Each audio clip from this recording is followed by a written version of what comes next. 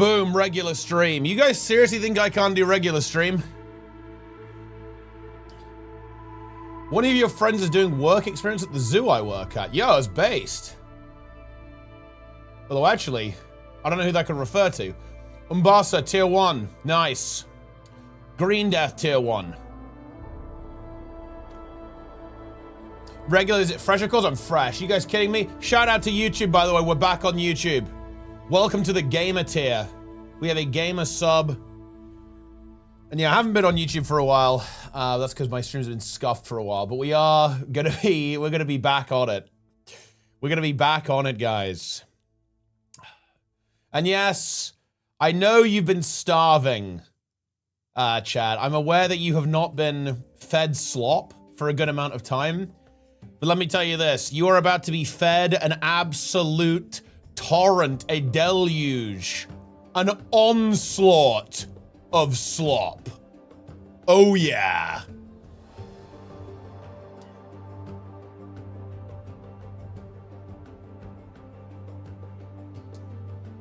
you're opening, Matt. You're opening wide.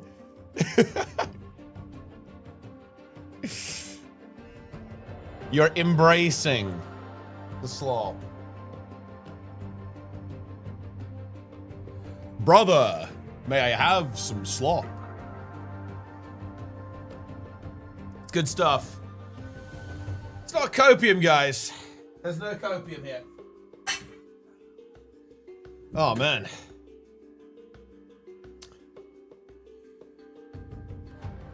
Yeah, I've been slacking on the slop a little bit because I've been reworking my tournament system. That's been what's eating a lot of my time because I want to run quite a lot of stuff next year, and I need to rework that system because it's a bit, well, it's not functional, but it's a bit inflexible at this stage. I have a lot of you know, stuff like, you know, like the tournament system we do with the rounds, right? Like the ranked rounds.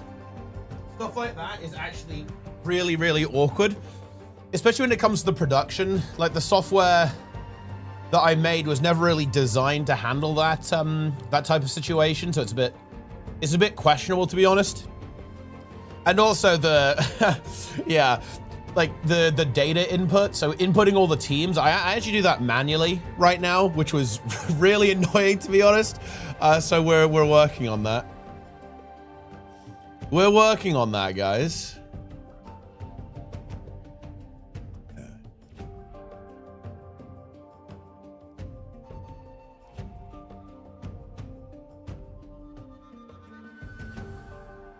So yeah, might as well do it again. Magrus, which spec is getting kicked in the shin hardest? In PvP, it's gonna be Conduit. But basically, look, every VOE spec is getting nuked. Okay, like there's no way around it. In PvE, they're all so OP. Like Ritualist might get hit one of the hardest in PvE, I think, because it's just so broken. In PvE. It's kind of hard to nerf, though, and we'll talk about this when we actually get into it. I know I'm not on stream, by the way. I'm just finishing my breakfast, actually. I've got some crumpets, in fact, guys. We love to see that. Like, stuff like Innovate Preservation is just so inherently overpowered. It's hard to nerf. Like, Ritualist is very inherently overpowered. So is Luminary, by the way. Luminary is a big sleeper right now. People aren't really playing DPS Luminary so much in PvE. I think people aren't playing PvE. I don't think people are playing Luminary that much in PvE in general, but Luminary is very sleeper OP, and we'll talk about that a little bit later to explain why. Like, it is inherently overpowered because it has that 10% damage reduction. It has a crazy amount of self-sustain on it, look, ridiculous self-sustain, and really good utility, right? You've got a lot of Aegis application baked in. You've got a lot of healing, self-cleansing baked in. It's very inherently overpowered. And so is Ritualist. I think so. I would say that Luminary and Ritualist are some of the most problematic in PvE. The others just have high numbers, right? They just have high numbers, right? Like, obviously, Conduit does too much damage. Obviously, Evoker does too much damage. But I don't think Evoker or Conduit are inherently overpowered in PvE because they don't really, they're kind of, well, they're not exactly do nothing. They're pretty do nothing DPS. Evoker has the stability Toad stance, which is really good that you can take.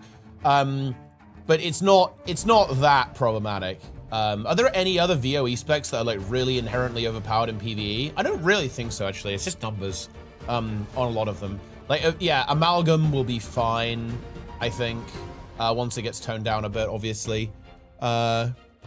Antiquary is fine, obviously, it's just weird. Evoker is probably fine. Conduit is probably fine. What else is, yeah. Are those all AoE heal except heal skill? What is this? DPS. Oh yeah, I mean, DPS Luminary is actually, look, people are really sleeping on this. I'm telling you, man. Like, people are sleeping on DPS Luminary big time. It's actually so strong. Yeah. It's one of the tankiest specs in the game. And bear in mind, it also makes other people tanky as well, right? It's very underrated. Very underrated.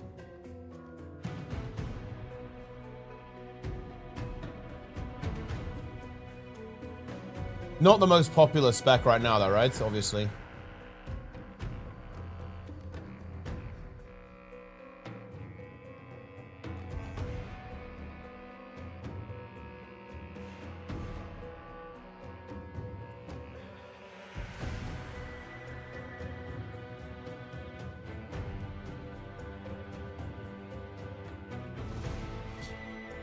Guardian Necros are the only ones by design. What the hell is this Path of Fire? Yeah. Wait, are they the only, like, broken ones by design? I want to say yes, no? Paragon... I mean, okay, if Paragon did DPS, it would actually be really, really OP. But it doesn't, so it's fine. Gale Shot is fine. I mean, I guess Troubadour could become overpowered, actually. Or Troubadour could become broken. Like, if Chrono gets nerfed. If Chrono gets nerfed... Oh, man, Troubadour is so weird, though. Because it sounds broken, but it's really not. You're right? Like, it sounds like it should be so OP. But I don't think it is that OP, really. It just has good numbers, but good numbers isn't good enough, actually, as a healer. You have to have completely broken utility, and Chrono just has more broken utilities because Continuum Shift is really good and Improved Alacrity is really good. So those two things, I think, just make Troubadour like weirdly not as OP in PvE. Is Amalgam not really good? It is, but it's not fundamentally broken. What we're talking about is something that is fundamentally broken.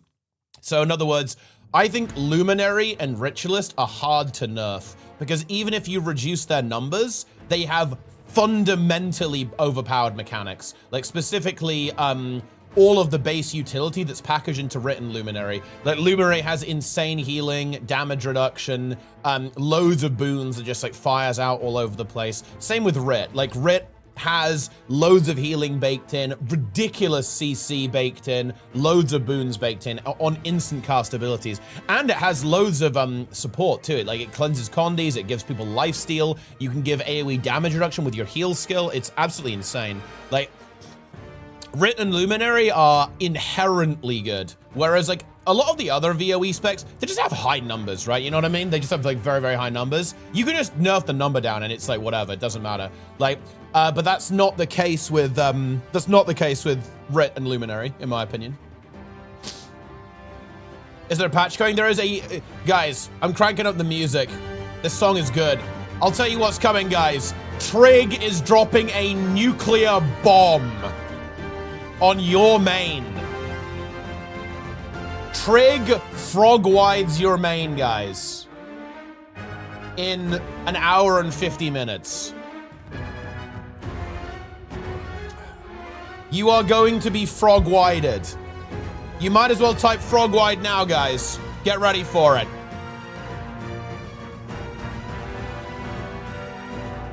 Yep.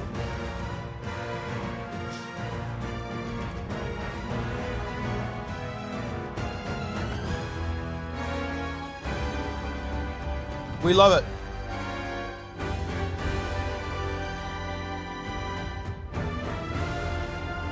Wow.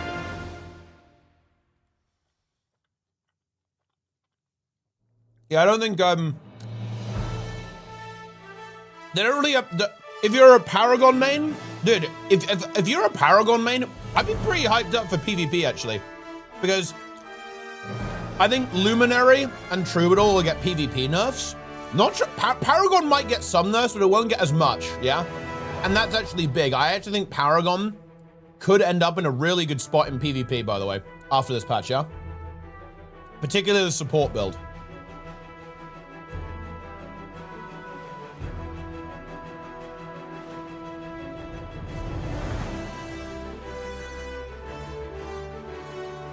Support Luminary or Firebrand? Which one is more fun? I think support Luminary. When's the studio update? I'm assuming like next Tuesday or Monday.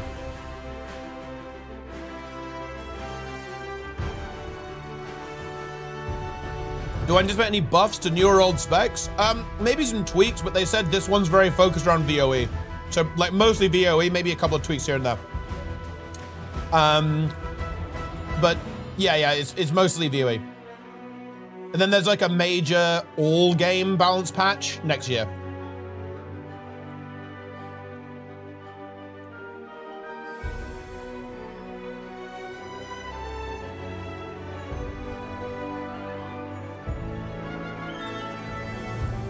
Yeah, I don't know what the announcement's gonna be.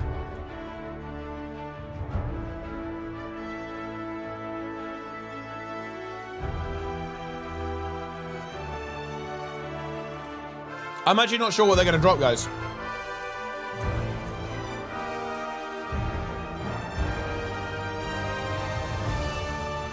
It might be just some,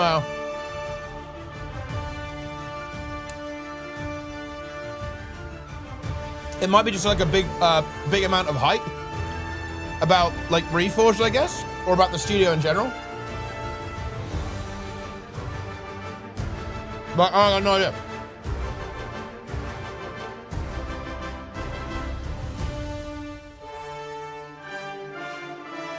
It's not gonna be 3, guys.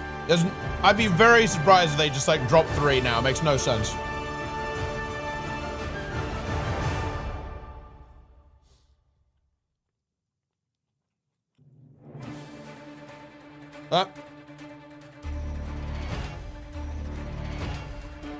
Shout out to YouTube, by the way.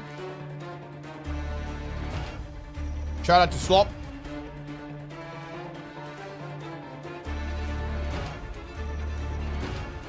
Microsoft is buying ArenaNet? Yeah, that would be dystopian.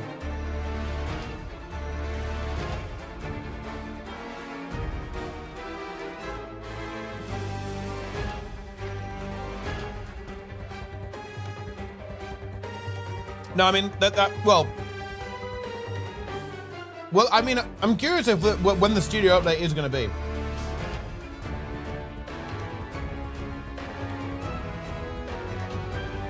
Because we do know that something is happening on Thursday, right?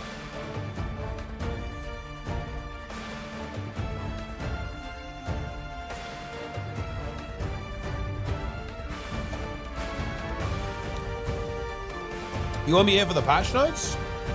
Have fun treeing? Why is everyone gonna have to tree? Nobody will be treeing. Treeing will not be an appropriate emote.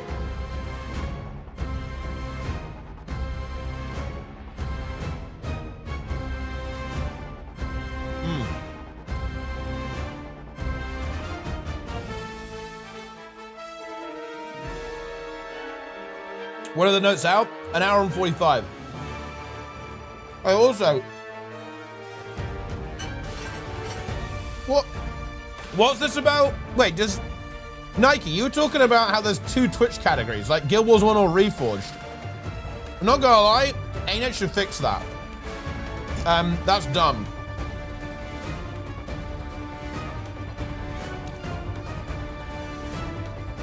Yeah, that sucks. I actually didn't even know that.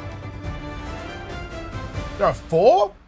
Oh, okay. Yeah, I'll actually, I'll let ArenaNet know about that. Because I'm pretty sure they can tell Twitch to fix it. Because, yeah, that's dumb. Oh, faction of their own category? Oh, that is ridiculous. Yeah, okay. Yeah, ArenaNet actually need to fix that. Yeah, they need to merge. That's actually kind of a big deal, too. That's not like a minor thing. That's kind of a major issue. That's not good. Yeah. Right. I've finished my crumpets, guys. Prepare yourselves It's time to go live. For Project Fiend. And by the way, guys, early fresh streams are back. It feels so good. You'll notice that I'm fresh. You'll notice I'm fresh. Ready to go. Ready to pump. Dude, I sent out a tweet that I went live, and within 20 seconds, 2 bots liked it.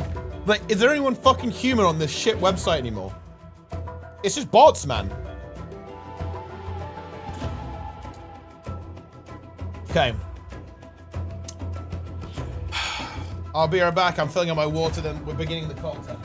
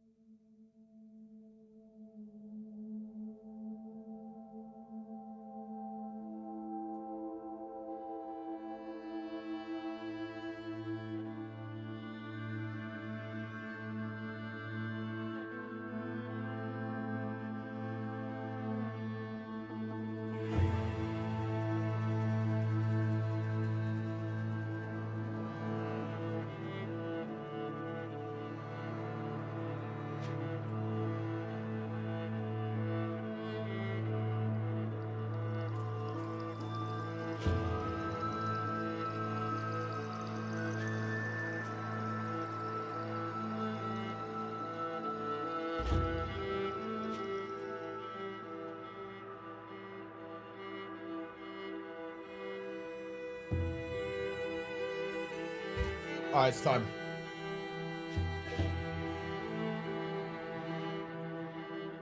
I wonder if they're going to fix the game today as well.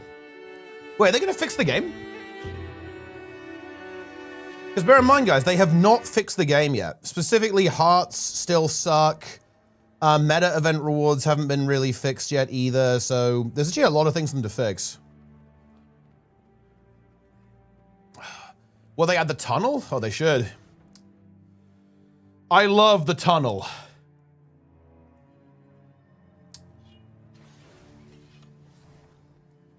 Nah, you shouldn't be worried about the stream tunnel. Like, the devs actually know what they're doing.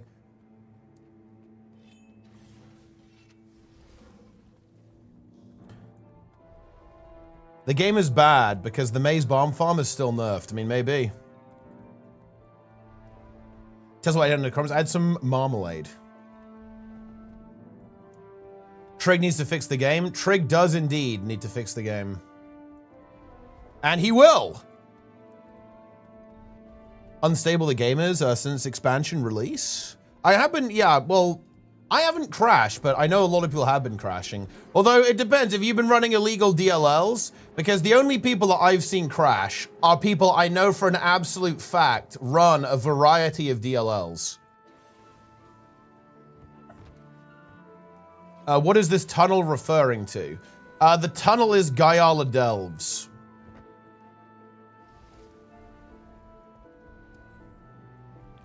Caught, yeah, I mean, you could be caught. I don't know if you're caught, but you might be caught. I don't run any DLLs, not even Arc DPS. I mean, that's impressive. You're clean. It's crashing like 5 times the stream. That's really interesting. I wonder what's causing it then. Because I don't think I have... Oh, I have crashed, actually. But then again, it might have been Arc, because I obviously have Arc DPS.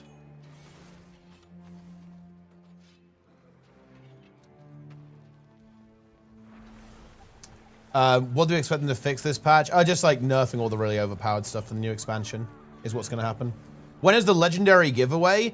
If you want legendary giveaways, guys, there might be giveaway hell. But giveaway hell will only be activating in the first quarterly update. So you have to wait a little bit for that, but giveaway hell might activate.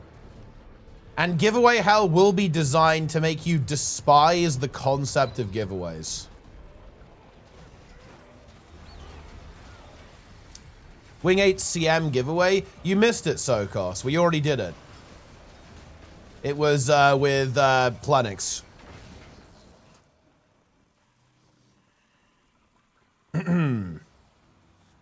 Balance patch. It's in an hour and 40.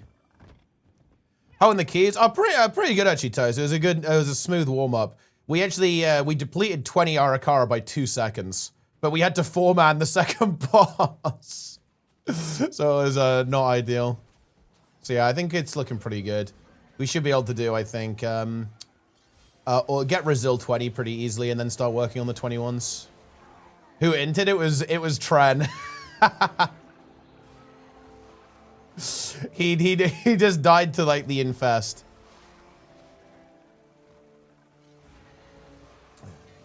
Rip will get in the patch. Big nerf. Oh, well, in PvE, big nerf. Ritualist in PvE is really broken. What will happen is that this trait will get fixed and then the damage will go down big time. Because right now, I would say the main issue with Ritualist is that it's not really a DPS loss to give quickness, right? To take this trait, it's not even really a DPS loss. This trait is bugged.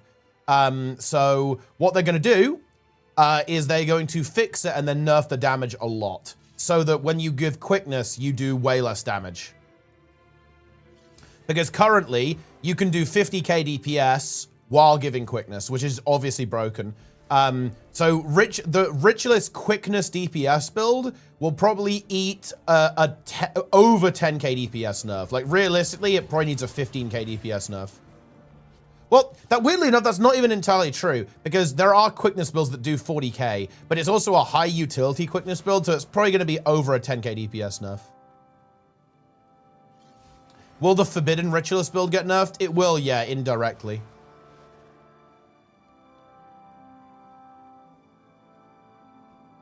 But, I mean, all the numbers have to come down, guys, because, like, I'm not going to lie. I did Wing 8 CMs. Like, I think people need to realize how bad power creep is. I did Wing 8 CMs the other day, including LCM. I'm not gonna lie, guys, it was a total joke. Like, Greer CM, joke. Decimus CM, joke. Ura LCM was, to be frank, very easy as well. And a big part of that was because the numbers are just way too high in the game right now. Like, it's way too high. Especially on Greer. Like, Greer was hilarious. We actually 7-man Greer at 10%. Because we had a load of people who hadn't ever done it before, so they obviously died. It was completely trivial. Like, the numbers are ridiculous.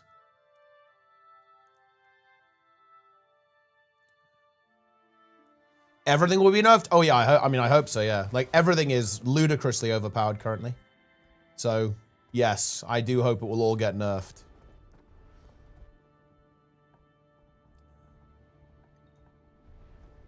Clown Fiesta patch made me quit until they can bring the numbers down. I mean, yeah, the numbers are way too high. DPS Paragon deserves 85k. That's true. That is true, actually. 85k DPS. It's weird to think that we will eventually get there. Because the power creep is going to continue. Like, assuming that Guild Wars 2 continues, you know, being massively updated, like getting major updates, in 5 years time, like, yeah, we will get to like 60k, 70k. It's crazy to think about, but it is inevitable pretty much. Preview today. The ordering's a little bit interesting. There's a patch today targeted at VOE specs. Then there's a preview on the 15th.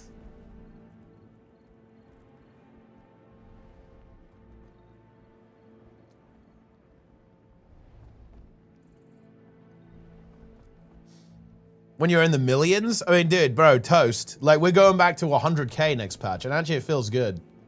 Feels damn good.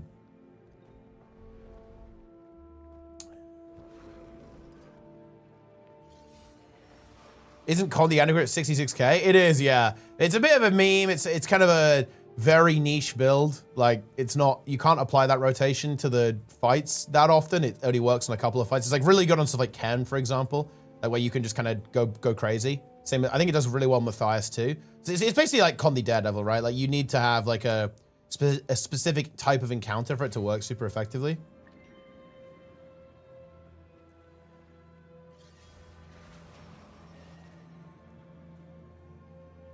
Oh shit, there's a Harbinger. Wait, this guy's like, nope. Fair enough. Planix broke? What is this? He's mentally broken? From playing in raids and doing Ura LCM yesterday to just buying the raid now. I am mentally broken. That's unlucky, I guess. He has no dodges here.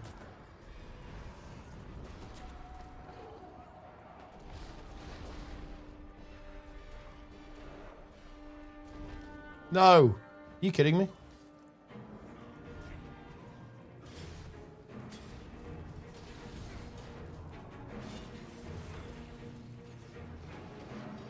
I'm definitely fucked. It is over. Unfortunate. When will they learn, guys? I am going to interrupt people's storms every time until people learn it's not correct, by the way. I will never stop doing it. Ranged? I mean, that was like 1v2'd. I think it was actually winnable as well. Where does power grid come from? Where does the need to hit high damage come from? They just keep increasing them. Like, they just keep making the game... They keep buffing things.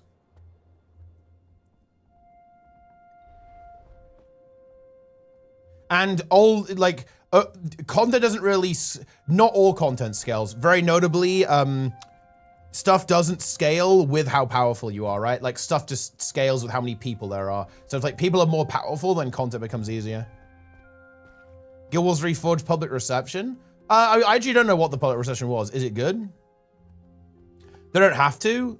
Most games creep comes from your stats keep going up. Yeah, they don't have to, no, but they do it. They do it anyway. I think in general, because they want to make the game easier, in general. Like, because if the game is easier, then more people will play it. And also, people, they want to sell stuff, right? Like, and if they sell something to you that's, like, really overpowered, you buy. I think aliens exist. I mean... Aliens have... The idea that we're the only life in the universe is incredibly unlikely to me.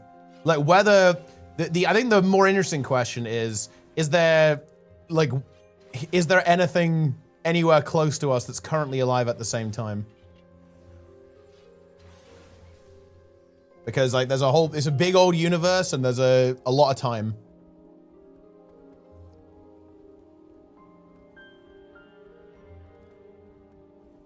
Hmm.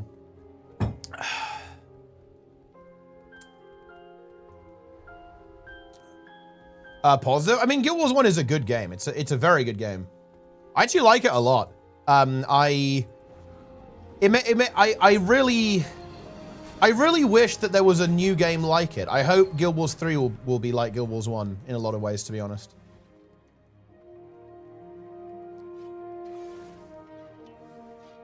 It's nice to have, I don't know how to describe it. It's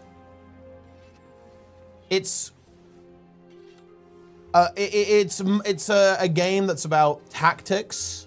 It's a slower paced game, and I really like that. And you know what I like about it as well? Okay?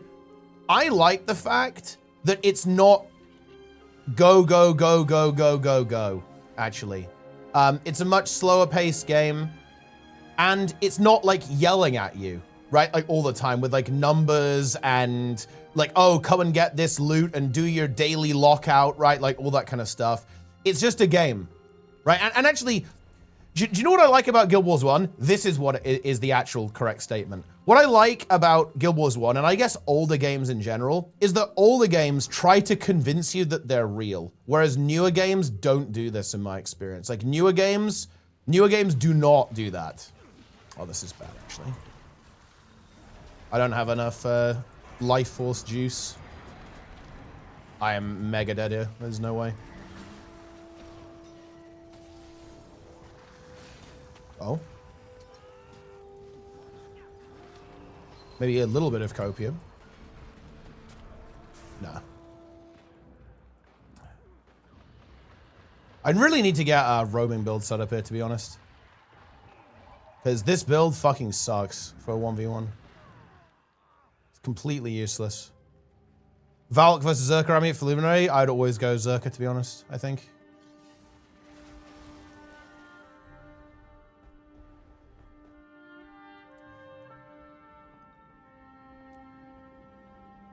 I don't know about that take. Oh, God. Dude, do I really have to spell everything out? I'm talking about RPGs. Do I really have to spell everything out? We can't get that from context. Rome on Luminary? Definitely, yeah.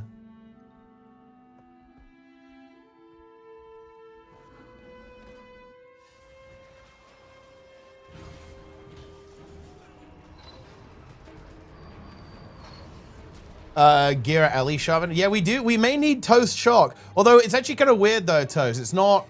Well, actually, yeah, we could play Toast Shock. Toast Shock could activate. It's quite awkward though because, you still always want Hunter, like all the time. Oh, these guys 1v1ing.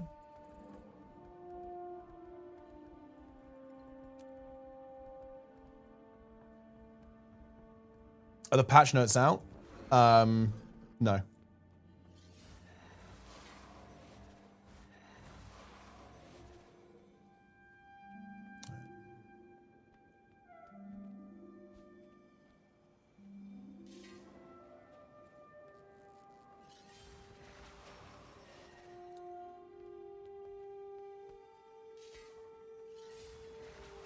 Well, something can be, slow pace is not exactly the word, because Guild Wars 1 actually is extremely fast, actually. It's just that you put less inputs in, I guess. But you have to be very fast. You have to be, it's very dynamic, actually. Like, in a lot of ways, weirdly enough, Guild Wars 1, especially when it comes to healing, it's a lot more dynamic than Guild Wars 2. Like, a little bit less so when it comes to... when you, like, get fully powered up, a little bit less so, I guess.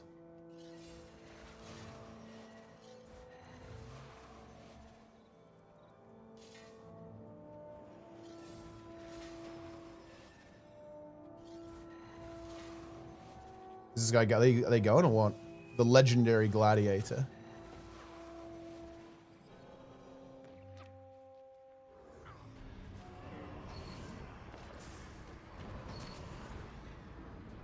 Oh, I think we need to help this guy now. We're getting ganked. Don't worry, buddy.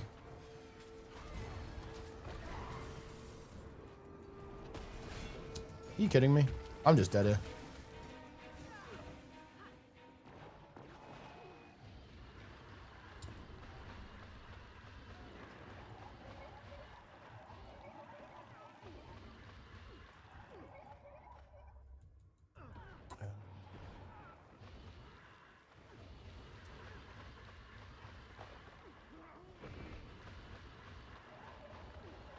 It's actually interesting. He should have stomped there when he got stability from going into Zerka. Didn't. What, doing the item collection vendors around kind of to get armor or wasting time? I mean, you can just craft armor. You don't really need to worry about with the vendors. We're not queuing push. Dude, I've actually played a lot of push, and to be honest, guys, I really don't like it. I think I played about, I wanted to give it a proper try. I played about 50 games of push, and I think I can genuinely say I didn't enjoy a single one. Like, I really wanted to give it a go and give it a proper try, but I genuinely think, I hate to say it, guys, I don't think I had fun in a single game. Like, and, you know, obviously, like, you know, even the games I won, like, even in the games I won, I don't think I enjoyed a single one.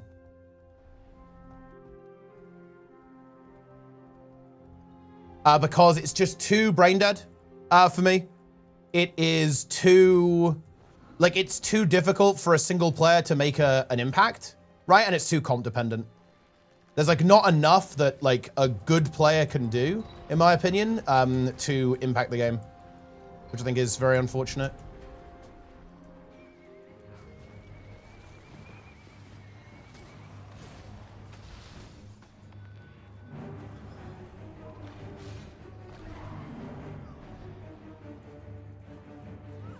which I'm not a fan of. Not a fan.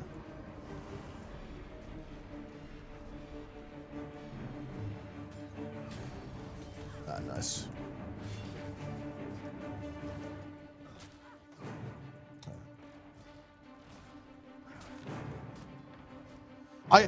I also really, oh, dude, I actually really don't like the debuff as well, actually. I really don't like the debuff in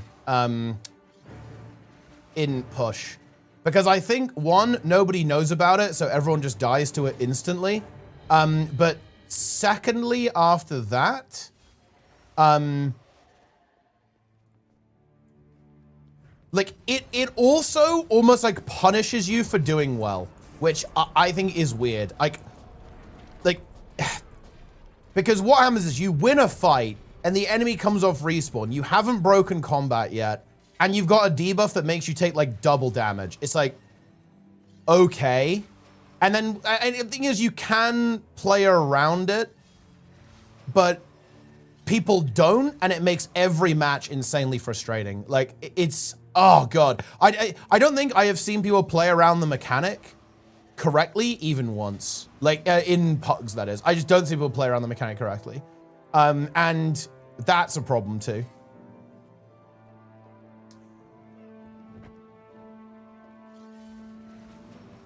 Is there a way to fix it then, or is the mode just dead for the foreseeable future? I would say that the mode is dead, but not because of it. I actually think it could do really well. Like, the games are really quick and explosive, and I don't think that the mode would actually be unpopular. It's just that the way that ArenaNet have done it is weird. They just, like, dropped it into unranked. There's no fanfare. There's no, like, special rewards, right? Like, they just put it in the game. Like, realistically, it's dead, but not because of the mode itself. Like, it's dead because of the way that ArenaNet handled it, right? That's the situation.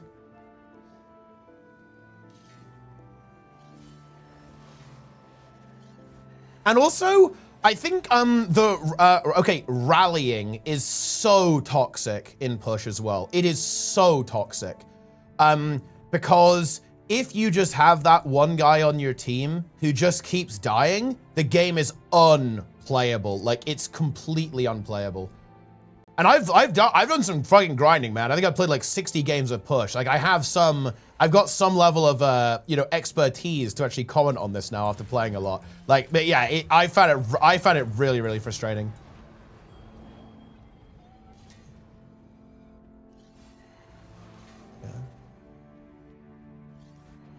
It's not dead. Oh, it absolutely is though. No, like, you're getting like 5-minute queues in the ranked season, and it's only been out for a week. And after that, it's going back into unranked, right? Where it will just basically languish in essential, like, disconnection from the main PvP mode. Like, this is my concern, right? Like, my concern was always this, is like, how are they going to integrate it into the game? And I think that's actually the main problem. Like, the problem with push isn't even really push. It's actually how it's been integrated into the game, or rather hasn't been integrated into the game, because it simply has not been integrated correctly into the game. Although, to be fair, I don't actually know how I would do it. It's a complex thing, actually, like how you would do it, but like, I can tell you this, it isn't done right now.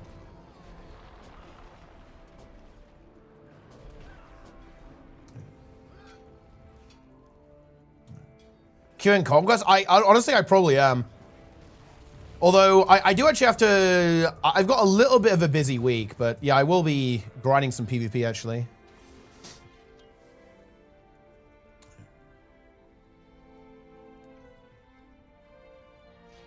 But yeah, no, look, it's actually weird. Man, I really hate to say this, but I think push actually might be my least favorite game mode in gw2 PvP. So I think I'd rather play 2v2 or 3v3. And actually, dude, to be honest, like, I think I'd just play unranked. Like, I hate to say it, guys. Like, I did kind of force myself to play a fair bit this season because I wanted to actually try it. And so I can, you know, I can have some position to give an opinion on it. But to be honest, I'm playing unranked next time. Like, it was not fun.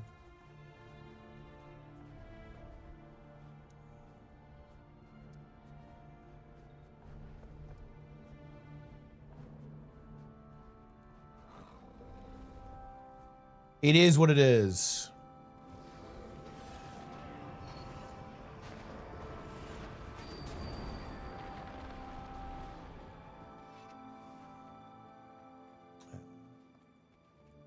Incredible.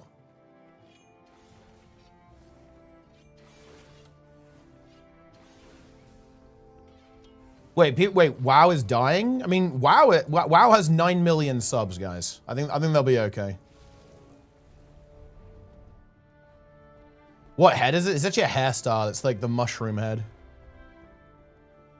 Anything spec I should know? With his new elite specs. Boom. There you go.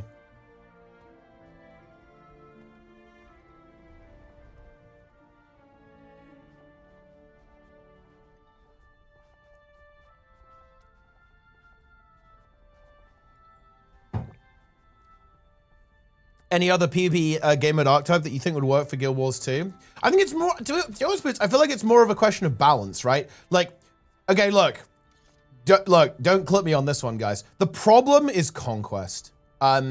Conquest requires very specific balance, whereas stuff like 2v2 and 3v3 actually a lot less so. And the reason, one of the reasons why I think push, in my opinion, is not great is because the game isn't balanced for that, right? Like, in fact, the game's balance makes no fucking sense for push at all. And because it makes sense for Conquest, right? Like, because the game is balanced around Conquest at the end of the day. And this is also why 2v2 and 3v3 ends up going weird. It's because the game just isn't balanced around that. Like, it's just not balanced around that game mode, right? And that's kind of weird. Well, this guy's very dead.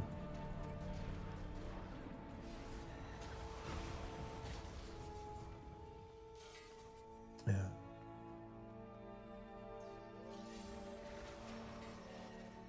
Get the cap. What's this guy doing? I respect the self-res, to be honest. It's very based. Bonk.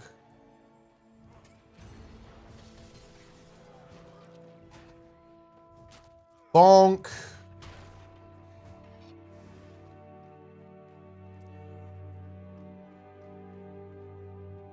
Guild Wars 2 builds would handle a battle royale so much better. I mean, it's funny. I think honestly it would do pretty well in that type of situation, I think.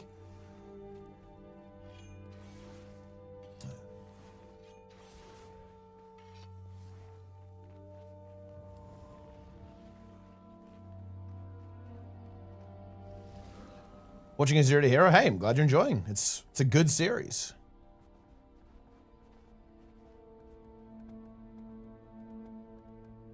I kind of held my tongue on push, guys, because dude, I'm old, dude. I'm so fucking old. I'm so old, guys. But I don't actually enjoy being negative, to be honest. So I'm at the point where I'd rather just like not talk about something that I had a negative experience with rather than actually discuss it. And I'm like that with push. Like, honestly, guys, like, I don't like the game mode. I didn't enjoy playing it. But honestly, the thing that bothers me about push is that I think it could have actually been a really good addition to the game, but I feel like it's been fumbled a bit, is the main issue that I have with it. Because not everything has to be for me, right? That's just the way it is. Like, you know, if I don't like the game mode, that doesn't mean it's bad. It just means that I don't like the game mode. But I think that it could have done so much more for the game than it's going to end up doing. Something positive you enjoyed about the game the last 2 months? One, Luminary is really fun. And two, I actually quite like the PvP meta right now, actually. I think playing a little bit of Ranked at the end of last season on the Zero to Hero and Conquest was the most fun I've had in Guild Wars 2 for like 4 years.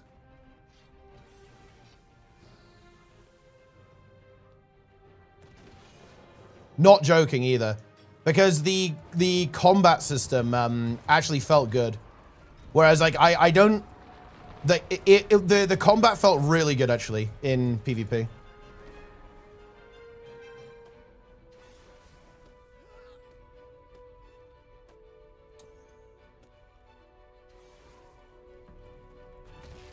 I am one step into the grave. I'm ancient.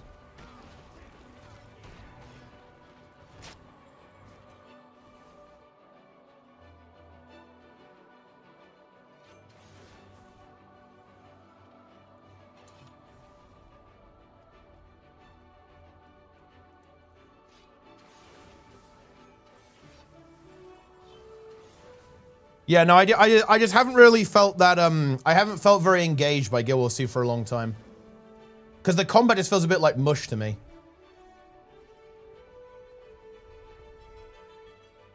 But, not in ranked. Not in ranked, guys.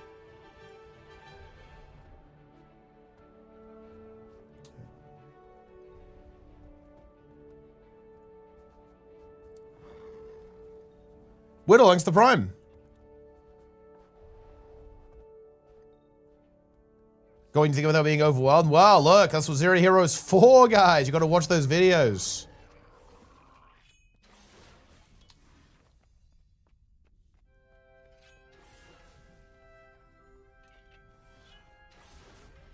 Incredible. Winter's Day? I mean, like, they not really, no. They should add Freezy CM. Freezy CM is good. But to be honest, Winter's Day is honestly one of the better festivals. I quite like Winter's Day. I quite like that one. The one that I think, yeah, Winter's Day is good. Halloween is good. What other one is good? I really don't like Dragon Bash. Dragon Bash for me, guys, it just annoys me. I do not like it. Oh, SAB, obviously. I don't even really consider SAB a festival, right? Like, SAB is its own thing.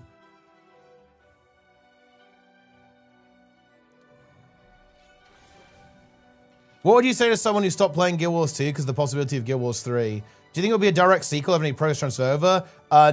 No progress transferred except for, I don't know, like, similar to Guild Wars 1 with Hall of Monuments. Direct sequel? Really hard to say, to be honest. They could go kind of anywhere with it. But what would I say to someone who did that? I would say consider that decision. Because if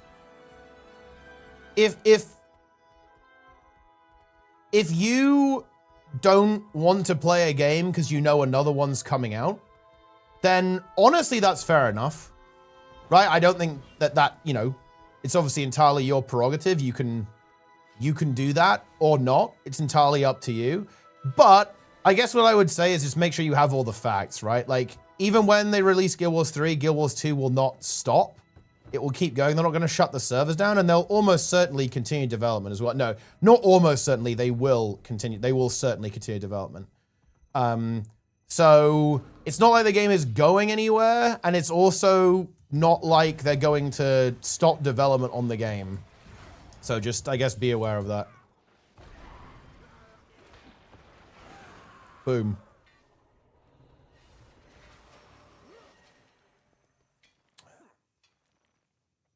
Hopefully we'll find out tomorrow. I will be very surprised if they actually confirm 3 tomorrow.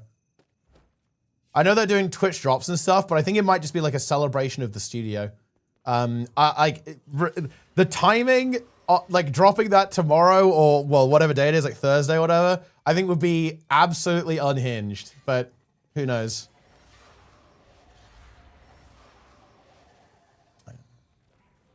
Balance preview? No, balance patch. In an hour and 10.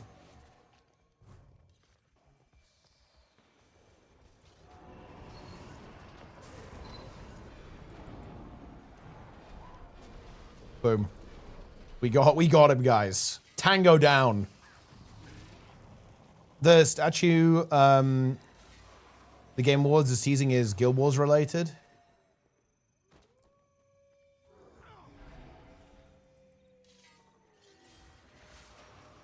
I mean, it would be pretty funny if they did that.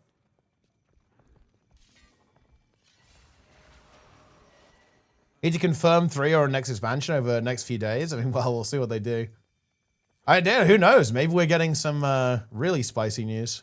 It's possible. Next Larian game? Oh, shit. It better be Divinity. Divinity 3. It's time.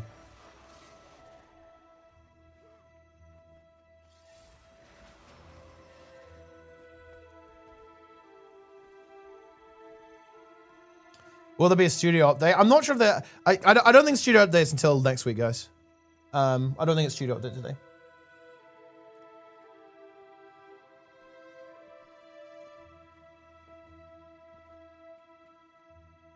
Yeah, so I think it's next week.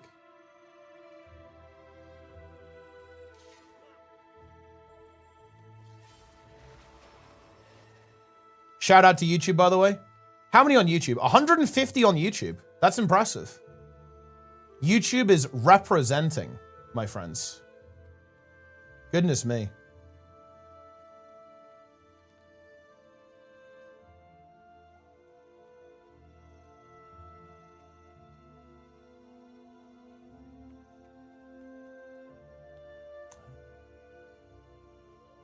Ah, Reformed. Welcome, Reformed, to the stream. Shout out to Reformed.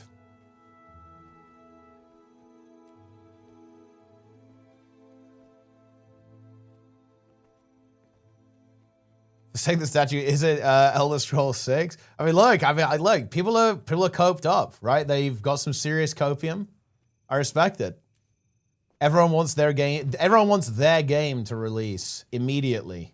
Release that game that I specifically want you to release. Please do.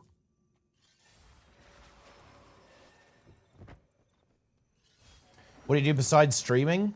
Right now, it's like I'm sleeping, trying to get better at running, okay, trying to lift heavy things, and working on Tournament Controller V2, like some programming projects that I have.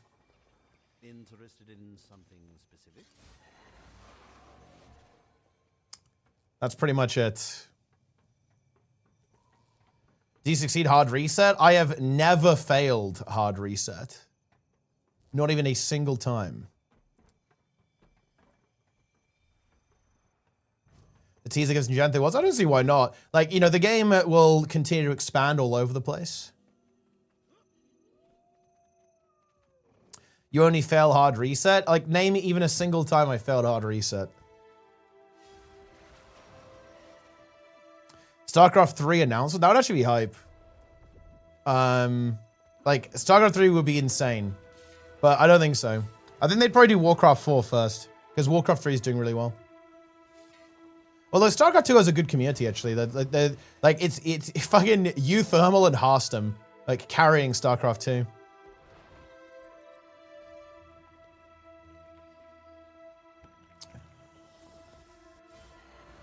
OD on Hopium? I mean, yeah, that is like, yeah, Blizzard RTS coming back is beyond cope. That is mega cope. Yeah, this is not really gonna, I don't think this is gonna go well, but look. We commit for the comm, guys. The comm is the boss. Oh, we actually have kill?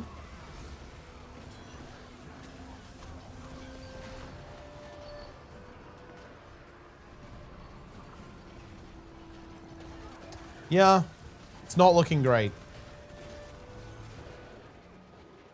We are defeated. Oh, I'm alive. Oh boy, we are not alive.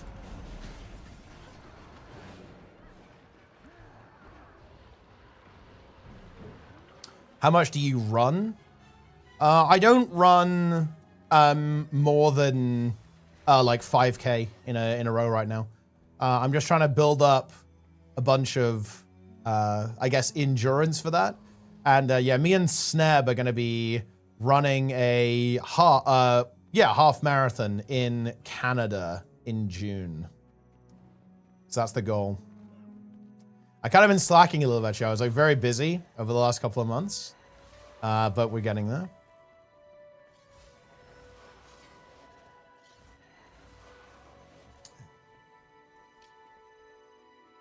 How do you go about choosing a world versus world realm? I mean, you just get in there. Go in map chat and say, get me in a guild. Rotty is the real carry. That actually is true. You have to give a lot of credit. You have to give a lot of credit to, I think, Rotty and Wardy, actually. They do a lot of stuff.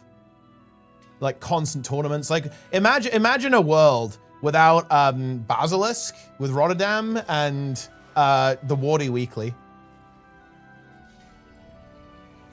Out near Snab, yeah, near Snab, yeah.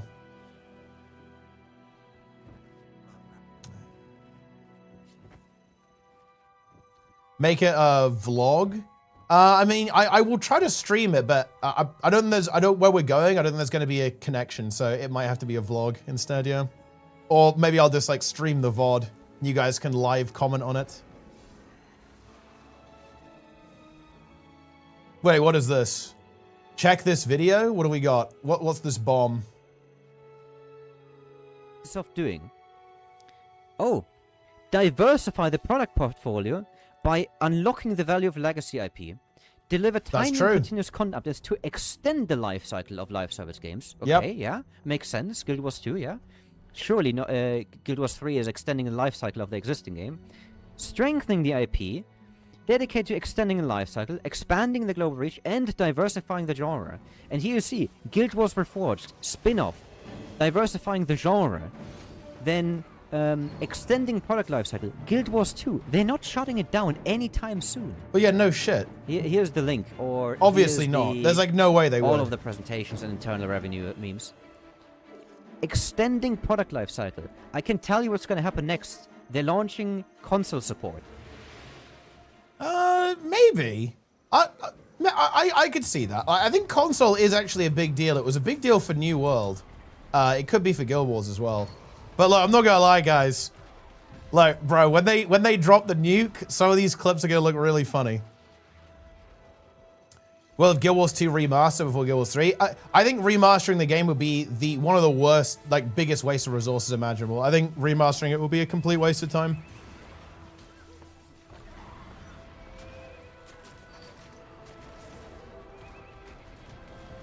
The game is fine.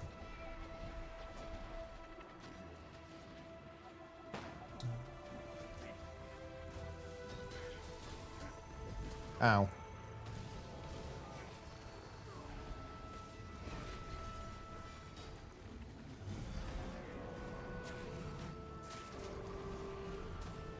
Oh. You have been auto-attacked, my friend.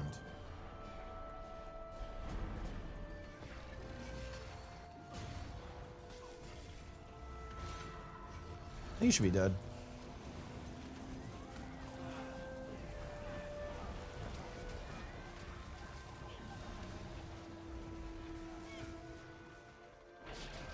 That's the idea? Nah, I don't think so.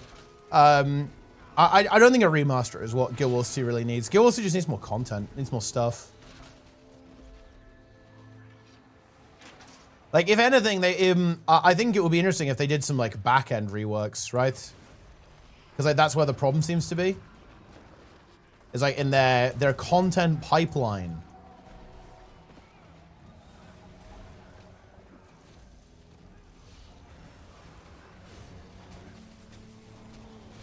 The cloaking waters is OP. Graphics can be huge.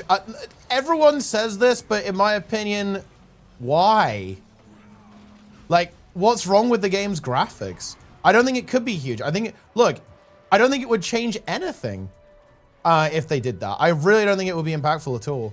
Look, guys, the biggest MMO, the biggest new MMO releases, quote unquote new MMO releases, is fucking classic WoW and old school RuneScape. Why are we remastering the game?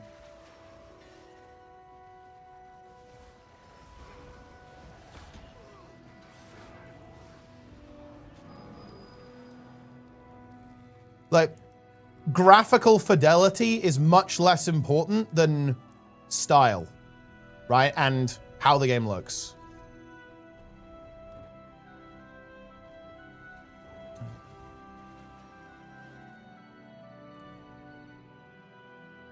Load up the guild bank. I'll let you do it now. I'm logging in.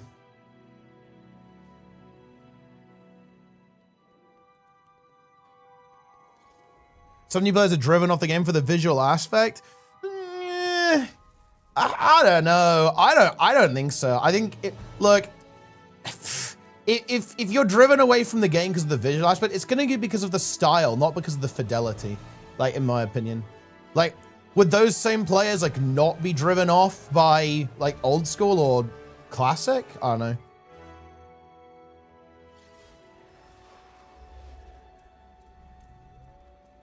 Boom.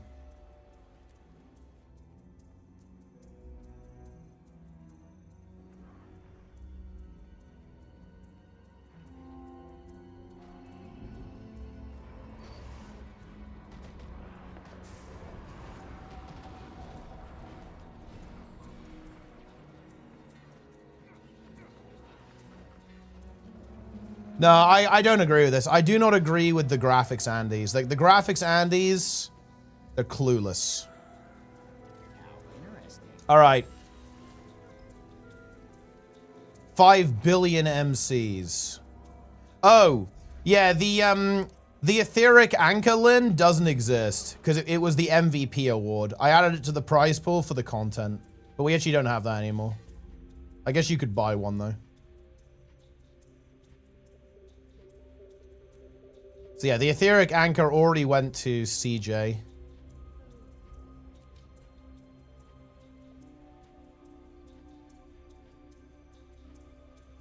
There actually is a macro for this, but probably not allowed to use it. Klutz Prime. I like these primes, guys. Daily, remember that every prime sub does nothing.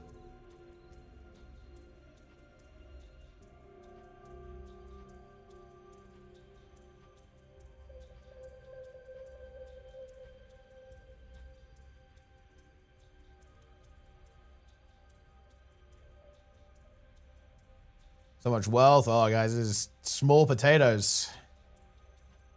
This is nothing. We're just warming up.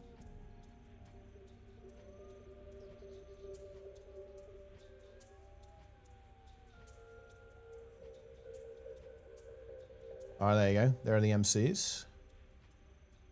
The guild bank is almost full.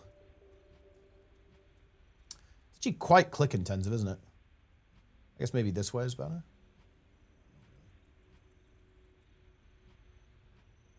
I never really like using this small inventory panel over here because you can't resize it. It's very thin.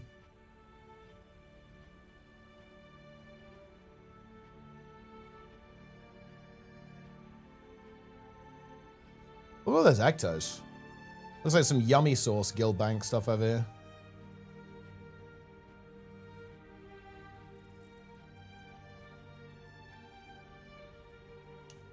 Okay, we're nearly there.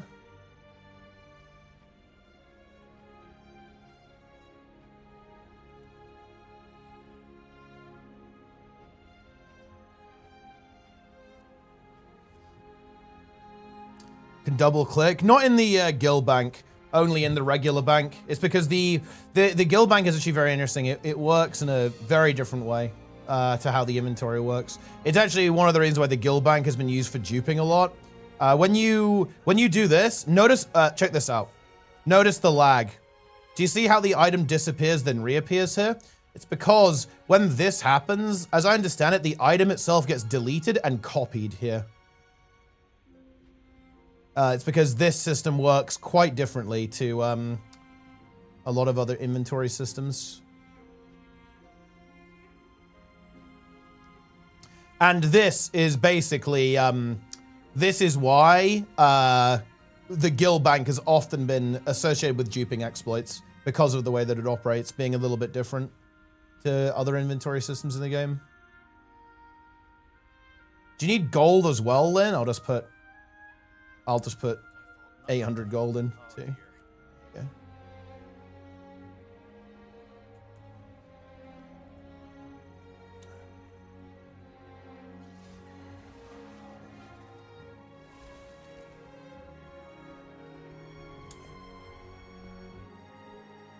Ah, there we go. That's good.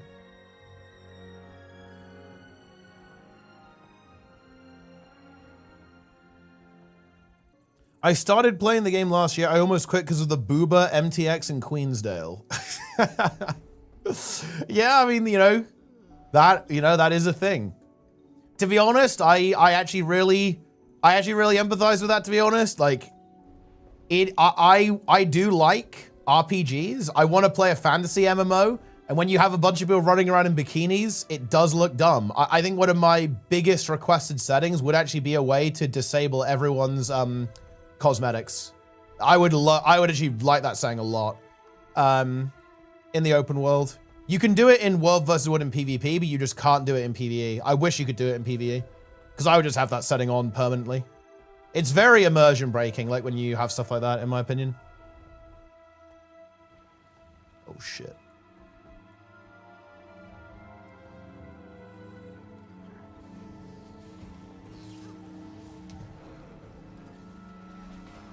Everyone defaults to bikini.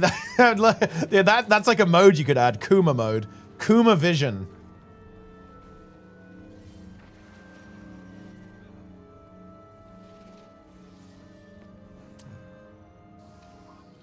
Booba!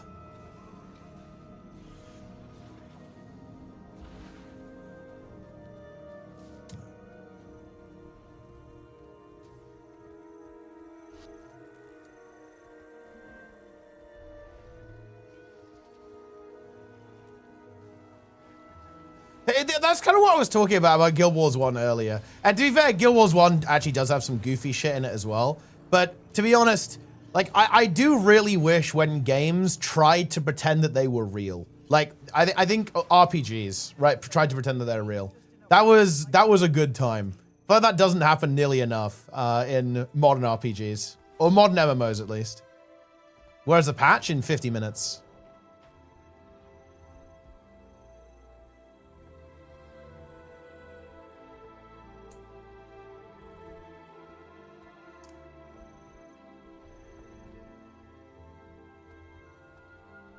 Different tone. Yeah, Guild Wars 2 is definitely a bit more lighthearted than Guild Wars 1. Guild Wars 1 is a very dark tone. It's kind of epic.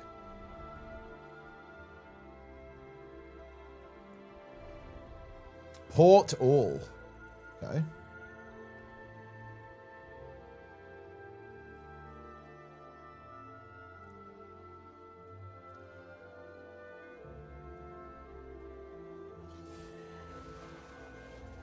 Companies are forced to make these types of, these kinds of cosmetics. I mean, people also like them as well. That's the thing.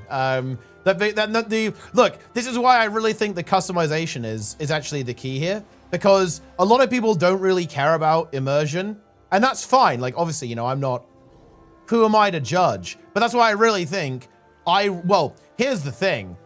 I would like to specifically disable anything from the gem store. Now, I think even having a setting in the game like that looks bad, so they would never do that. So I'd settle for just standard models. But I would want to be able to disable everyone's cosmetics. So the key for me would just like have an option, so people who like enjoy all the fun stuff can just enjoy it, and I don't have to be exposed to it, right?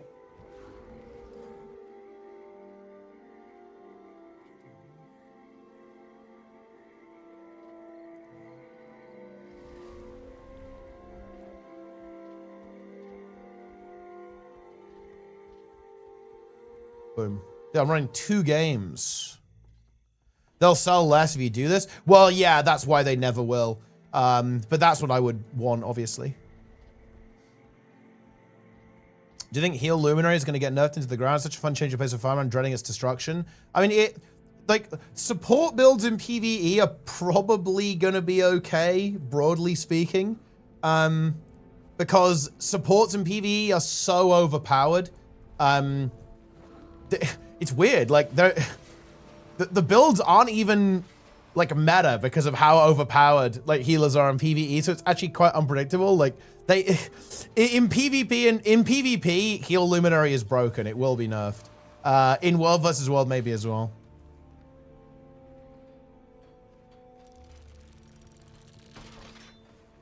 Okay, you set the model quality to minimum. Well, then you don't see like any character animations whatsoever. Like you're just surrounded by pink blobs. It's not going to cut it.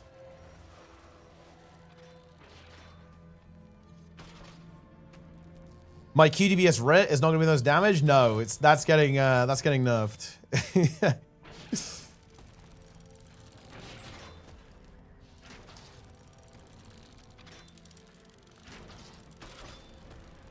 you think ArenaNet will change some old boon traits?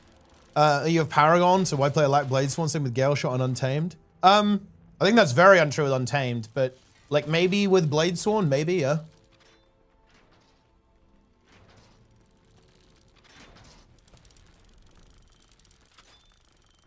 They should remove it like Bladesworn? Yeah, they probably could remove it, to be honest.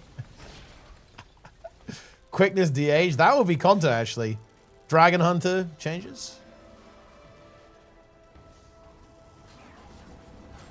Winter's Day in 50 minutes. Dragon Hunter changes. Shout out to YouTube, by the way. 180 people on YouTube. Dude, YouTube's popping off. Wait, when did YouTube outnumber Twitch? I cannot believe that happened. Wait, what was that for? I can't remember, but I remember when we had something like 2.5K on YouTube and actually 2.5K on Twitch. That was a wild world, guys, like where YouTube nearly took over.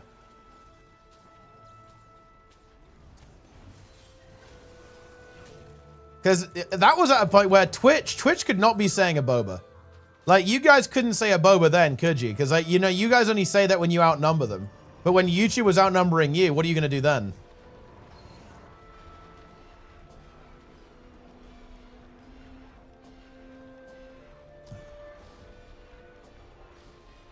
It might have been, yeah, the VOE slop YouTube period.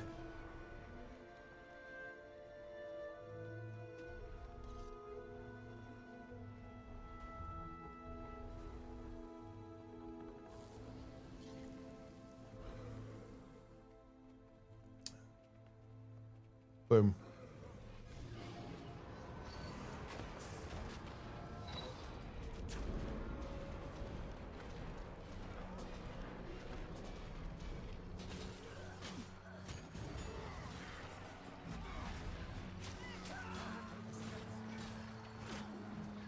Let's go. Let's kill the Lord.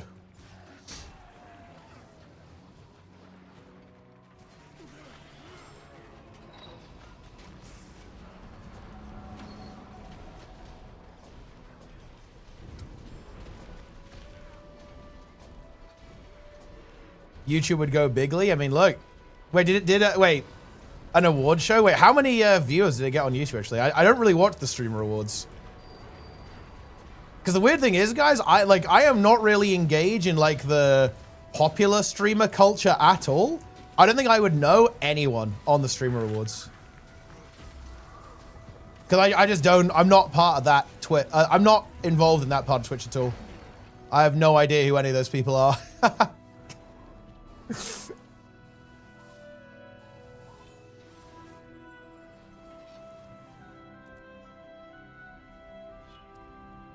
Soda won? Oh shit. Well, to be fair, he definitely deserves it for OnlyFans, right?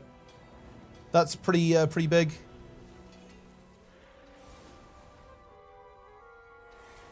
Force and one streamer of the year again. True.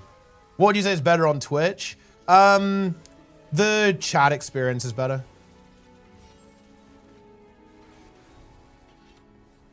And the delay is lower as well, actually.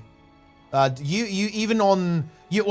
it's weird. I didn't realize this. So you can have really low latency on YouTube, but only at 1080p. And I stream in 1440p.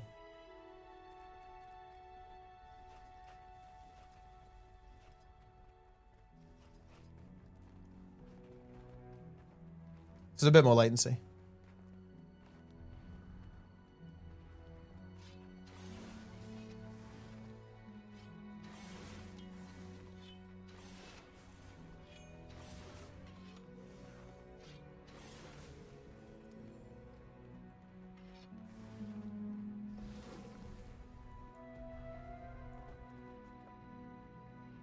Stream Awards peak on main channel, 193K. Wow, that's crazy, actually. That's pretty good. I guess it's because everyone is tuning in to see their favorite streamer, see if they win an award.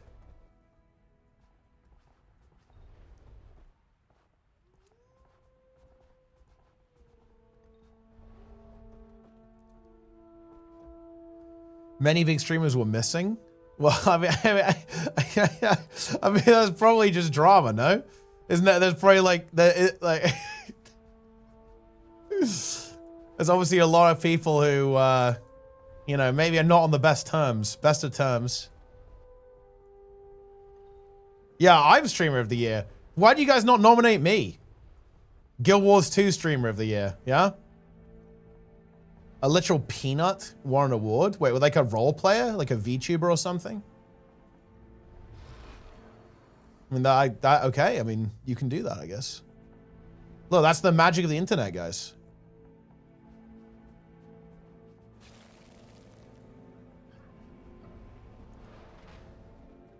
"40 minutes to the apocalypse?" Correct, yeah.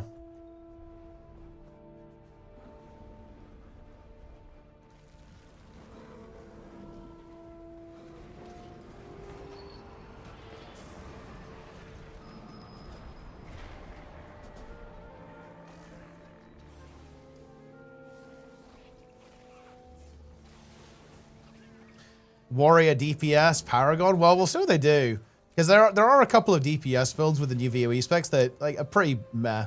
But to be honest, just nerfing stuff will make other stuff better. So you got to bear that in mind. Like if your spec doesn't get buffed, but other stuff gets nerfed, then you're essentially getting buffed indirectly. Patch notes. Yeah, there will be patch notes.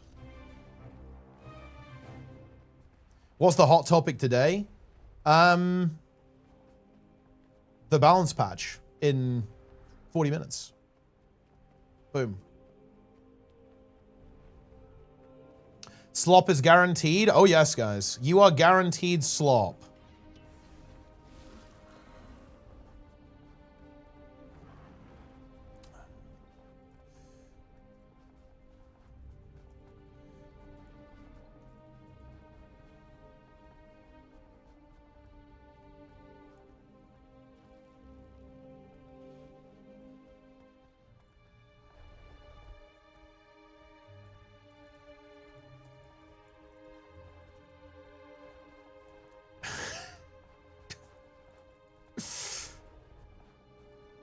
Fixed a bug where people could play a decent warrior spec. Dude, warrior mains have the biggest persecution complex ever. To be honest, dude, if I was in charge of ArenaNet balance, I would actually make warrior unplayable dog shit. I would do it. I would be spite driven, guys, at this point. There's nothing you could do about it as well.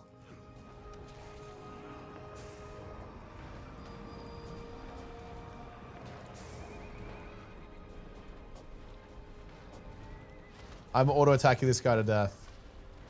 Get deleted. No, what? That's cheating. Okay, we got him again. Look, I'm hiding. Look, I'm just LOSing over here. They don't know.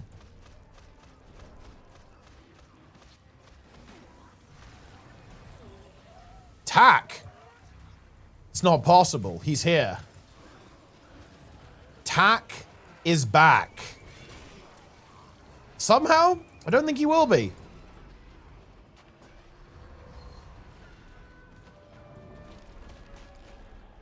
Tack will never be back?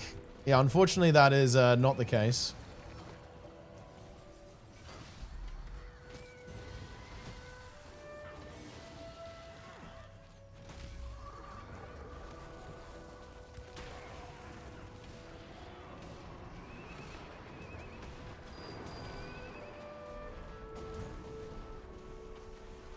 Boom. Removing downstate from Guild Wars 3. I think the downstate's good. I am a pro downstate enjoyer. I think it actually adds a lot to the combat in Guild Wars 2. It's a PvP mechanic, ultimately. So if Guild Wars 2 is not PvP oriented, I could see them removing it. Or Guild Wars 3 is not PvP oriented, I could see them removing it. But at the end of the day, I think it's a very good mechanic. Is Tack Vern? No, Tack is Esprit. Vern is definitely not Zeolith. And Azaz is definitely not Glint.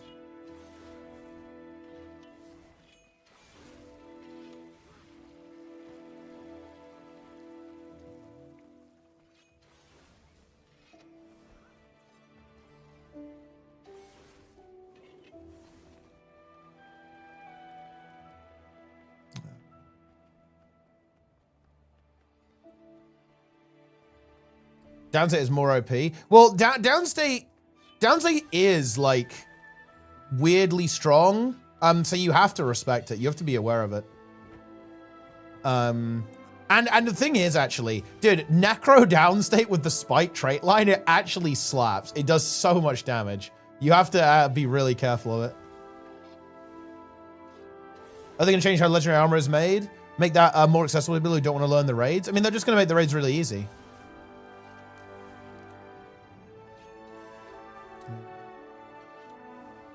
Boom. There you go. Simple, my friends.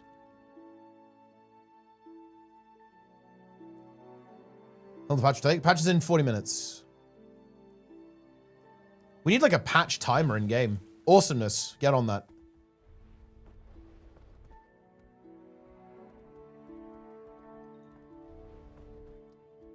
Why is Warrior hated on so much and be the strongest class canonically? I think it's not really... look, Warriors are just like very whiny right now. Like Warrior, like historically, Warrior mains and Thief mains have complained a lot. Like even when their classes have been good. Thief mains have been literally saying that their class is dog shit while it's like god tier in PvP. Ellie's too. Ellie mains also cry a lot because their class is too hard and they struggle with it on a daily basis.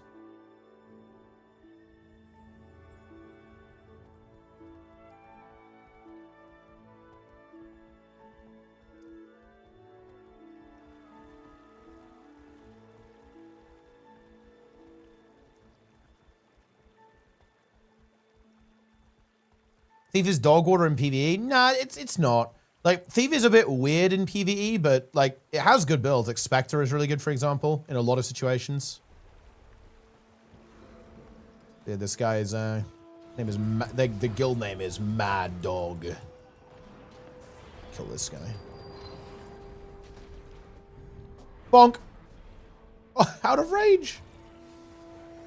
Whew.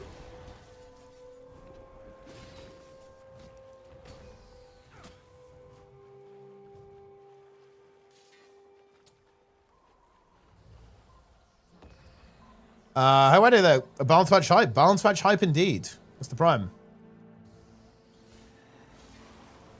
If you think about Thief from launch now, it's highly low, some of the giga nerfs compared to everything else. Well, it's not entirely true. Like the most nerfed class in PvP is definitely Scourge. Thank goodness. But yeah, like Thief has been like nuked from orbit. But it's worth noting, yeah, Thief has been nerfed a lot. But bear in mind, Thief has been meta like forever, right? Basically for all of time. Like I'm pretty sure Thief has been essentially god comp for more time than it hasn't been, right? Like Thief is one of the most dominant classes in Guild Wars 2 PvP history. Like no question about that.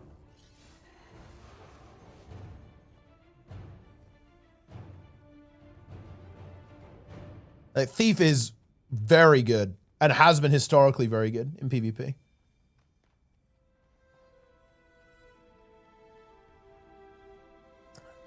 Thief should be deleted? I don't actually agree. I think, look, this is maybe a controversial take, but I think PvP is actually better when Thief is good.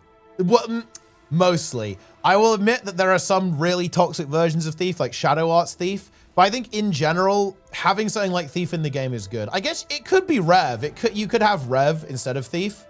But I like Thief being strong. Like in general, when Thief is good, the meta is at least okay, in my opinion. Because you just have that fast thing that runs around the map, killing stuff, which tends to lead to good outcomes in Guild Wars 2 PvP.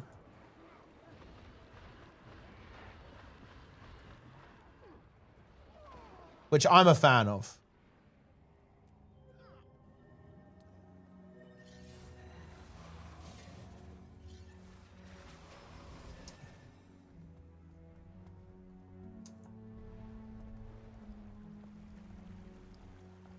What are the patch notes? We really need a patch timer. Guys, I'm going to tell you guys a massive secret here. I'm going to drop a fat secret. Are you guys ready? Are you ready? Okay. The patch is at the same time every week and has been since launch. Okay?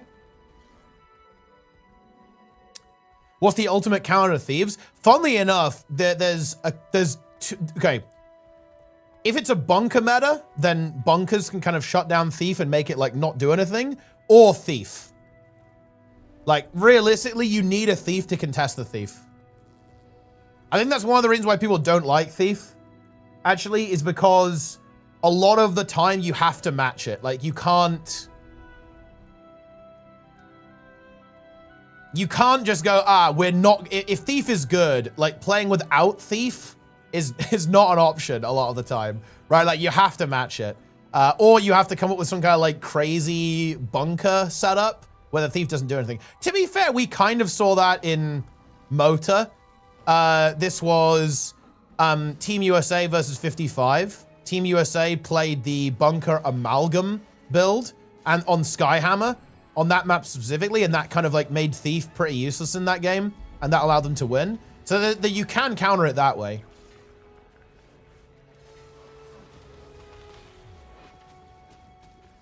This is not looking good.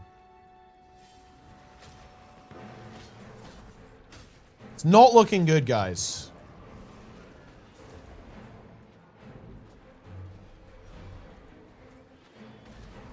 Any pulls?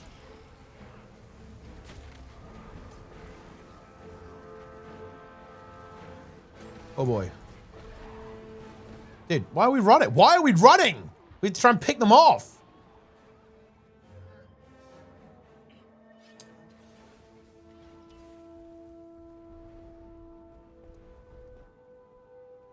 B-Trig. Yeah, you need B-Trig, guys. You need B-Trig.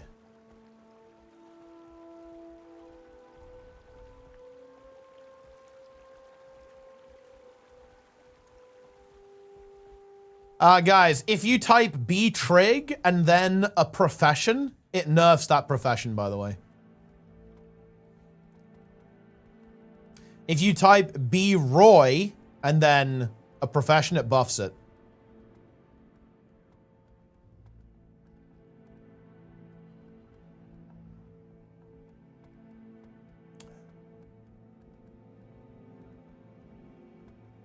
If you type BMC and then a profession, it removes it from the game. So pretty high stakes stuff there.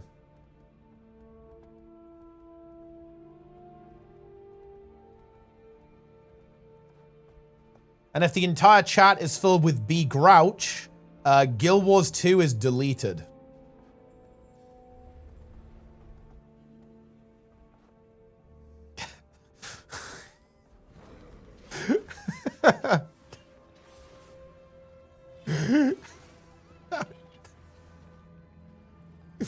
Love you, hey, I'm glad you're enjoying.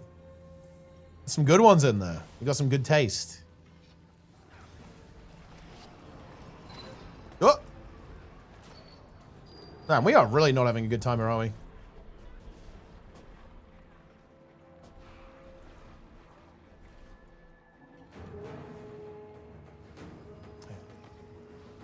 Yeah, it's over. It's over. We lost the keep. Not feel good. I think we're not getting out of this one either. It's looking quite bad, isn't it? It's looking bleak.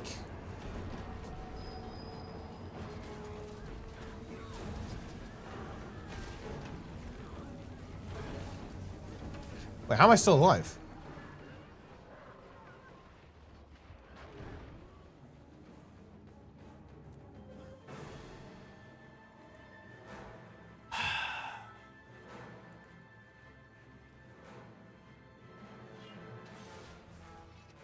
Incredible.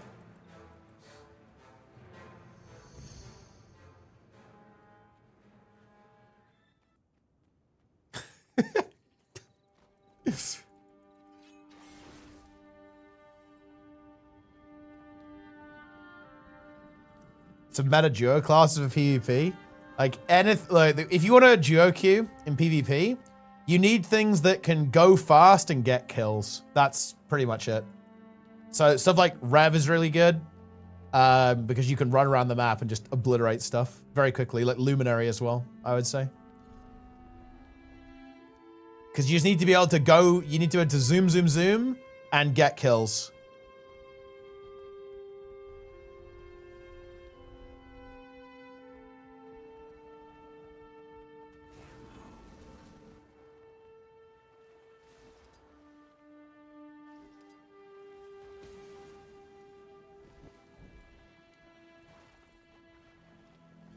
Was there a patch already? No!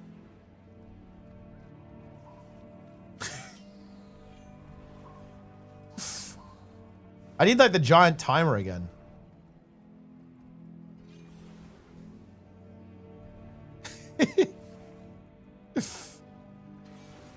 Any patches?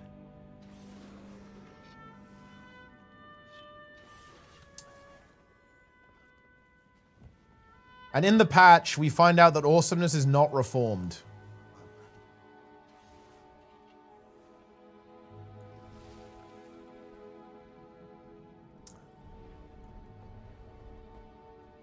Deformed. Yes, he is in fact deformed. Patch manifesto. Dude, look, they are never calling it the Balance Manifesto ever again. Like, that is just not a thing, guys. I hate to say it, but I do not believe they will call it the Balance Manifesto again. Which is a shame. It's actually a big shame.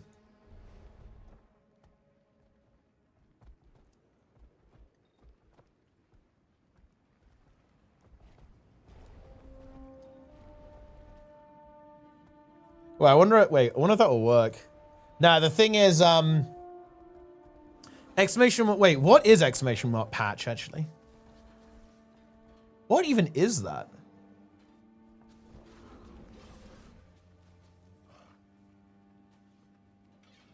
Oh, no, it's because you used the wrong command. You have to do that.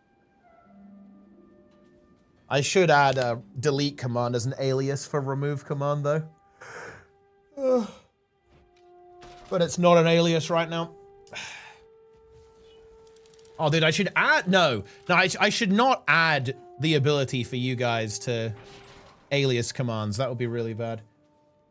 You can also just use !edit command, too. That does work. Release documentation to the bot. I could just make some auto-generated documentation, I think. It could give you... It could give you a list of every command and how it works. Because all of the commands are actually... Yeah, they're very just...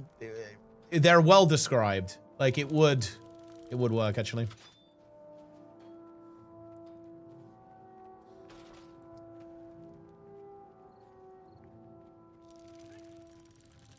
Oh, I need to... Yeah, I didn't fix the pluralization on the Clove account.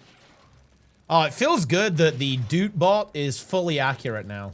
It will always remember your Doots, and it will always remember your, how long you've watched the stream for. Feels good, man.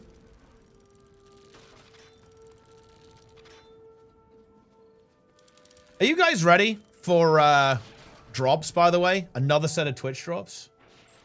Who doesn't love more Twitch drops? I know I love Twitch drops.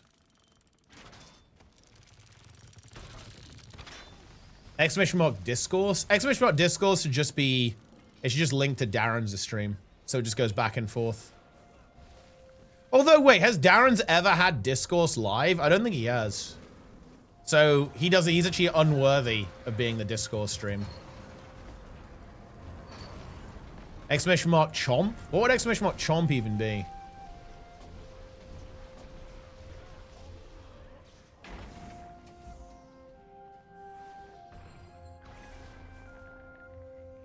Oh yeah, you love the discourse? Exclamation mark plunger. Wait, how is that exclamation mark plunger? Oh yeah, dude, this is a good one. This is from ERP2. Look at that. Wow. Guys, do you know what's really mind-blowing to me? Back then, 22 minutes for Wing 3 was actually really good. And also, dude, this is so crazy. Do you guys remember when Zera could actually win, even against good players? That's mind-blowing. Look at this Zera wipe from hop, skip, jump, up. That's actually mind-blowing. I remember that. I remember when the boss could actually fight back.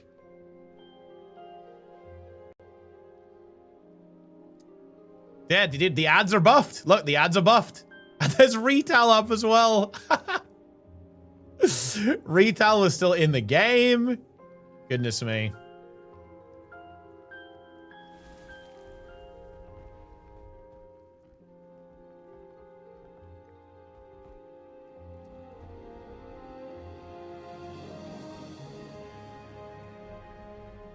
Omega.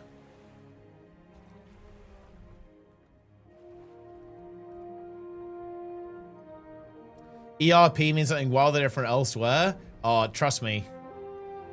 There's no way we were aware of that, right? So, okay. The reason why we called it ERP was because of that other meaning. The tournament name was Elitist Raiding Party, but obviously, you know, that's like it's a silly name. The reason why we called that is because back in the day in Guild Wars 2, the PvE scene was very well known for having a number, well, it had a huge amount of erotic roleplay going on. It was like the ERP scene was a big deal in the high-end PvE scene, so we called it ERP for obvious reasons. Cordicus's Manor. Duo Ara. What was the problem with old retaliation? Nothing. In fact, in PvE, it was quite good, actually. I actually think removing retaliation was probably good in PvP and World vs. World, but it actually wasn't good in PvE.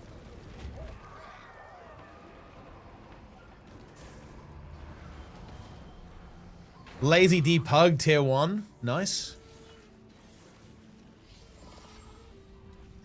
Within my sex dungeon, use the term motor for. Why they remove retail? Because it is pretty toxic in the competitive modes. That's why.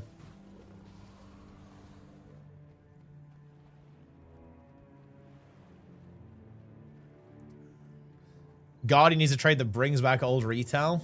I'm not sure it does.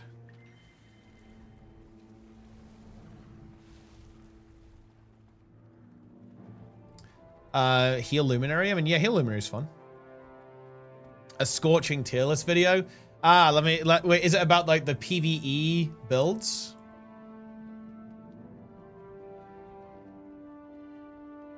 Guild Wars PvE warrior build tier list. Oh shit. That's actually big.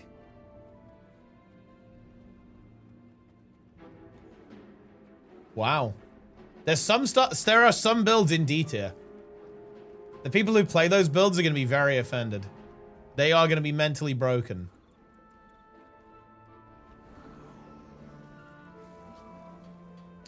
Dagger spam build is looking good. I think renewing smash build is looking good. Scythe build is looking good. We love to see it. A Lenny video or a Nike video? I mean, Lenny and Nike are not the same person. We would say it was a new Lenny video if it was Lenny who made it, right? Do I need a guild to start zerging? Nah. You just like, I mean, I'm not in a guild right now and we're just gaming. Lenny is honestly one of the biggest new content creators out there, guys. Like, when he actually activates, he's very likely going to get an ANET partner. Like, the next time the ANET partner program is open, I think Lenny's like a sure thing for it. Same with Darren's. It's like, Darren's is going to be getting in as well. Like, he doesn't even need Operation Prison Wallet.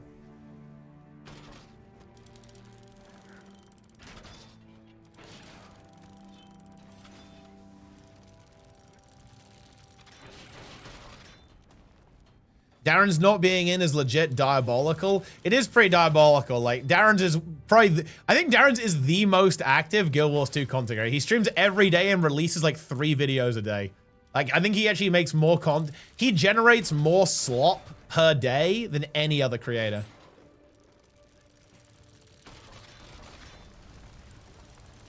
Didn't Resistance use to suppress all conditions? It did, yeah. Not anymore, though.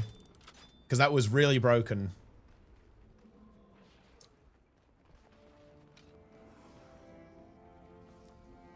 Lenny would be a good community manager. That is true, yeah. Killing this archer. Boom. Oh.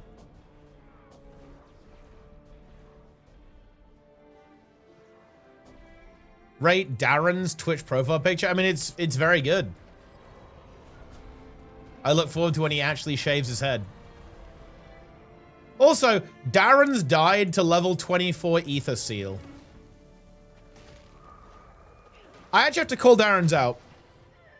Darren said, oh, I'm going HC, bro. Oh, I'm only allowing myself 1 death. from the PvP death when he went from pre-searing to, you know, old Ascalon. He died like 50 times in the Guild Wars 1 campaign. Bro got farmed hard. Lenny's World, is that it? Yeah, Lenny's World, that's right. Would you disable the Miss Stranger outfit? I mean, I would, well, what do you mean? I would disable like all outfits, obviously.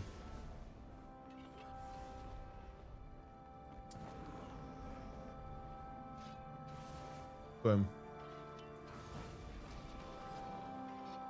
I'm gonna pull the Lord up. Never mind, he doesn't want to come up.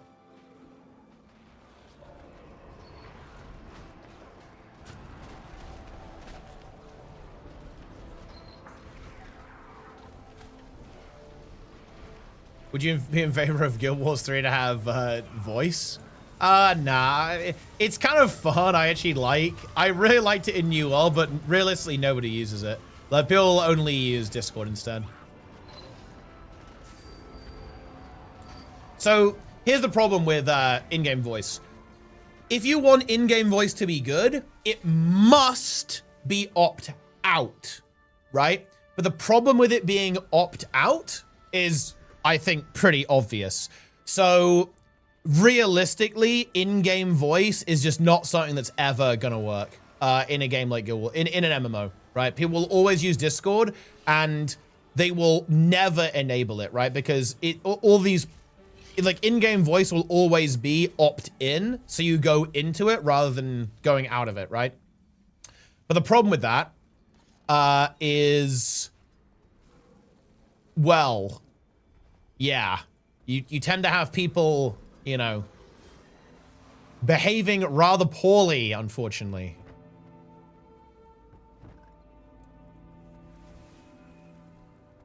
So it's not going to cut it.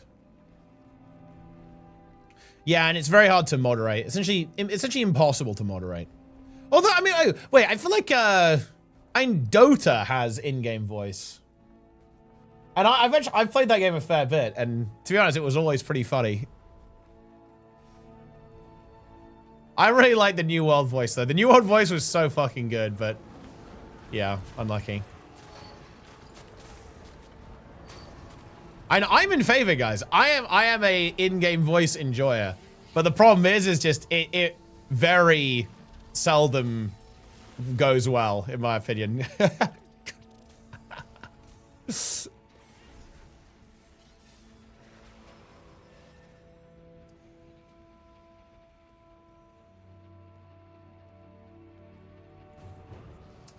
But I like it. The reason Darren's can't be ArenaNet partner, it's honestly probably not that. It's probably not that. Like, I hate to say it, but what probably memed Darren's was probably the embed arc, if I had to guess. Like, ArenaNet don't like drama.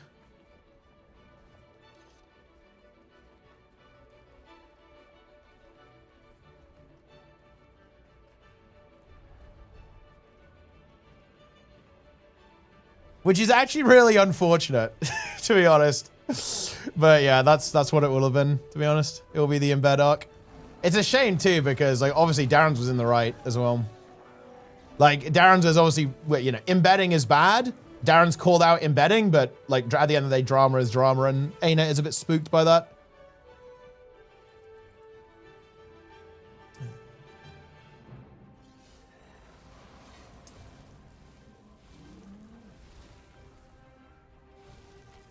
The embed arc. That was a crazy time, guys. That was a crazy time.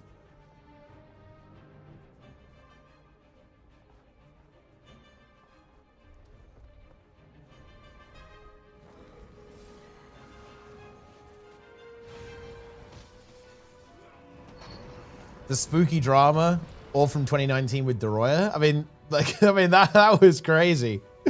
That was a wild ride. That was a little bit different though. What was the biggest Guild Wars 2 drama? Oh, not even close. It's Doroya and Jessica Price.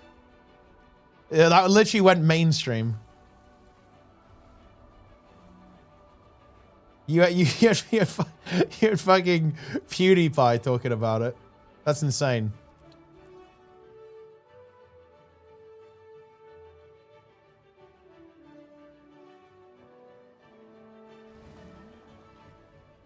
The ass hat arc.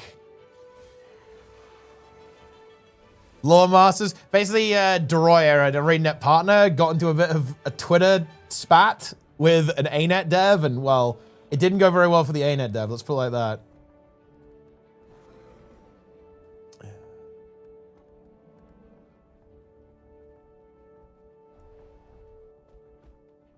If Asmongold applied for ANET partner, would he get it? Oh, definitely not. He's obviously quite high drama, and I actually think ANET really don't like drama. It's probably the thing that will probably reduce your chances of getting ANET partner the most. Is like if you're involved in some kind of like crazy internet stuff.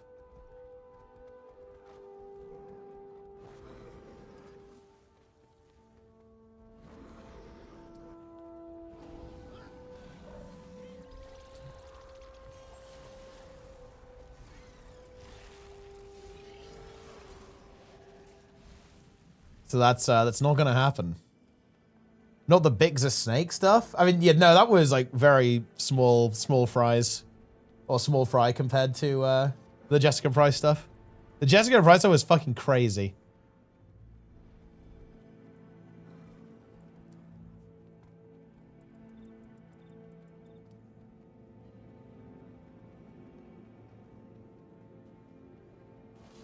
Peter Freeze, yeah, Peter Freeze also. He also went.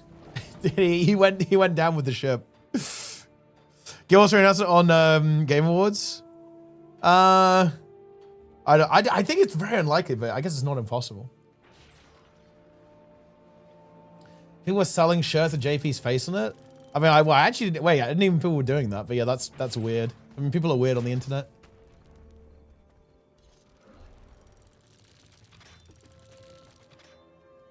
But no, I mean, look, Darren's does as a partner. Like, if Darren's, I hope they open the partner thing again and Darren's gets in. He's like, very deserving. My king.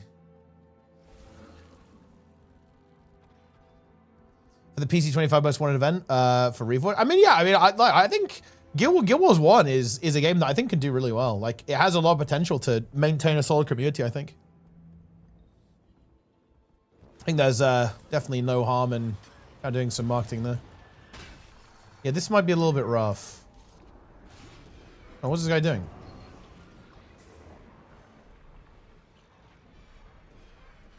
You can follow him up, right?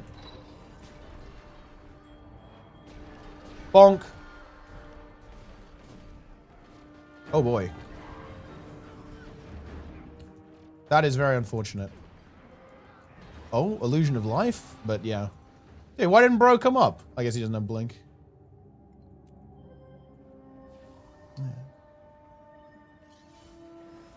What An's using is just Blish.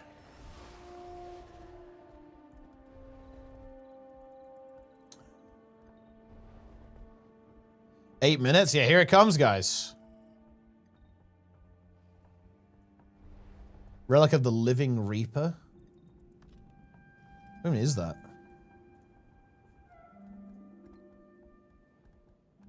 Wait, what are you even talking about? You mean Living City? Not busted.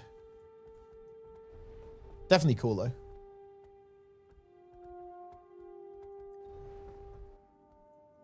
That's a fun one. It's a crazy relic.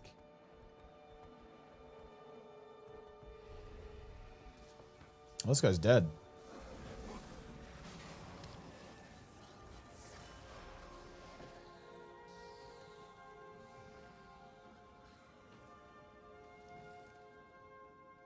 Not sure they stack. That's a good thing to test at least. Update notes are out. Link me the notes. Give me the juice. I want to see the bomb. I want to see the nuke. Oh shit. Here we go. It is so over, guys. Like if you play a variety of builds, it is over. I want to see the damage. Oh. Oh. Holy shit. Dude, they deleted the fuck out of red. Oh my god. That is game over, my friends. Oh. Oh. Oh. What? Wait, dude, they actually... Holy. Wait. This actually is a super aggressive nerf. Wait, I wonder if this makes it bad. Half coefficient on Splinter Weapon, gutting the coefficient on Anguish, no bonus on Explosive Growth, Lingering Spirits bonus is down to 7, no quickness in PvP and Worlds, and oh, that is a big one. Anguish going down, holy shit. Dude, they absolutely nuked it.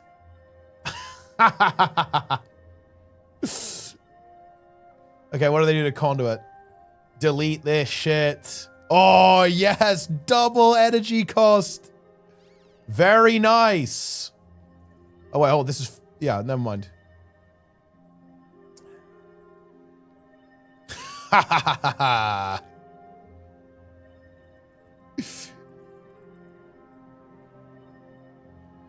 Instead of dazing when Cosmic Wisdom is active. Oh, that's actually very based.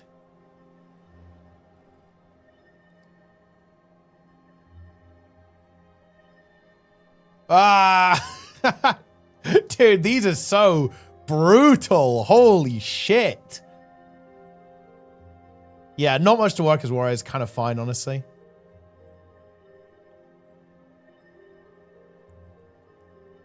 Oh, I like these buffs, actually.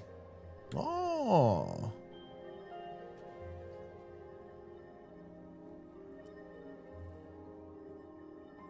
Yeah, this is nuclear, man. This is nuclear as fuck.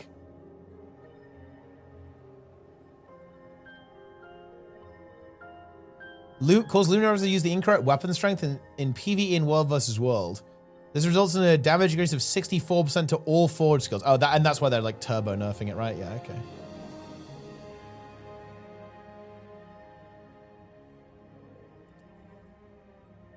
Actually, not that many nerfs. I'm actually kind of surprised. Wait, are we really? Ah, okay, yeah. Okay. Reduce the healing on Resolute stance. Okay, yeah.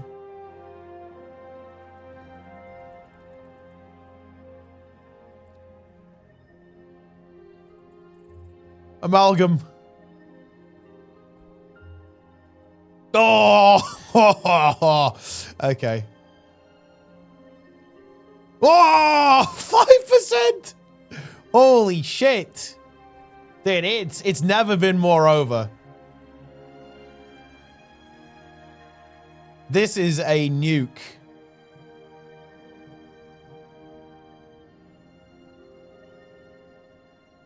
Oh, that's interesting. That's actually kind of cool. It makes it even less expensive to take the boon trait on Evoker. That's kind of cool, actually.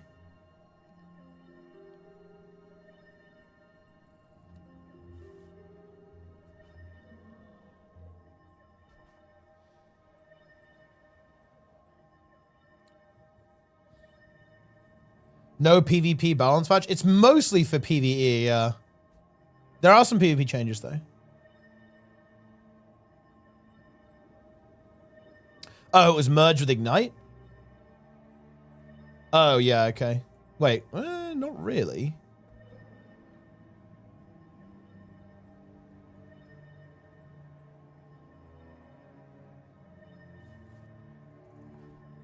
Spirit strength fix? Well, I'm sure, yeah, they fixed it. Yeah, they fixed it.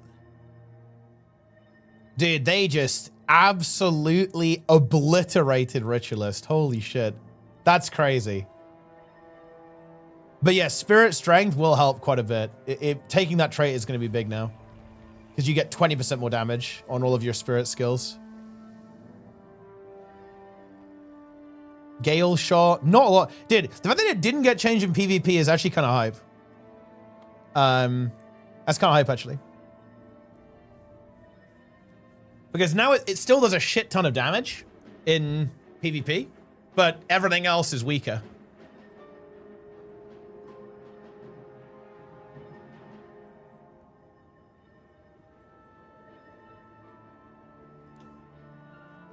Increasing the bomb radius is good on Antiquary, actually.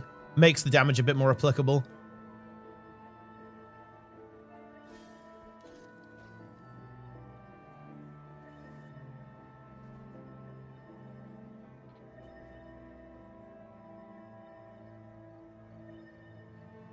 Oh. Dude, a lack Antiquary is here.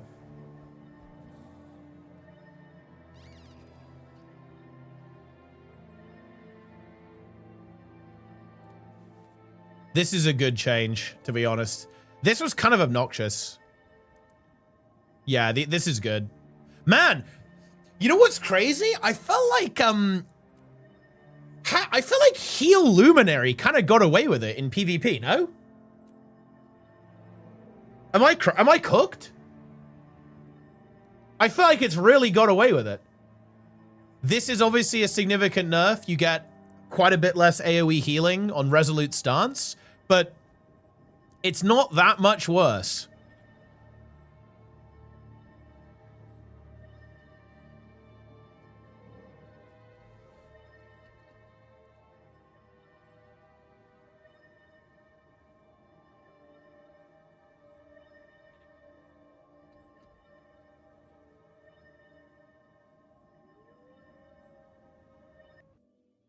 Wait, also, what do they say? Wait.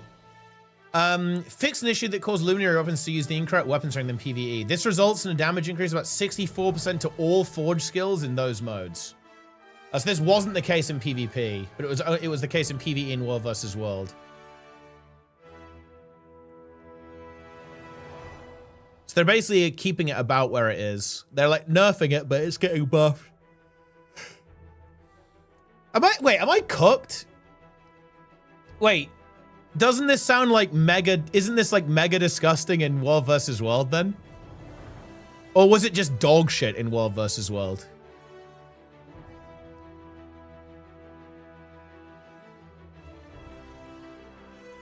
Oh, okay. Actually, I didn't see this change. Illuminating Inspiration got nerfed. Okay. Absolute dog water in World vs. World? Yeah, I didn't really see anyone playing DPS Luminary. Okay. Okay. Dude, if you play Ritualist, guys, it is over for you. You are over, guys. You are over.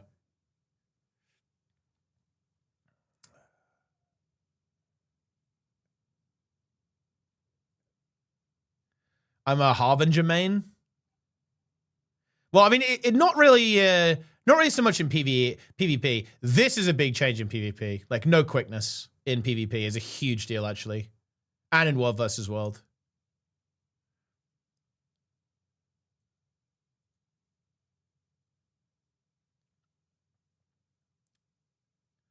The nerfs are actually very reasonable. Like, this is very reasonable, I think. In PvP. This is very reasonable.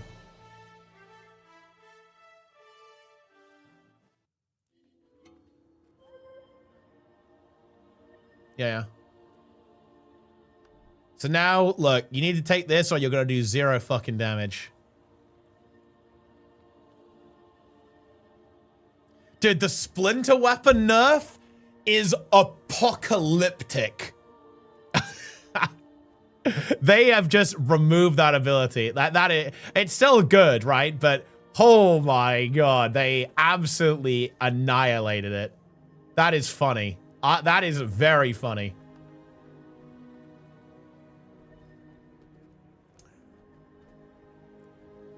Fiery Might is a Giga nerf. It's not that much of a Giga nerf. Fiery Might was only like 5% burning damage, no? It's not a huge deal.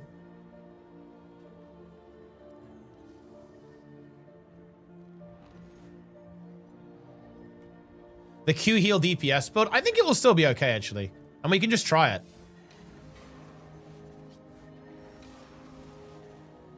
I don't think it will. I don't think it's, like, you know, dead or anything.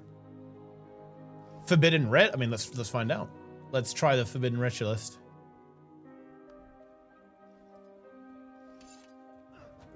The Forbidden One. Where in the patch that's come on their website? Well, they come on the forums. Is it can I get a TLDR? I mean, it's just, they just nerfed all the really, really overpowered stuff. That is the most important thing.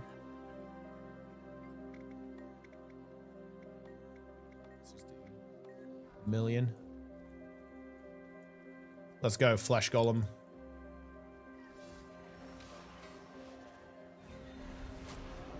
Oh, okay, nice.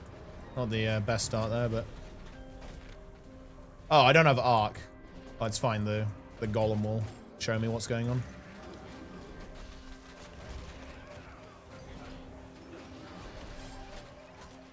The Golem will guide my path.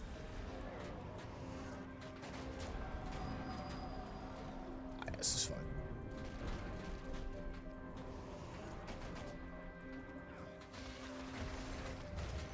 We are good, guys. We're good. We're good. Don't even have a lack on right now. Don't even have a lack, guys. I don't have allies either, right?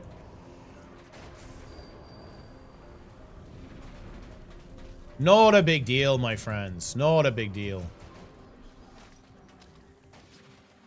Didn't change healing on Rit at all? No. But to be honest, like, having, like, a big healing number is not insane. Like, you know, Druid exists.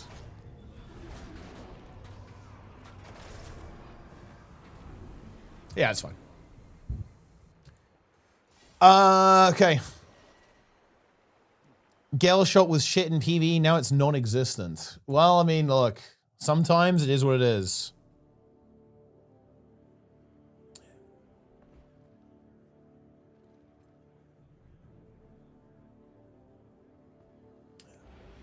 Hooray, hooray.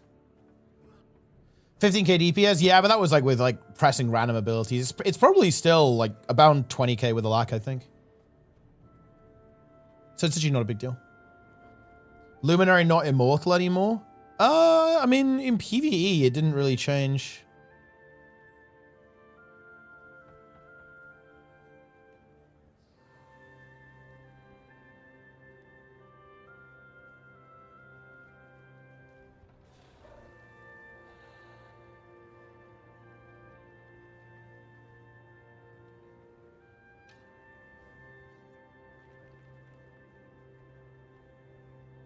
Yeah, okay.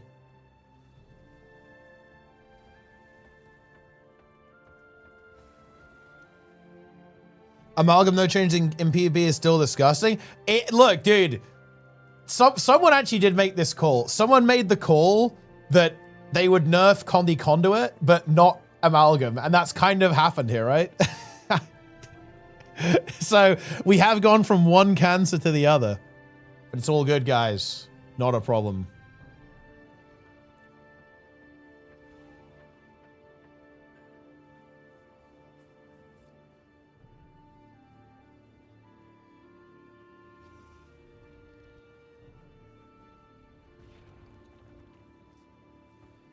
Wait, what rip build? Is this like some Zerg stuff?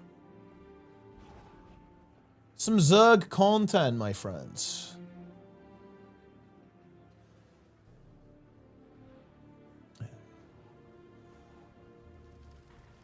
This looks busted as hell. Yeah, I mean, I was expecting more aggressive nerfs to it in PvP, to be honest, on Condi Conduit. Like, what are the actual PvP nerfs? It's mostly this stuff, right? Just the energy cost on Malix?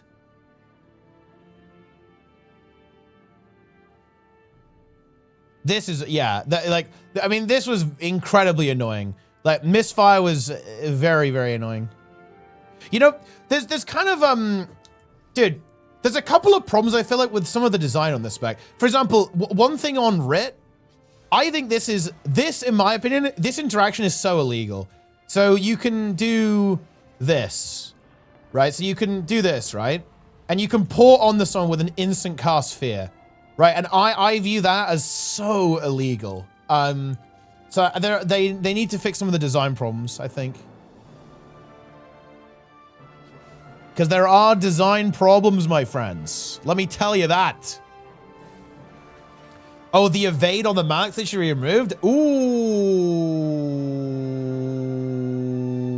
Wait, you mean the follow-up, right?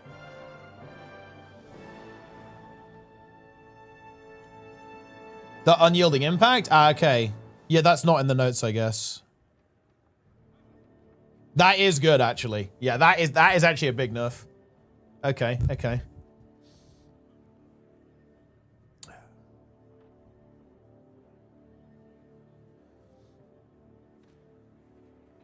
Tying conduit's damage to CC is a little toxic. I mean, to be honest, like, the Malik's leap, is so unbelievably oppressive, to be completely honest with you. It is a nightmare, guys.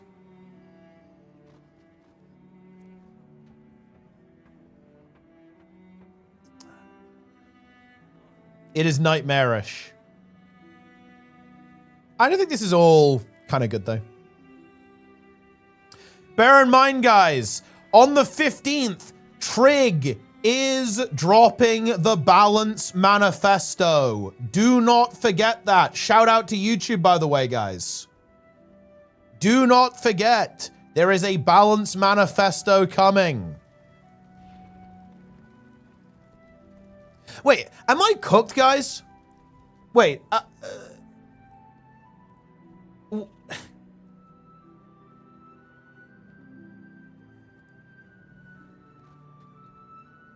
I feel like Luminary kind of got away with it in PvP. Isn't it still kind of disgusting in PvP?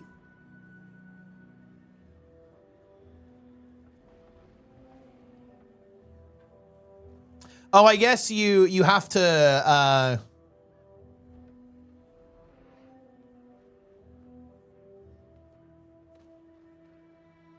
yeah, I don't know. I'm just not sure if like Luminary's got away with it. Rit has not got away with it. Okay, Rit has paid the price.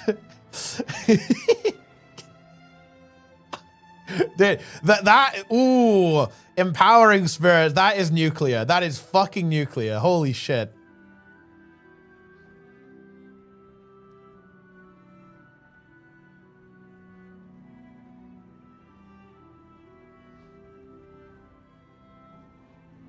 Wow.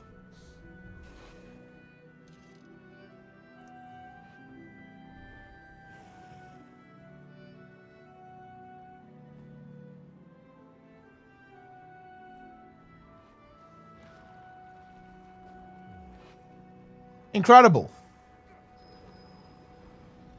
You know that ArenaNet looks at LAs with spite? I'm not gonna lie, the fact that you actually think that unironically, it's a self-report. Okay, I hate to say it, but it is a self-report.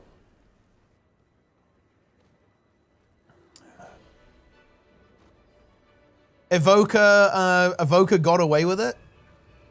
I mean, I'm sure the numbers in PvE add up. Like they've reduced the numbers a lot. It's probably worse now. Look, I don't know. It's kind of crazy. I feel like these nerfs are actually surprisingly gentle, no? Is there anything really brutal in these changes? I was ready for, like, I think the most brutal changes are to Rit. But to be fair, Rit deserved it. The Rit changes are absolutely brutal.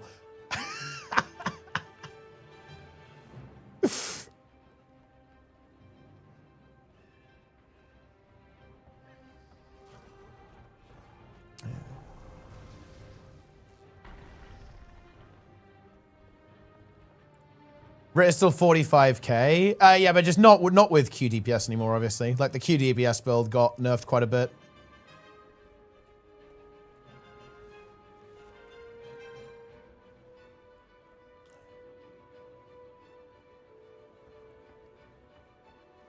Rit in PvP was disgusting. I mean, yeah, it was really good.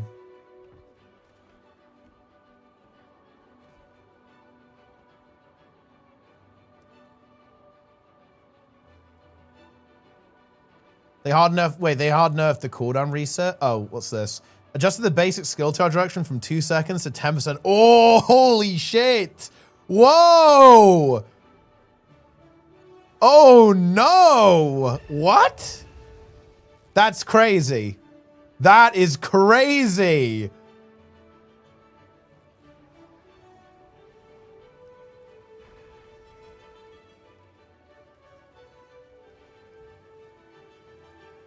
That is a nuke. That is a nuke, guys. Specialized nuke.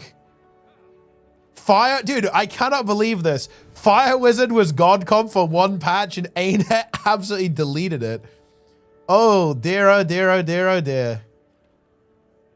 This is pretty broken, to be fair. You are not a Fire Wizard. Oh, there was interesting. I feel like there's actually nerfs. This nerfs a lot of the mono element builds in World vs. World 2, right? Like the mono, like the Otter Wizard, Puddle Wizard gets nerfed a lot. 20% of the skills. Wow, that's actually so much worse, isn't it? Yeah, okay.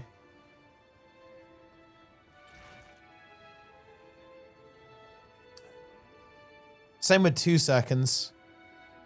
So in order to be the same effectiveness, it would have to be, oh, but it's more than that, right? Because bear in mind, guys, right? Like, because it's 20% of his skills recharge time, you get less fuel too, because the fact that it recharged up by 6 seconds and 2 seconds meant you could use more skills to recharge more, right? It like fed into itself.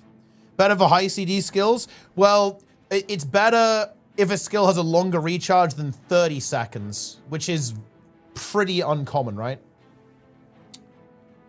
And better if a skill has it longer than 20 seconds, right? On the first one. It's pretty unlikely. But the thing is that the really strong interaction here was the fact that it would fully recharge like your 2 and your 3, right? Or like almost entirely recharge your 2 and your 3, which gives you more fuel to recharge more, right?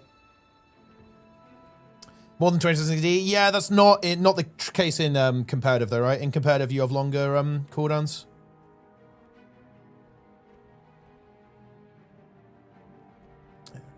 Yeah, exactly. Yeah, you're getting like less procs because you're not being able to cast your other abilities as much. Yeah, they just added like the 5-second ICD because of the weird shit with Sunspot. Yeah, okay. Configuration and Ignite. This is just like nerfing Fire Wizard. Wait, this is a weird change, no?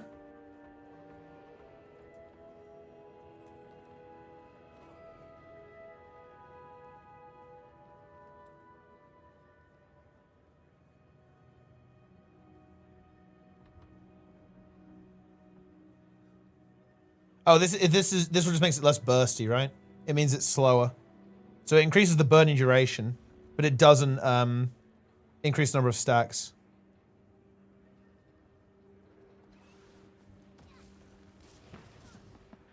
Yeah, they fixed that bug. Nice. It's clear that many of them are a bit more powerful than intended. Well, you know, obviously they would say that, but I feel like they were intended to be strong, which I think is based. They should own that. They should say, yeah, we made them OP on purpose because we wanted them to be fun and based. Dude, we buffed Toypocalypse. Very nice.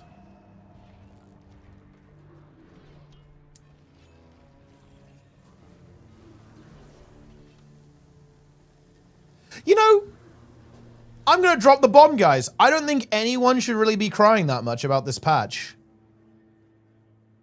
I think there's not a lot of crying here. It's not... I'd say the biggest loser by far is Rit in PvP specifically.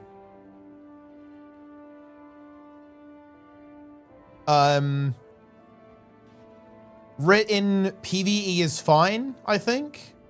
Rit in World vs. World is probably fine too. Actually, no, holy shit. Never mind. Rit in PvP and World vs. World. You just got absolutely owned with the Splinter Weapon nerf. But yeah, Gale Shot, obviously no nerfs in PvP, just a little bit reduced in PvE, which is whatever. Conduit does feel like it kind of got away with it. Also, wait, what is this, by the way, guys? Because I am really confused. But where's Trig? Trig! Like, Call to Anguish. Increase the energy cost from 10 to 20 in World vs. World and PvP. But the energy cost is already 25 on Call to Anguish in PvP. Because I got really bamboozled by this. I looked it up. I was like, wait, what? It was 10 energy? There's no shot. What do they actually do to it?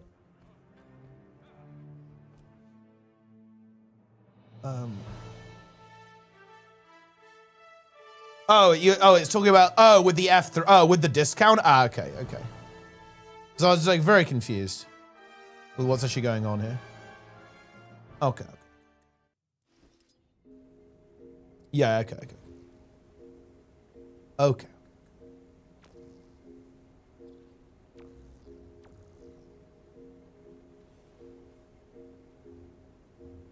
That's why it's linked to form of the Mesmer. Yeah, I was slightly bamboozled by what it's actually getting at here. Hybrid heal, rich, it's, you know, that? Wait, how did you miss the nerfs? It got nerfed quite hard, but it's still good, actually, I think. Also, Roy in the chat. Shout out, Roy. Remember, guys, the same rules apply. If you type BRoy in the chat, followed by a spec of your choice, it will be buffed. If you type BTRIG, followed by a spec of your choice, it will be nerfed. And if you type BMC, followed by a spec of your choice, it's removed from the game.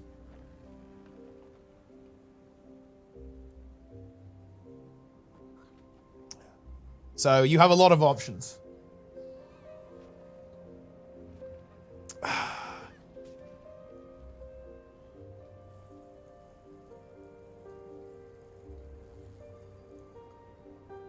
And that is correct, guys, yeah. If the entire chat is filled with B Grouch at any time, the game shuts down. Most overpowered PvP before the patch, Conduit, I would say. Was very overpowered. Wait, whoa, what is this? Roy is typing B Grouch? What is this? Oh, no. React to the starter pack? What is the starter pack, bro? What is this? Is this on the TP or what? The cash shop? I love the cash shop. I love the cash shop. Promotions? It's on the website.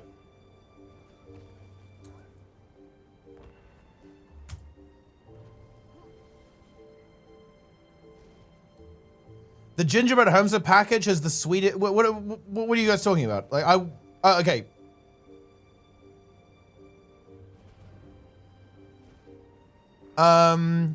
Oh, the Guild Wars starter pack is available. Includes the following items: Raptor mount, basic gliding, bang tab expansion, upgraded bag slot. Ooh. Interesting. Oh.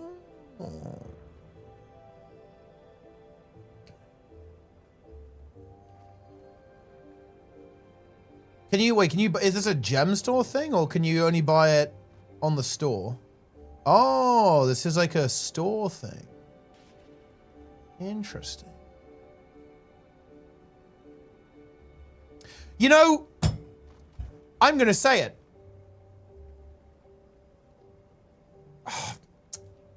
Wait, is this good?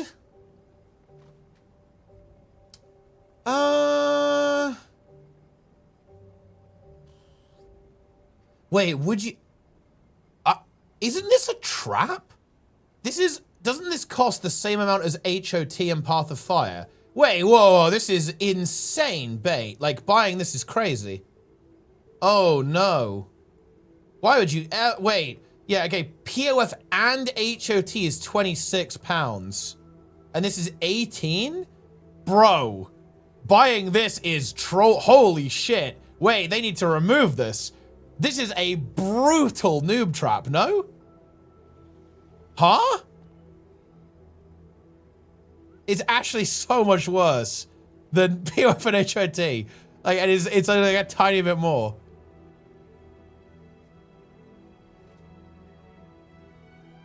Ooh. I mean, if this included Heart of Thorns as well, maybe. But that is actually... What is that? Oh, no. This is not good, guys. This is not good. it is diabolical. Like that. Ooh. That is tough, my friends.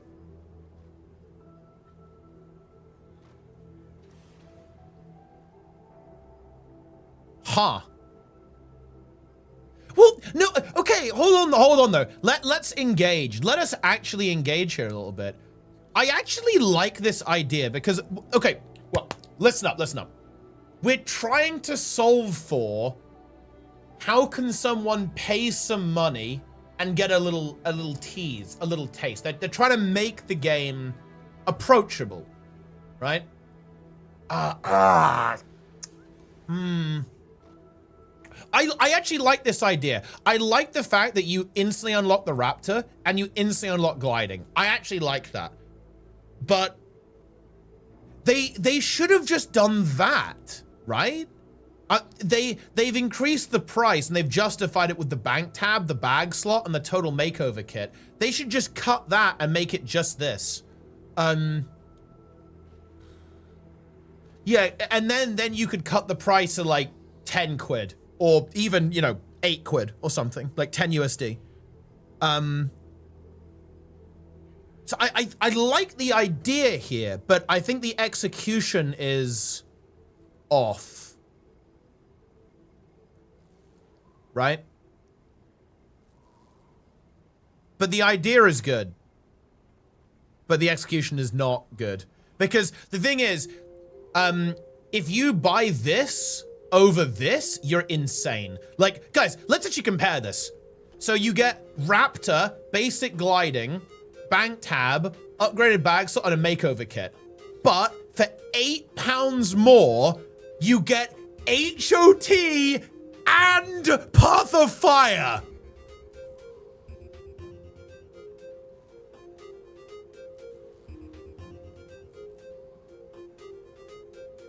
That's crazy. Right?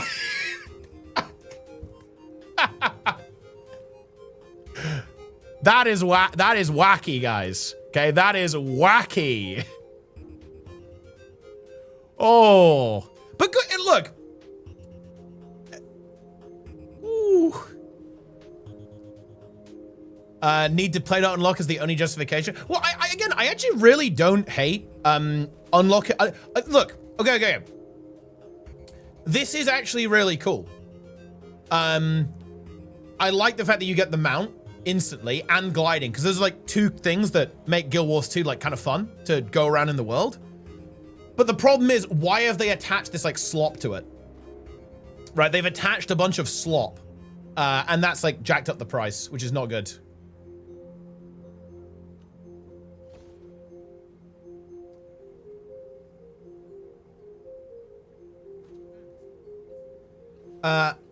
Get mounts. I think I do have packets addressed to these things. Yeah, but look, I'm not gonna lie. Just give everyone a free bank a bag slot if that's the case, right? Or add achievements if they wanted to address that. They should add achievements to the early game that give you like a 20 slot bag, right? I think that would be the way to go, right? They shouldn't try to do it's just not good value. That's the problem. It's really just not good value, guys. It should be cheaper. Yeah, if this was £5 or £8, that would actually be really cool. But to be honest, dude, what's the maximum price that I would consider this to be good value? Dude, I hate to say it, it's genuinely like £5. So I think this is currently 3 times overpriced what it's actually worth. But I actually would really like the idea of selling something like this at like €5. Like 5 to 10 USD would be really good, I think. But this is just insanely overpriced. Look, this is honestly their own fault, guys. ArenaNet sell their games so cheaply that they can't go in at a, you know, if you go in at a price like that, it's insane, right? Because you're comparing this to 2 expansions for £26, right?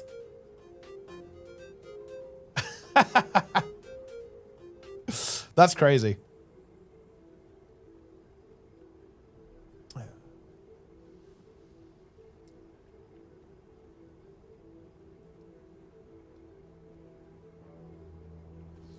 Omega. Living World 1 through 4 and Iceborne? Do you with this? I'm not sure you do.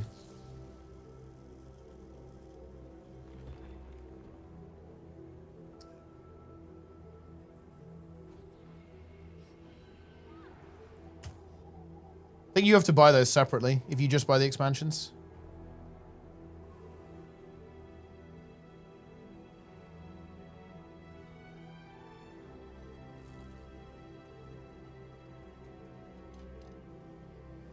Yeah, I mean, I gotta real guys, that's a bit wacky. It's a good idea, but hopefully we see some price tuning there because I actually think conceptually it is trying to address a really key issue. Yeah.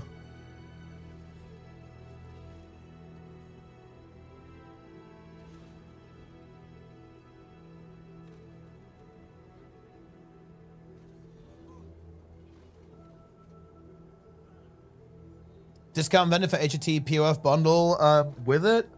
Yeah, maybe that's the way you could go. You put down some cash and it kind of like gives you a discount if you decide to buy more. But dude, I don't know, man. Like, this is just, like, I feel like paying £18 for that feels so bad. Like,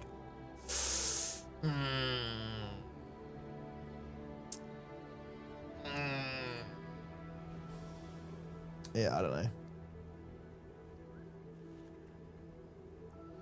You're not allowed to free to play? Yeah, but that's true with like basically any purchase here, right? Like if you buy any of these, you're not free to play anymore. Buy any of the expansions.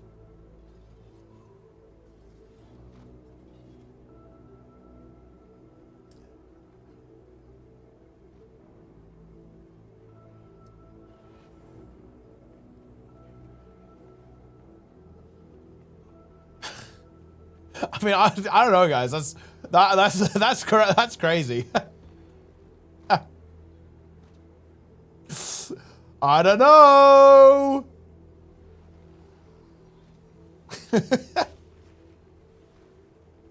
I don't know. I wonder how they kept, wait.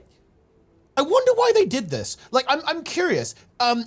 This is so interesting from like a corporate standpoint. Like I'd actually, we'll never know, guys, but why did they do it this way? Because they were, okay, so here's my interpretation. They're like, okay, well, we can't just sell the Raptor and the gliding, right? We also want to do something with inventory space too. But here's the problem. If you do that, then they've already increased the valuation based on gem prices way too high. Dude, I feel like they just need to give you a really good deal, no? And just sell it for cheap and you get like a turbo disc, because you can only buy it once. You can only buy it once per account, right?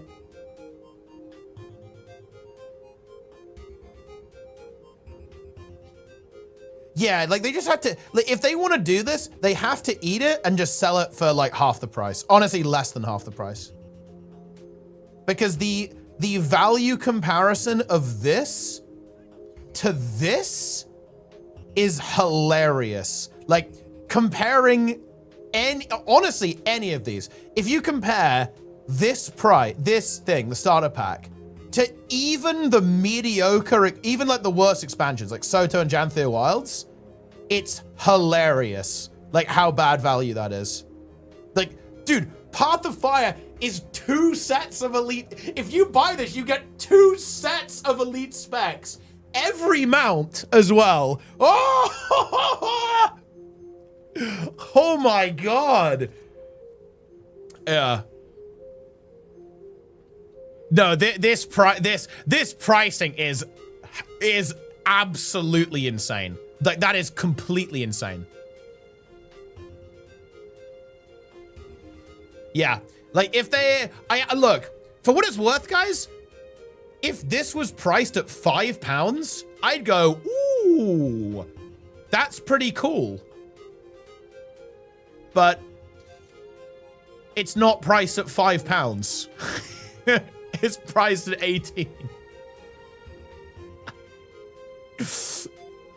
Yeah, okay.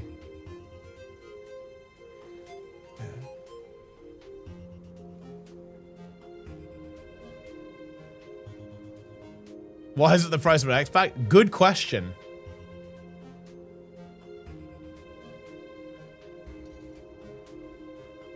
Zlin is ready to crash out.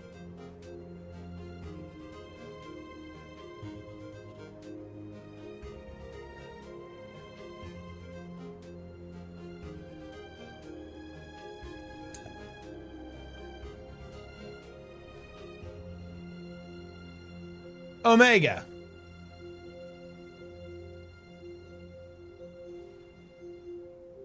Didn't even see it until you scroll down. This is a DYB day. Wait, what's going on, Green? What's going on? What's cooking? I feel like the changes, am I crazy, guys? I actually think a lot of the nerfs are relatively gentle, if anything. But I guess that kind of makes sense. Or at least in PvP. In PvE, it's obviously pretty brutal, but you know, they had it coming.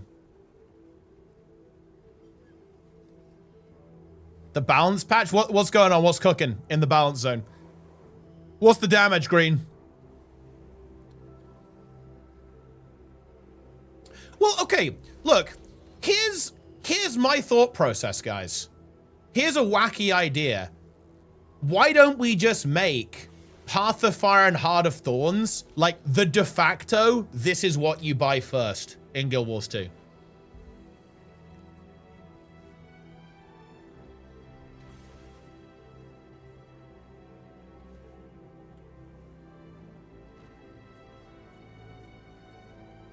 Isn't it already at that status? I don't know, like, I guess it not explicitly, but kind of.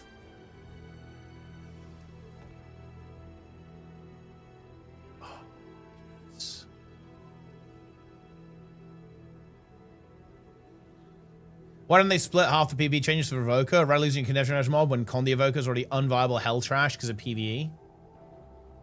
Oh yeah, I guess they just removed that.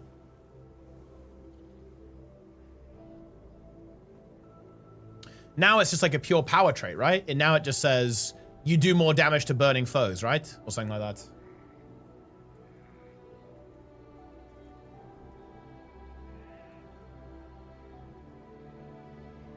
Condi Conduit is 55k. I mean, look, guys, that is the new normal. Do you guys seriously think we aren't going to live in 50k world? You need to understand that, guys. You need to be aware of this reality.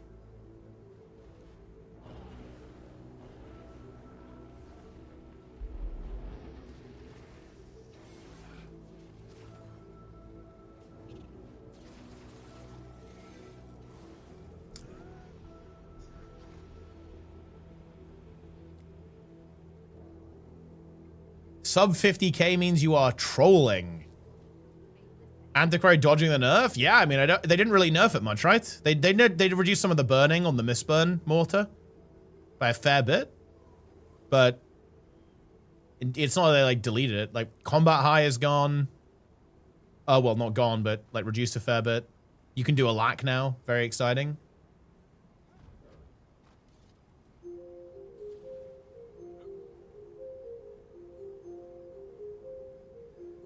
If the noobs don't want to be trapped, why don't they just stop being noobs? That's a good call. That is a good call, actually. What do you think will be a higher number for top-end DPS benchmarks? If you want the actual answer, it's 40k, probably.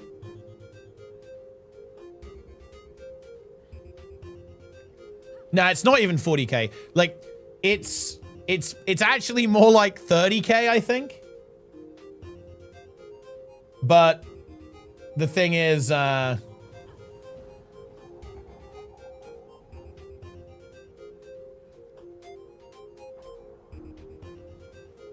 you'd have to adjust some boss HP. Because obviously, like, stuff like Ceres, if your top DPS is 30k, you might have to adjust the health.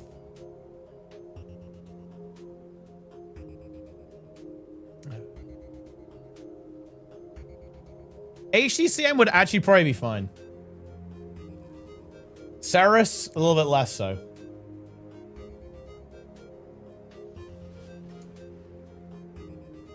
Balancing with PvE should be categorized to open world instant group content. Balancing was based on endgame group content or golem benchmarks. No, I don't think that's really an issue. Because in general, like, open world balance. Like, open world balance is basically the same as group content anyway. There's, like, not a lot of, like, major distinctions. There's not a lot of overlap.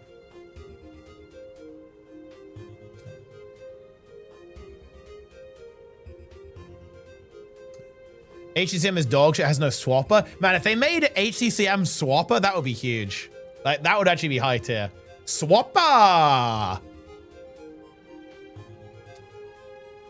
Dude, Paragon getting away with the nerves. It feels good. We're buffed in PvE, guys. Log in. This trainer gets adrenaline as well as motivation while swapping weapons. Ooh. Ooh. How much? I like that. That is a nice change. Ooh. 5 adrenaline. Wait, you get more when no refrains are active. How much more, though? Doesn't really say. Oh, motivation can only be... yeah. I will do a full read of the nodes, Arlen. We will go through a full read. I like... That is a nice fucking change. That makes the opener in particular and kind of getting started. Because here's the thing. Paragon is interesting. Paragon's really interesting in that once you get going, you're good. But getting going can be a bit bumpy. Sometimes it can feel a bit awkward, a bit clumsy. But that actually addresses that quite a bit. In my opinion. You're going to have a really nice kind of smooth start now. Because you can use a weapon swap to get your adrenaline going. This is, of course, especially true if you have discipline, right? Because you then have versatile rage. So with these things combined, right, you get a full bar when you weapon swap on your opener. So you can basically start on the weapon that you don't want to open on and then swap immediately. And that will give you 10 adrenaline, so you can immediately activate your, you know, one of your refrains. That's actually nice, yeah. Trig is cooking, man. I want a Trig cooking stream. Trig, 1, should stream. He just doesn't stream at all, which is kind of unacceptable if you actually think about it, guys. But also he should stream a cook stream. Same for PvP. Oh, wait. The same for PvP? Wait, is it not the case in PvP? I think it is the case in PvP, no? I think it's not PV only. Obviously, you do need... Yeah, it is the same in PvP. But maybe it's a different value.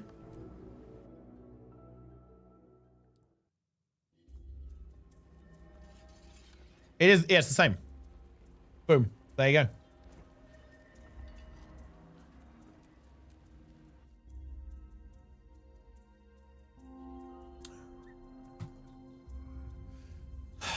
Yeah, now Rit is fine, guys. Nobody panic. Like, I think the only class that you've been oofed is actually Rit in PvP and World vs. World specifically. Like, everything else is honestly completely fine. Like, this is nowhere near as aggressive as I thought it was going to be, actually. Especially, dude, guys, seriously, wait. PvP Andes. Hasn't Luminary just got away with it? Am I cooked? I feel like Luminary's got away with it. I really do.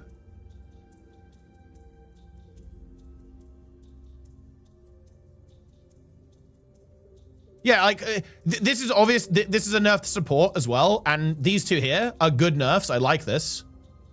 But man, it still sounds so good. Like, DPS and support just seem so strong. Like, even with these nerfs.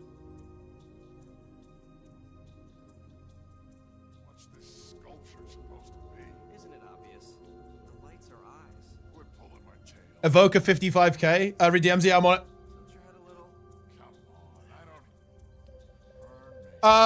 You can just send it to team leader.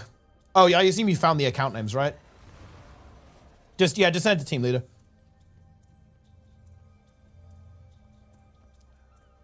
I don't have the list. Let me send it to you.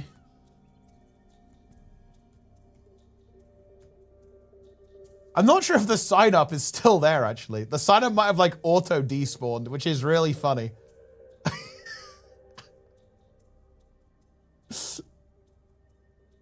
The sign up is gone. If that's the case, it might just be gone. It could be gone. Oh no, it's still here. There you go.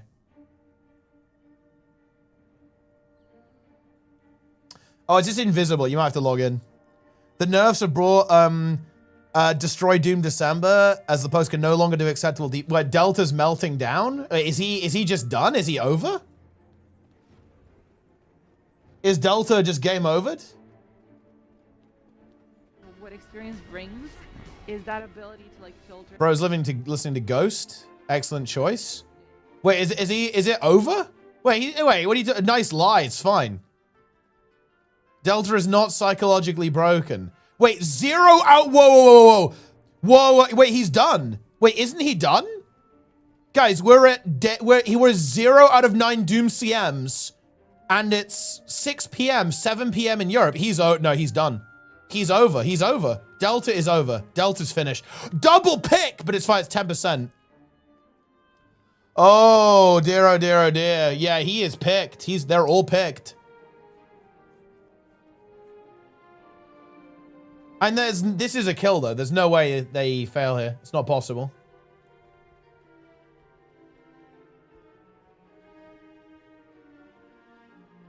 Wait, has Delta actually been picked, by the way?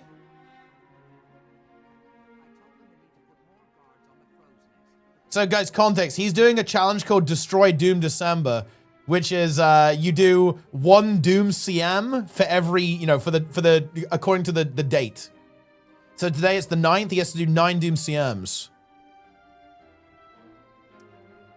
This is basically game over, though. Like, he has 9 more Doom CMs. How long has it been going for? He's been going for an hour. Has he been chain wiping to Doom CM? Whoa! He's been chain wiping to Doom CM. Missing voice in the void. That's a mistake.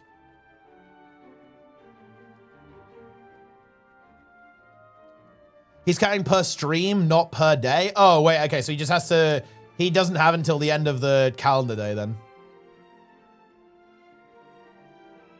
It's going to be a long one, then. But, I mean, wait. Surely it will get to the point where there's just no pugs, though. Like, because, it will get to that point pretty quick.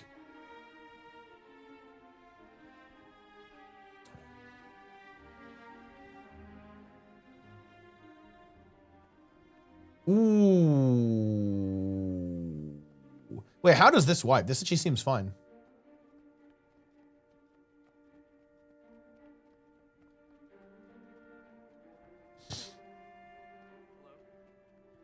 Does buying Janthe was unlock gliding? I don't believe so, no.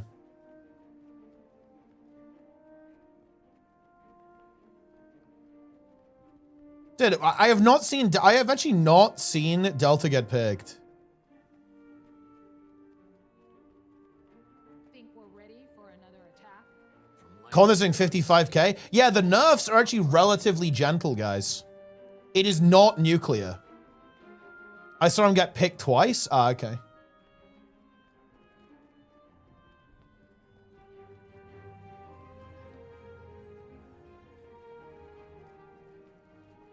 You get any other X, you get basic gliding. Oh wait, so if you get any X-Spec, you get gliding? Written PvP was nuked? Yeah. Written PvP, obliterated. Absolutely ended.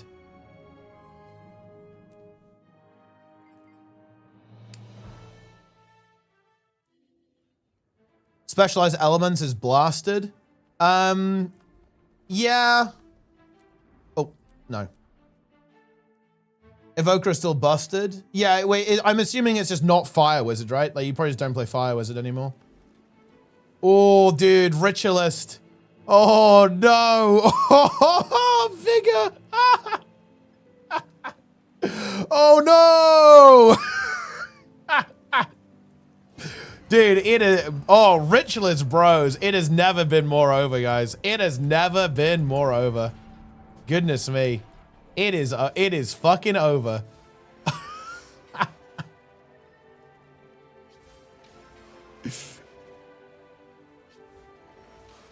You will now have additional vigor. Rit, you're hit. I mean, yeah, you're definitely hit. Vigor is too strong. It should just give no boon. Whirlbender? Amalgam? I mean, yeah, Amalgam didn't really get nerfed at all in PvP. So Amalgam is going to be good for sure. Oh, look at that. Look at that, guys. Swiftness? I mean, swiftness wouldn't be bad, actually. If it gave swiftness, you could maybe pick a different relic instead of Wayfinder.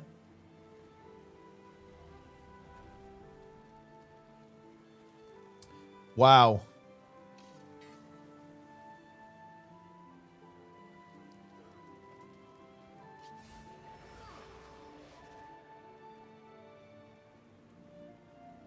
Snap on NG shortburst so it knows LOS. Well, they'll just, I mean, that's just a bug. They'll fix that. Evoker quickness changes. Devastate. You mean the ritualist ones? Honestly, in PvE, Writ is fine. Not a big deal in PvE. Honestly, a lot of the changes. Did any build in PvE get ended? It's just Fire Wizard, no? I guess quickness Writ, but that's not a big deal. It had it coming.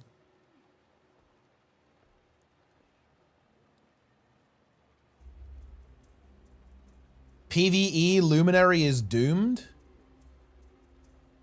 Is it? Yeah, I think they probably tune it to be about the same, but you got to run the numbers on it. But like in PvE, you got 64% more damage on every forge skill, and then they reduce the coefficients, but it's probably about the same, right?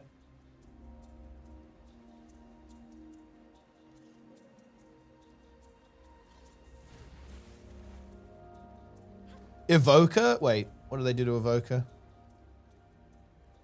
Ooh, no quickness.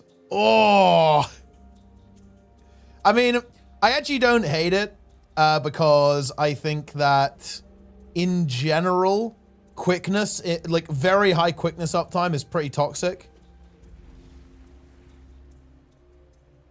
So I don't really view it as a huge issue.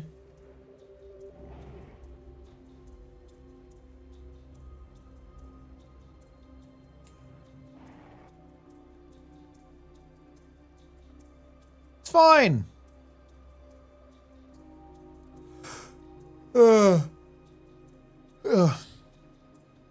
Paragon damage buffs. I mean, look, dude. Like, ArenaNet aren't just like trolling. They're not just gonna like not buff something if it's underpowered. And yeah, Paragon DPS was quite mediocre.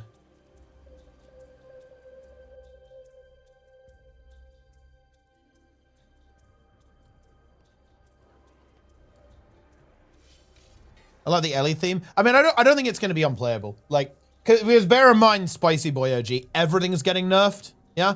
So if you get nerfed here, bear in mind everyone is getting nerfed. So it will kind of come out in the wash a bit. And I certainly don't think Evoker will be bad. In PvP. It still has like a lot of good movement potential, a lot of good damage potential as well. Should we go do public? You guys want public freezy?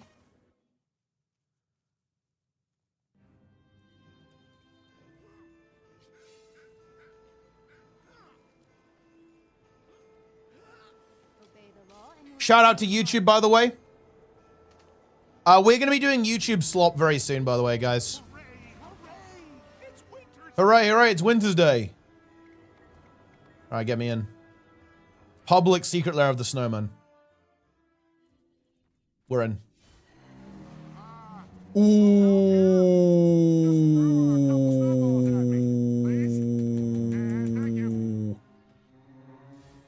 This is not a stalling stream, guys. You will get your slop. Line up, guys. Come on. It's time for your slop.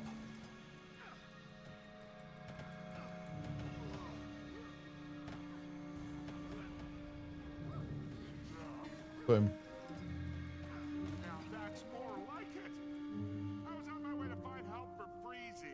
Freezy. I've never done Freezy. Stalling stream, this is not a stalling stream, guys. We have to do Freezy. New hero jumpstart. What even is this?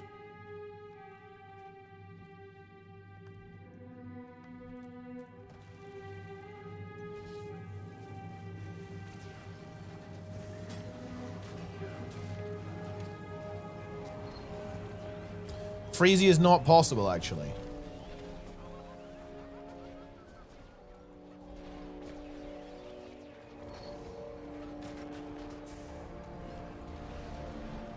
Freezy is mathematically impossible.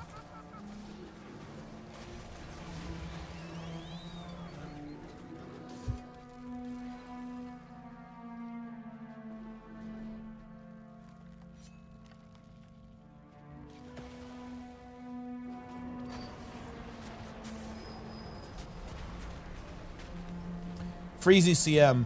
So guys, how are we feeling about the patch? Rate the patch out of 10.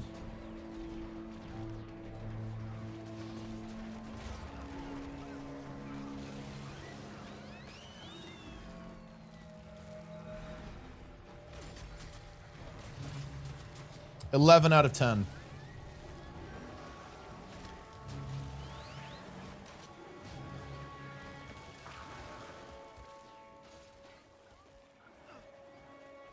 With nerfs, Freezy is now LCM.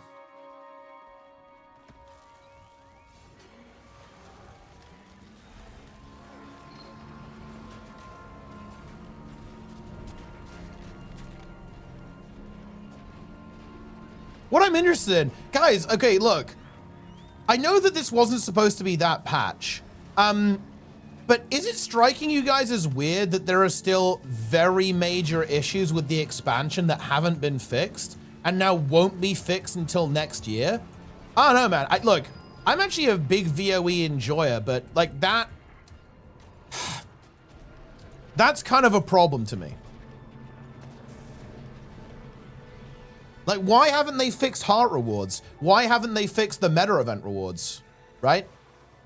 And they will not be fixed until next year now. Because they don't have time, right? They're going on break. I don't know, man. That's not good.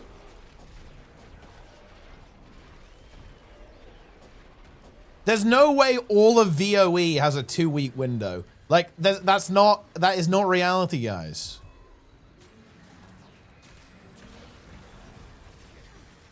Chomp with a raid. Chomp 3 party in the chat. Of course, Chomp, leader of Team Champions. The team that won the last 100 monthly ATs on the NA server.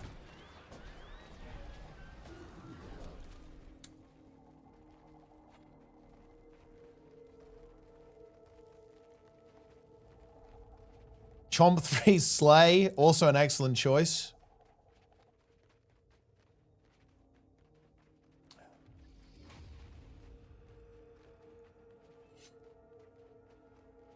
Chomp.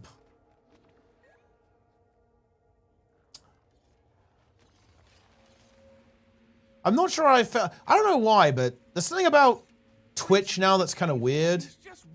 It doesn't let me capitalize things sometimes. I don't like that. B Chomp has been sealed. Wait, did you make B Chomp? That's actually crazy. Why was I not told about this? About B Chomp?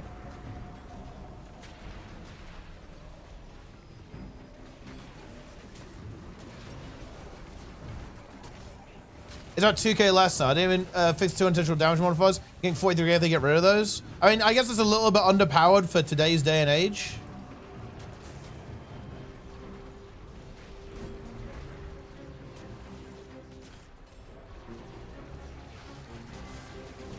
$43k. I'm not gonna lie. 43. This is gonna sound cooked, guys, but 43k on a full DPS build is actually not okay.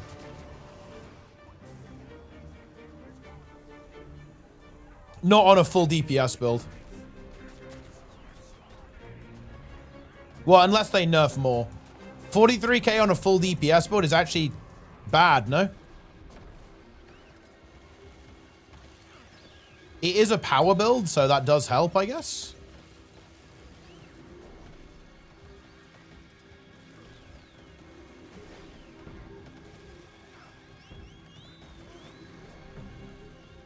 Boom. What have you done?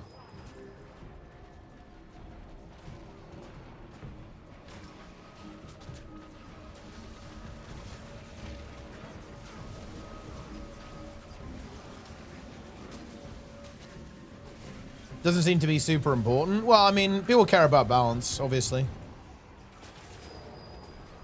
So if you don't care about balance, I mean, obviously, it doesn't matter, but... And yeah, like, the game is obviously very easy, so it doesn't matter in the sense of it won't let you clear content, but... I mean, look, the game balance is important to enjoy the game, right? Like, some people are gonna enjoy the game less if the game isn't balanced well. Is Druid still good main in PvE? Oh yeah, for sure. Druid's really good right now in PvE. And also in World vs. World, actually. Druid is interesting though, like, you'll often see Druid get played a little bit less because Chrono is kind of like the Swiss Army knife of PvE, but Druid is still really good.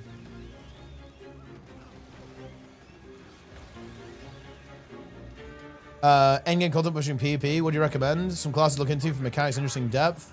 I'd say just anything, really. If you give me an example of what you like in WoW, I can give you a translation.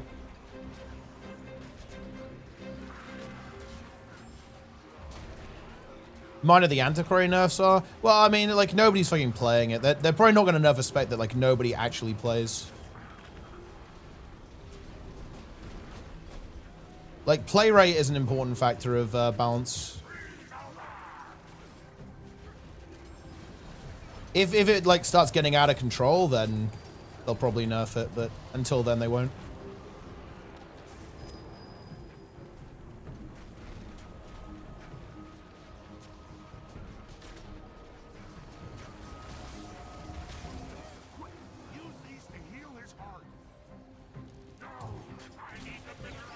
Conduit's 57k. Dude, that's crazy. Wait, what's the best power build? What's the highest benching power build right now? Oh, I see you like to play. Friends, thank you for mending my heart. Sorry for being such a jerk. It feels Still Antiquary? Yeah, but like the like real power build. and it's time to share it round. We did it. Jolly Winter's Day gift.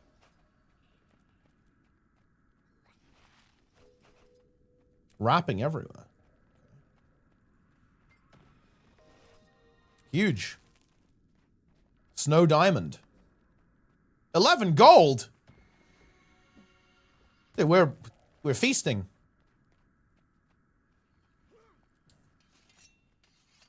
Real power build? I mean, build that you'd actually play on a fight.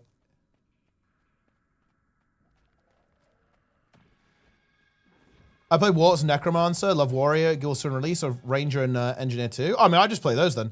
Like, yeah, Necro, like, okay, so Necro is really good in basically every game mode. Just got nerfed pretty hard in PvP, so watch out for that, I guess.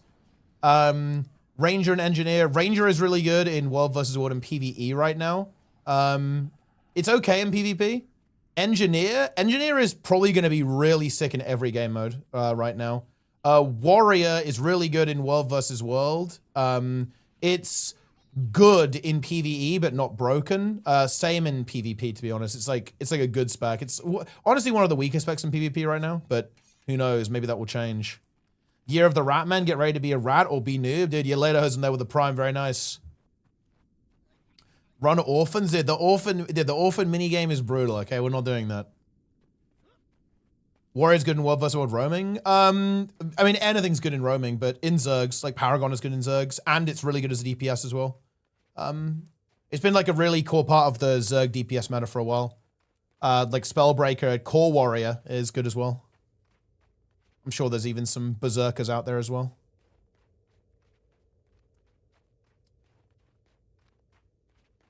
If I say Necro, what do you recommend going for? Reaper? Depends on what you want to do.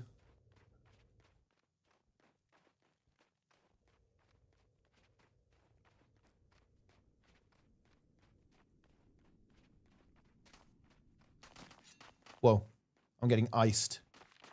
Do you still play WoW? Well, yeah, WoW's my main game, yeah, right now. Guild Wars 2 is my side game.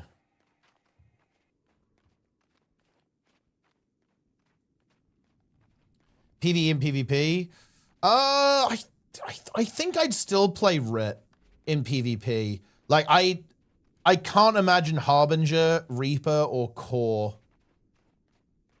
or Scourge doing very well in PvP right now. It's probably still Rit.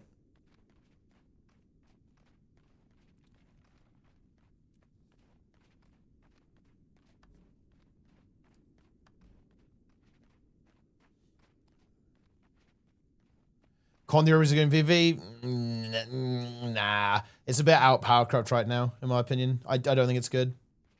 You will get absolutely deleted by the current meta on Conduit Reaper.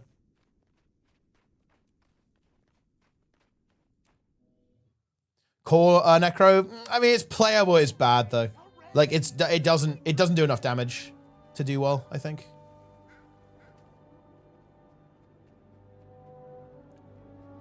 Conduit Reaper is totally viable. I mean, yeah, but like, I am asking what build is good. Or rather, I'm being asked what's good, not what's playable. And to be honest, I actually disagree with that. No, that's actually really bad advice in my opinion. Reaper is actually one of the harder classes to play effectively in PvP because it doesn't have active defense. Like, and you're also going to be targeted every single game because you're like the team fight carry. I actually think Reaper is fucking horrible for new players. Because you are going to get bullied and you're not going to know how to survive.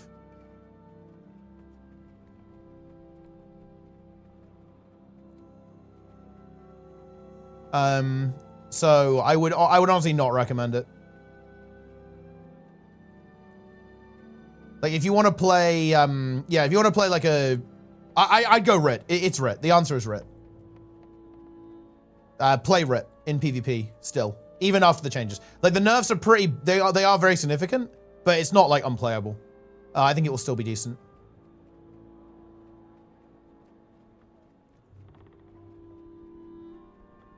The classes seem much simpler. Yeah, you don't like fuck around with it. You don't have as many abilities as you do in WoW, and you don't have like the build system is, you know, you don't have like 50 billion talents. To be honest, the choice is like a bit more impactful a lot of the time. Like, you know, you basically like imagine that all of these are kind of like big nodes, like capstone nodes, right, on your talent tree. So they're like much more, you know, they're like very impactful. You can do good with an average class spec. No, it's more like you can beat people who are way worse than you, but that's true in every game, right? Like, is there a game where you can't beat people who are way worse than you? Like, not really, right?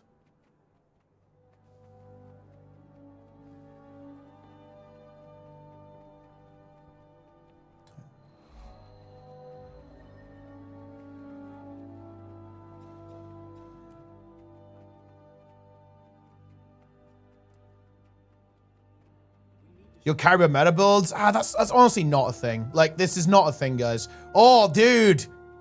Guys, you're triggering me. You're triggering me, chat. I'm getting mad. There is not really such a thing as like being carried by build, in my opinion. Like, if you suck, you're just bad. Like, to be honest, like you're just gonna get farmed.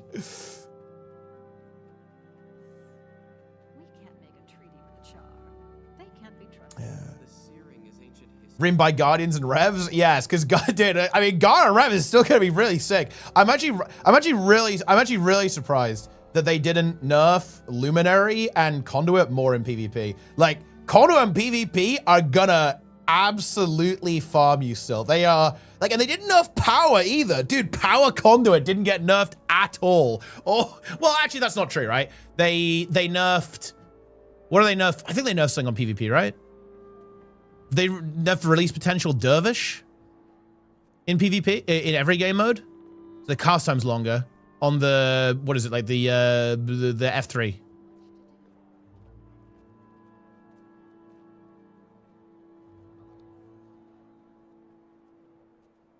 Oh, F2, sorry, yeah. Oh, yeah, and you have less stats, yeah. You don't have bolstered bonds is weaker. But I feel like everything that's insane is... wait, guys. PvP guys, help me out here.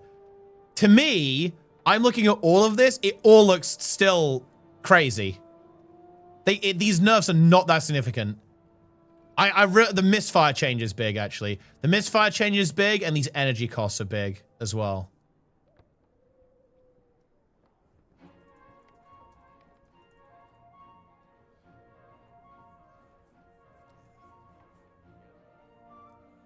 So there is that.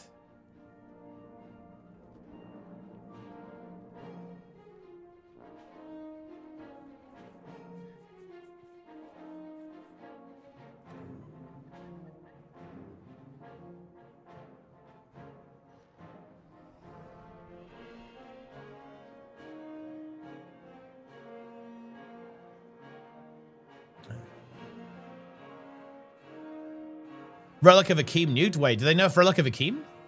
I didn't see that. Akeem? Wait, why are you talking about Relic of Akeem? Literally not mentioned the patch. I'm just asking? Wait, why specifically about Relic of Akeem? Vert looked cool. Great Sword Core Mesmer I played years ago. Yeah, Vert's fun. Vert is pretty mid in PvP, but it's kind of weird, actually. It used to be, like, really broken in PvE, but it kind of got out power crap by everything else.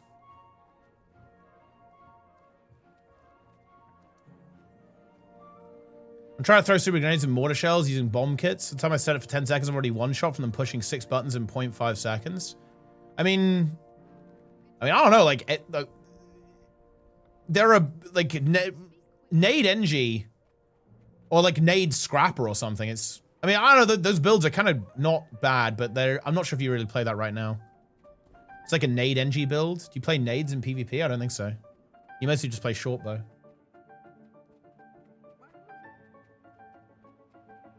Any Mesmet killing it damage-wise? Honestly, right now, not so much. NG is Garbo. NG is not Garbo. Amalgam is good.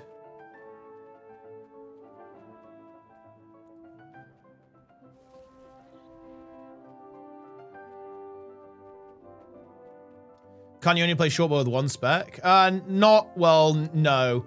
You need Secrets of the Obscure, but then you can use it on anything. Scrapper's benching higher than Amalgam. What's Scrapper benching?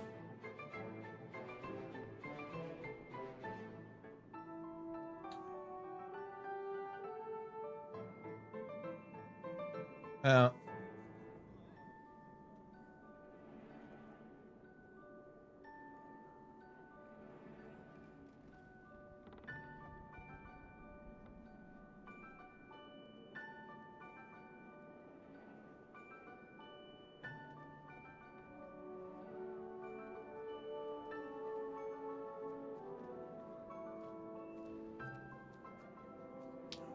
$45.5K? That's pretty good.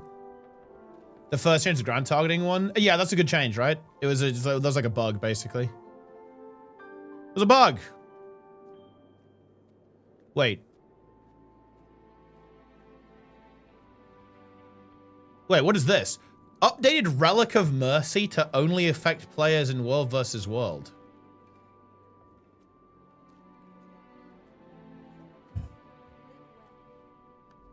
Huh?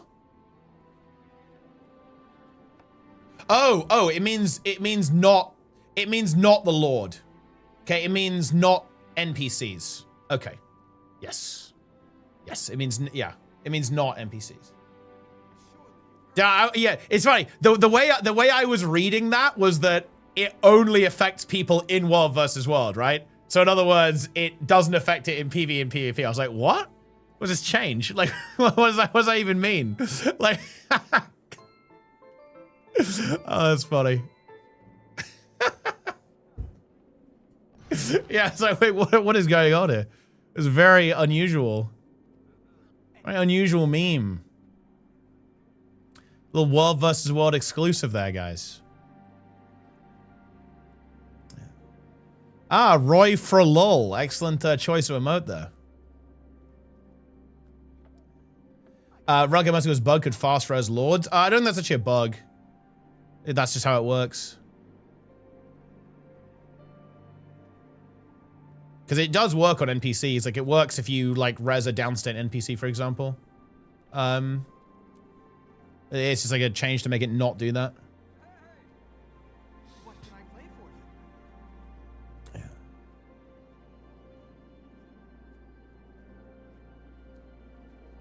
Guys, the nerfs are gentle. I'm just going to say it. This is a gentle set of nerfs. This is not... I was expecting this to be nuclear. This is not that nuclear. That's just the way it is.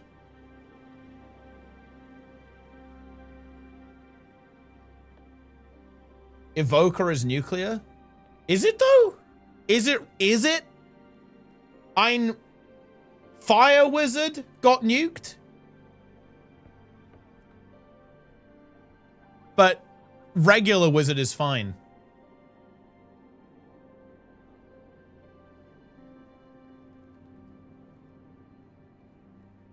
Fire Wizard is nuked. You are no longer a Fire Wizard, guys. I'm actually surprised they went that hard on it.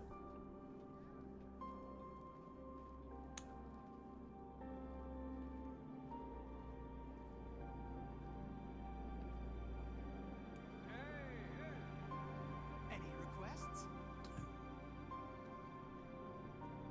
Gaseous State is such a cringe ability, giving everyone Giga weakness without the possibility of Condi Cleanse. Delete this ability. All right, guys. I think it's time for YouTube slop. Come on, guys. Do you want slop or what? War is the only spec to get core stuff nerfed. Yeah, but it also... They're pretty minor nerfs. And let's be real, these are borderline not even... They're not really that core. And bear in mind, they also like buff Paragon, whereas like nothing else really got buffed.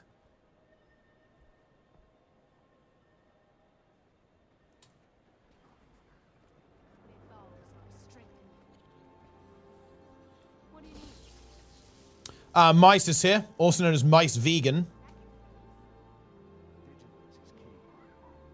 Rank 1 bear in World of Warcraft. He mains bear and augmentation evoker.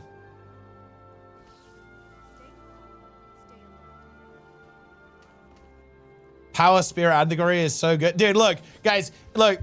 If you hate the fact that Thief is top bench right now, if everyone plays it, they'll nerf it. But until people actually play Antiquary, nobody's nerfing that shit.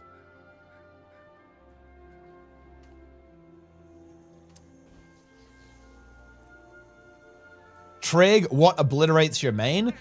Trig is one of the balance devs for ArenaNet. And look, it's balance patch day, so your main's getting nerfed. Simple.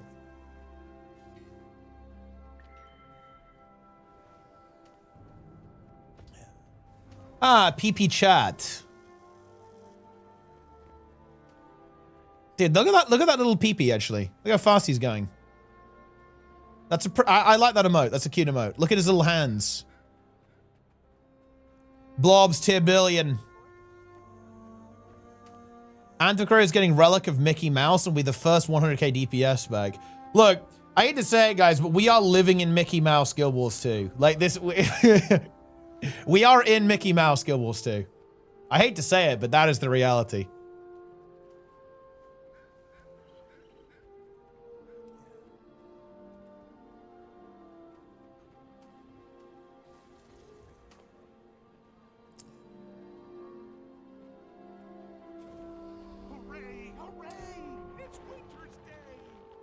Criminal class selection.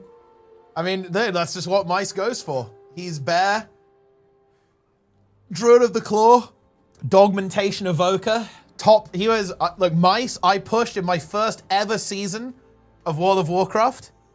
Me and Mice, we got title in season 1. I was playing bear. I'm sorry, guys, that was the good god comp. Bring back that god comp. Bear, Paladin, Org, Shadow Priest, Fire Mage. That was a good god comp, guys. That's all, and it was also very aesthetically pleasing. No other god comp has had a nice color palette, to be honest. Because that color palette is orange, pink, blue, white, and teal. That was actually a really nice color palette, right? Like, all the other god comps have been kind of ugly, to be completely honest with you. They haven't looked as good as that particular god comp.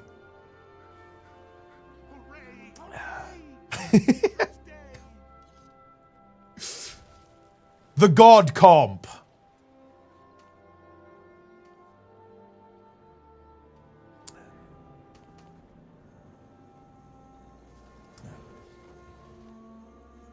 Real org. It was indeed real org.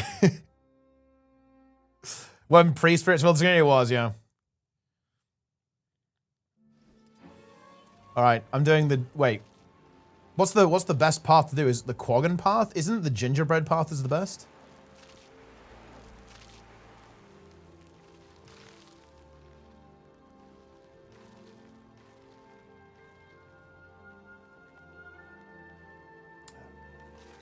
I'm going in.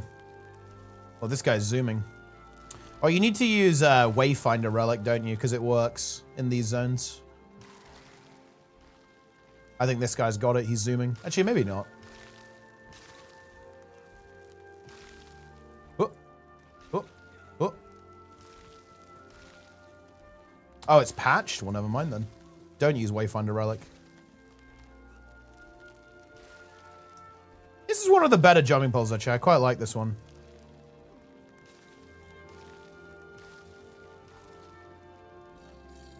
Do I like it better than the clock tower?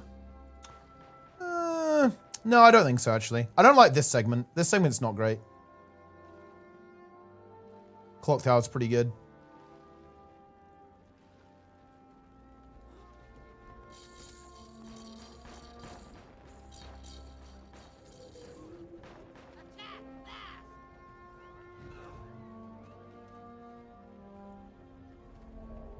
But I do like it. I do like jumping puzzles. I am a jumping puzzle enjoyer.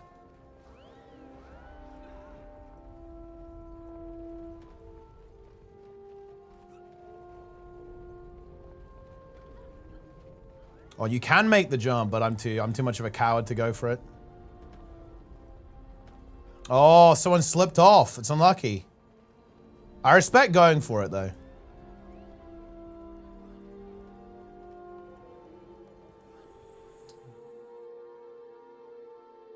Boom.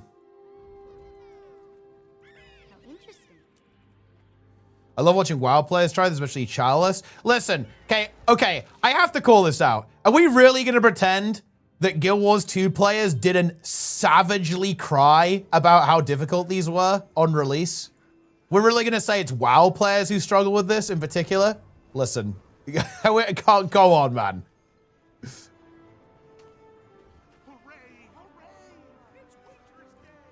Quick reminder, which... Do you want to talk about infantile mode, guys? We want to talk about infantile mode? How Guild Wars 2 players didn't like it, so it was renamed because infantile mode was too much.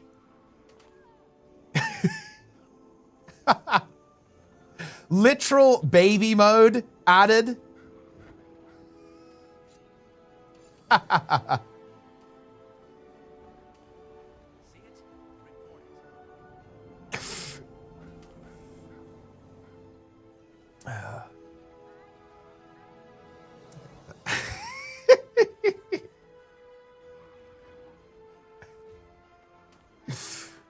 Bear in mind, guys, okay? They nerfed Su-1 because doing 7k DPS was too difficult. 7k DPS was considered borderline impossible. Never forget that, guys.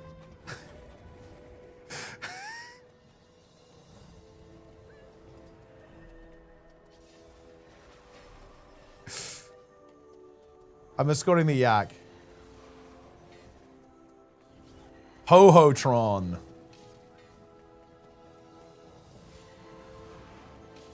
Progeny mode.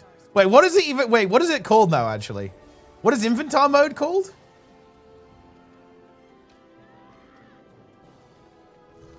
But wait, we got to get rid of this one. Playing with the infants. Surely that has to go too, no?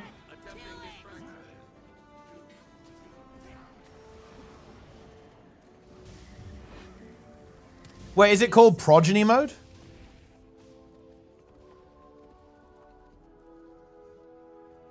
I actually don't know what it's even called.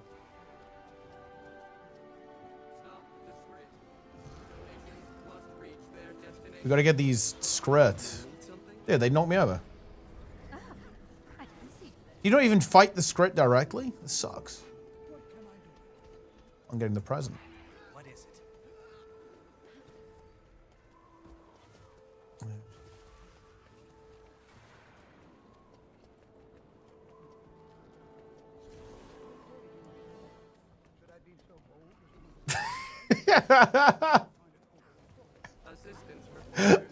I'm sorry, guys. I'm just thinking about fucking infantile mode, bro.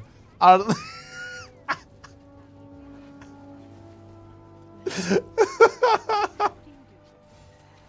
it's called exploration mode. Okay. Dude, ArenaNet was pretty base to call it infantile mode. Let's be honest. Calling it infantile mode was crazy.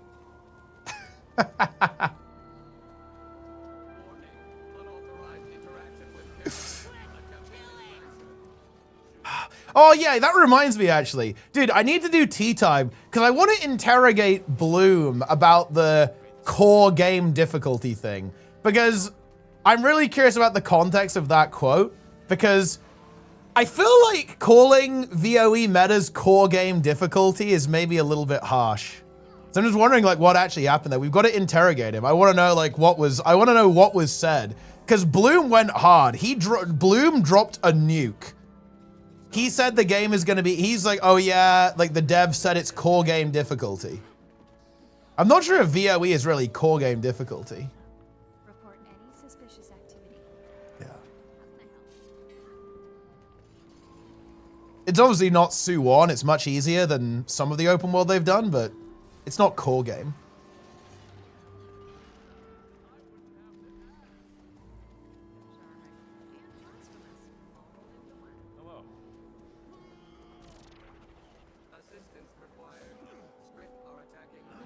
I love core game difficulty.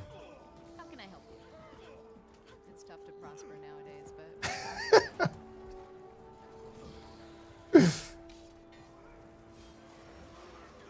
good to meet you. The Raza Condi load you like Potiphar HOT. Yeah, I think there was a lot of Condi in Janther as well, right? You just get 50 Condis from a Greerling. Do they nuke your build? Nah, I think it's actually fine. I think Rit in PvE is completely fine. Like, I think the only build that genuinely got hit pretty hard is Rit in PvP in World versus World. Like those build it actually got hit hard there. But not so much in PvE.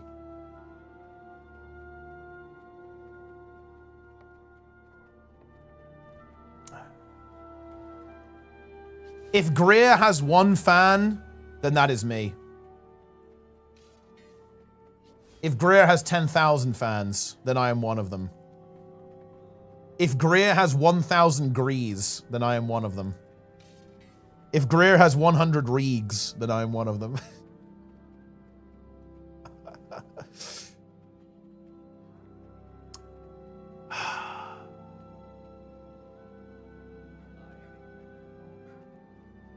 Greer these Reegs. I actually really like the way they went with that, honestly. The naming convention on Gree, Reeg, and Ereg was very high tier, actually. And then you have, like, the Proto-Grees. Snow Diamond? Yeah, Snow Diamond is 10 gold. I was up with that. That's insane. If Greer has no fans, I am no longer on Tyria. Correct. Ereg, yeah. Ereg the Breaker. Any irregulars in chat? I think you could argue that Plenix is irregular. At least sometimes. Sneb too as well, I guess, actually.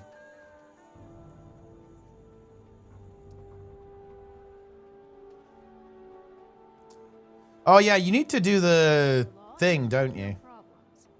Like the trade. Because can't you get like a draconic lodestone? Whoa. Plush Jorms. See it, report it. See it, report it. See it, report it. Oh, I heard you the first time. What is it? Show me your wares. Oh. Yeah, look at that candy cane hammer. Pretty cool. My time is precious. Get some decorations. Trader's plush chest. Oh. How can I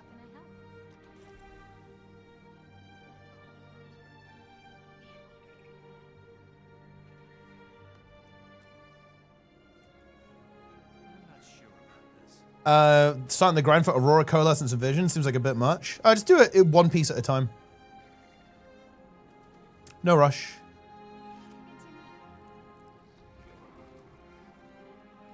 Balances, we have talked about them, but I will be doing YouTube slop in just a couple of moments, going over the changes. Because it is time.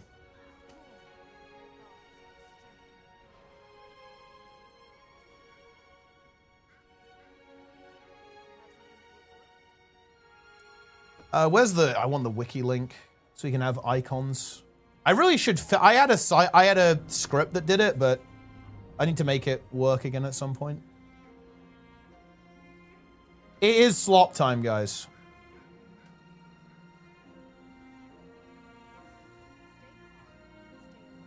Oh yeah, definitely do it with Season of the Dragons for sure. That is a good idea.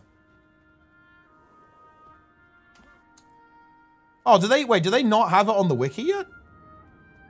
They don't have it on the wiki, guys. That's despair. That's crazy. What are they doing? They're slacking over there. Well, fine. I will have to remake my script at some point. Are you guys ready for slop?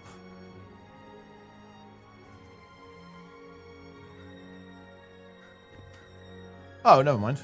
They are here. I just couldn't find it. Wait, that's weird. Oh, this... Huh. For some reason, I actually don't see it on the list of game updates. That's interesting. That's weird.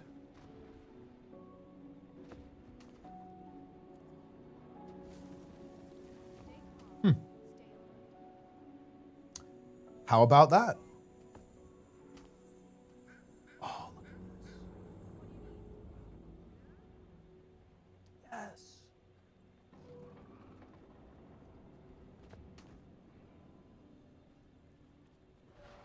So yeah, it is just Rit that I think took the biggest hit.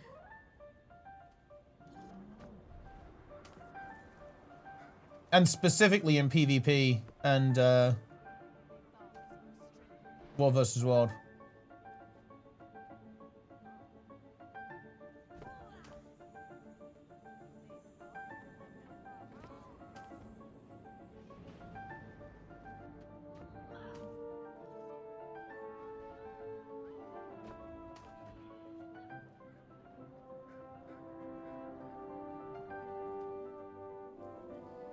The plush for us was 135 gold. Oh man, wow. Yeah, those snowballs, snowdomes are really expensive actually, yeah.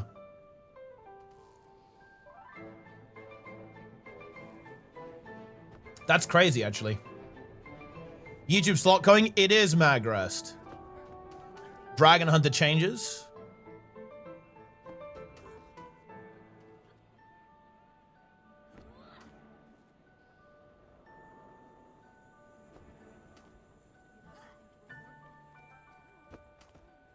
Slop has been delayed until morale improves.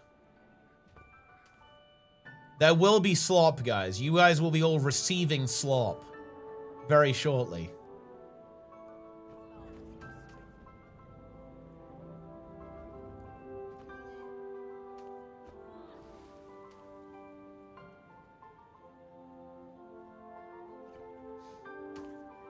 Evoker changes are despair? Wait, are they though? I mean, well, they are if you're a fire wizard. Oh yeah, yeah, so there's two things. Two things got hit hard. Ritualist in PvP in World versus World, and Fire Wizard. And I guess Water Wizard. This has got to be bad for Water Wizard in World versus World, no? Like the specialized elements, Otter Wizard.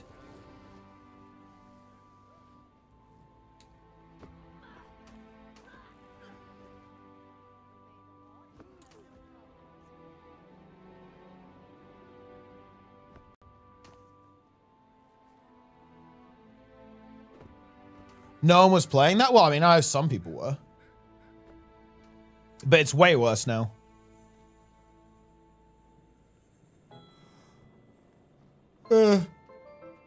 F5 still cancels F5. Yeah, I know that like the F5 is kind of bugged on Ellie, which is pretty annoying. They also didn't fix the Whirlbender bug in PvE with what is it, Tyrant's Momentum or whatever. So unlucky.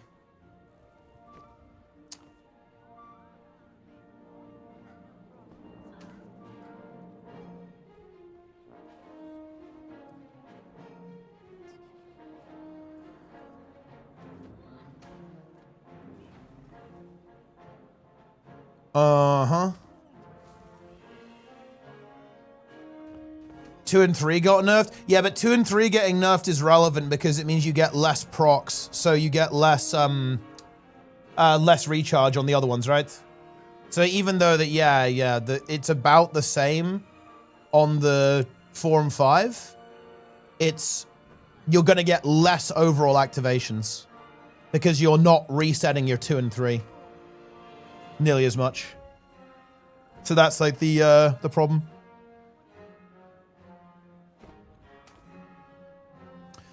Imagine to do Ura LCM. I think wouldn't we just play the same comp, Magrist? Like, what would we change? You just wouldn't play Rit. Like, playing Rit is trolling. Well, yeah, no, playing Rit is trolling. You just play more Evokers, no?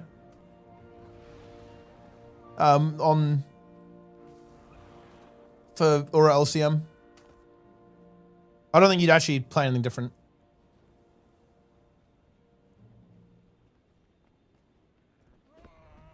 You play Willbenders? I mean, yeah.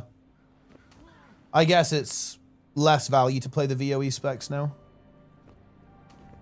Like, yeah, you'd play like 4 Willbenders, 2 Conduit. Because Conduit is still really big. It's still very high damage. So just 4 Willbenders, 2 Conduit. Wouldn't really change that much. Dogbender. Let's go through it, guys. Remember, Dogvoker, Amaldog, Lumadog, Doginary, Troubadour, that one works really well. Dogalist, Gale Dog, Conduog, Doguary, Paradog. Condog. Yeah, that's also another option. Doguit. Yeah, Doguit also works.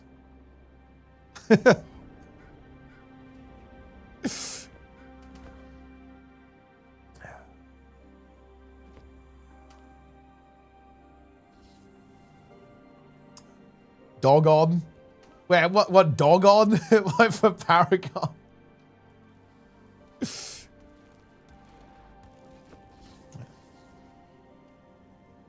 Troubadour, correct?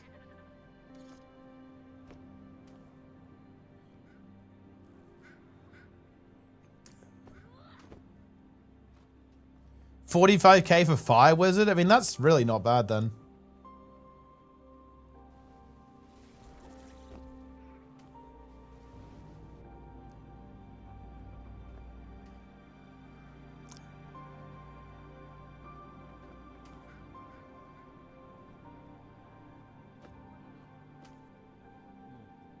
Guard dog. Dogs.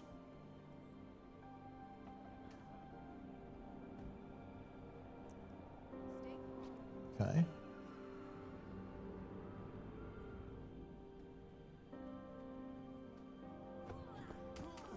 Elemental dog.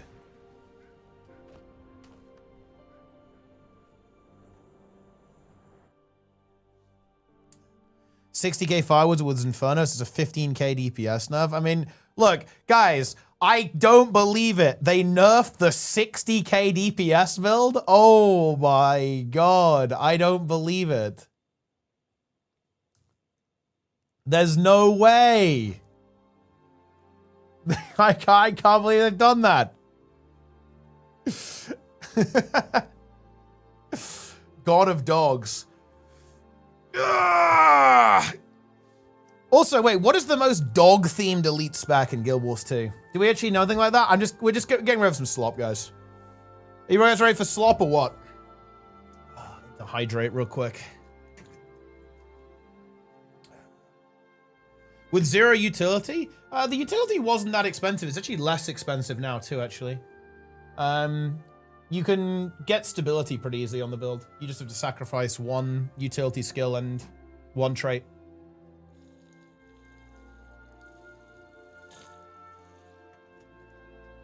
On Aura, for example, or our evokers had Toad Stance. Or Toad Meditation to give stability.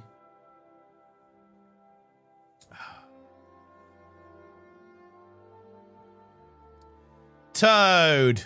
Dog Sworn? I think Dog Sworn might actually be the best one. That is very good. Dog Sworn.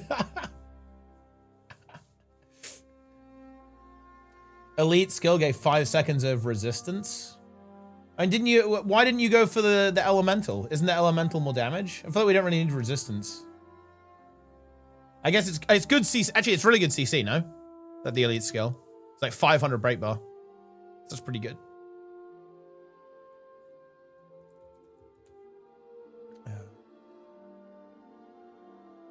A Boba reminder? Dude, Len, how does it feel? How does it feel that we gate kept Aura LCM? We got Aura LCM and then everything got nerfed. We pulled up the ladder with us.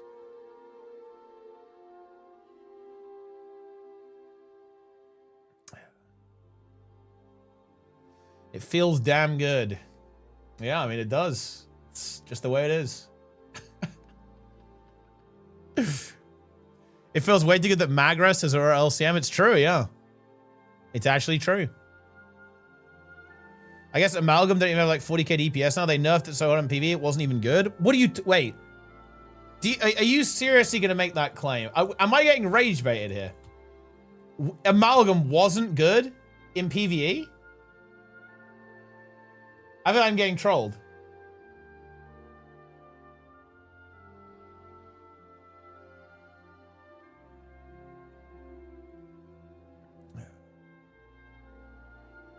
Amalgam was really good in PvE.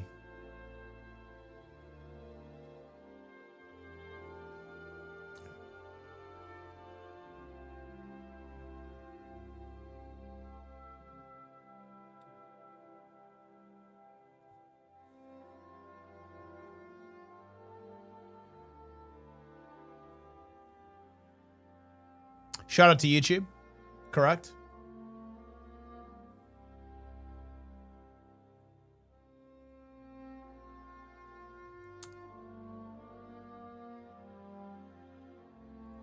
Give us the slop. All right, come on then. Come on, guys. Let's get some YouTube slop.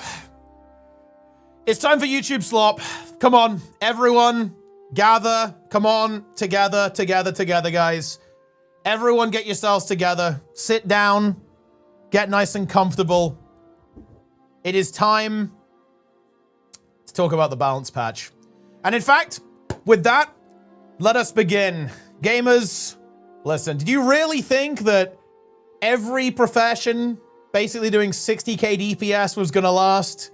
Well, TRIG has swung the hammer, and that is gonna be the end of that. However, I will say this, nobody panic just yet, because the nerfs are actually surprisingly gentle. Only a couple of really big ones that we're gonna be getting into. I'd say the really kind of notable big stuff is actually to Ritualist in PvP and World versus World. Fire Wizard also does take a fairly hefty nerf as well. So if you were really big into Fire Wizard, I do have some bad news for you, but don't worry, Evoker still looking good. But anyway, let's get down to it, okay? We're back in business. Shout out to YouTube.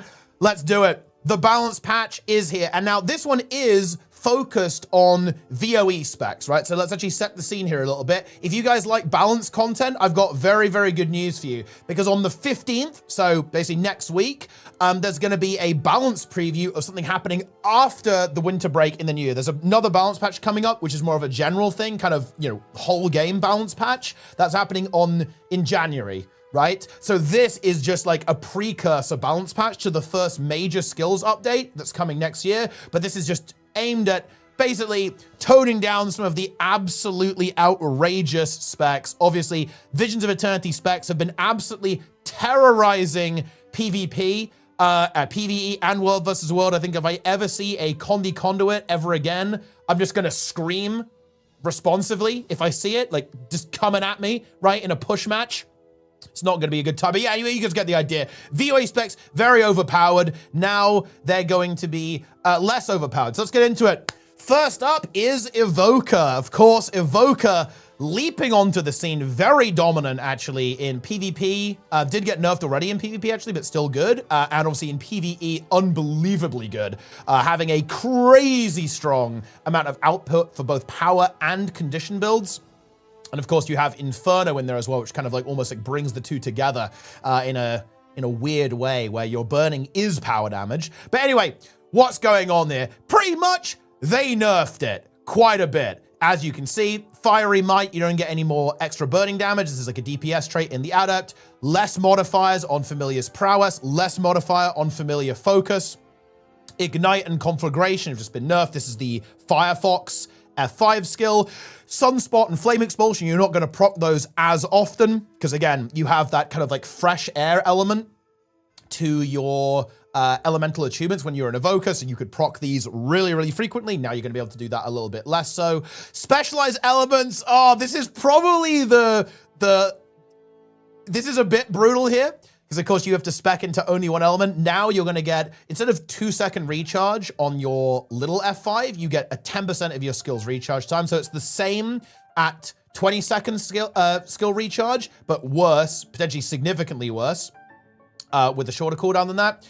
And the same thing on the empowered skill. So the big one, you get 6 seconds. You used to get 6 seconds, now you get 20% of the skill's recharge time. So why is this a big deal? Because what they've tried to do here, they want it to still be really impactful on your 4 and 5, like your ones that have a longer cooldown, but nowhere near as impactful on the 2 and 3. Why? Because what was happening here is that in particular when you use the empowered version, like the juiced up F5, it would fully reset everything and it would just give you so much feel. You could spam your 2 and 3 so much that you'd just be going crazy. You'd be constantly generating F5s, constantly generating more reduction, and it just like fed into itself. So what they've tried to do is still keep that flavor so you get a big reduction on your really powerful moves, but they don't want it funneling into itself. And look, the TLDR guys, this is about a 15k DPS nerf, I think, a lot of this stuff, for the Fire Wizard in particular. So Fire Wizard has taken a bit of a hit, but don't panic, because Evoker in general is still cranking, and this is going to be a bit of a theme.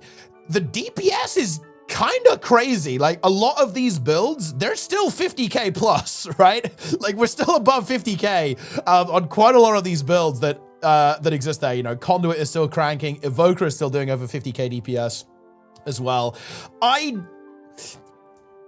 don't think this is the new normal. I think this is just like a first pass, basically. So don't get too comfortable above 50,000 DPS. Maybe we could see a new ceiling, okay? A new ceiling of 50k, because there's going to be a bit of power creep, right? But I think this is not the end for nerfs in PvE. I think they were just a bit conservative because they're going onto winter break, right? So if something is, you know, if things like completely unplayable, they don't want to leave it just like really, really bad. Like when they're not, you know, when they're not in the office able to actually fix it. So stay tuned. It's not the end.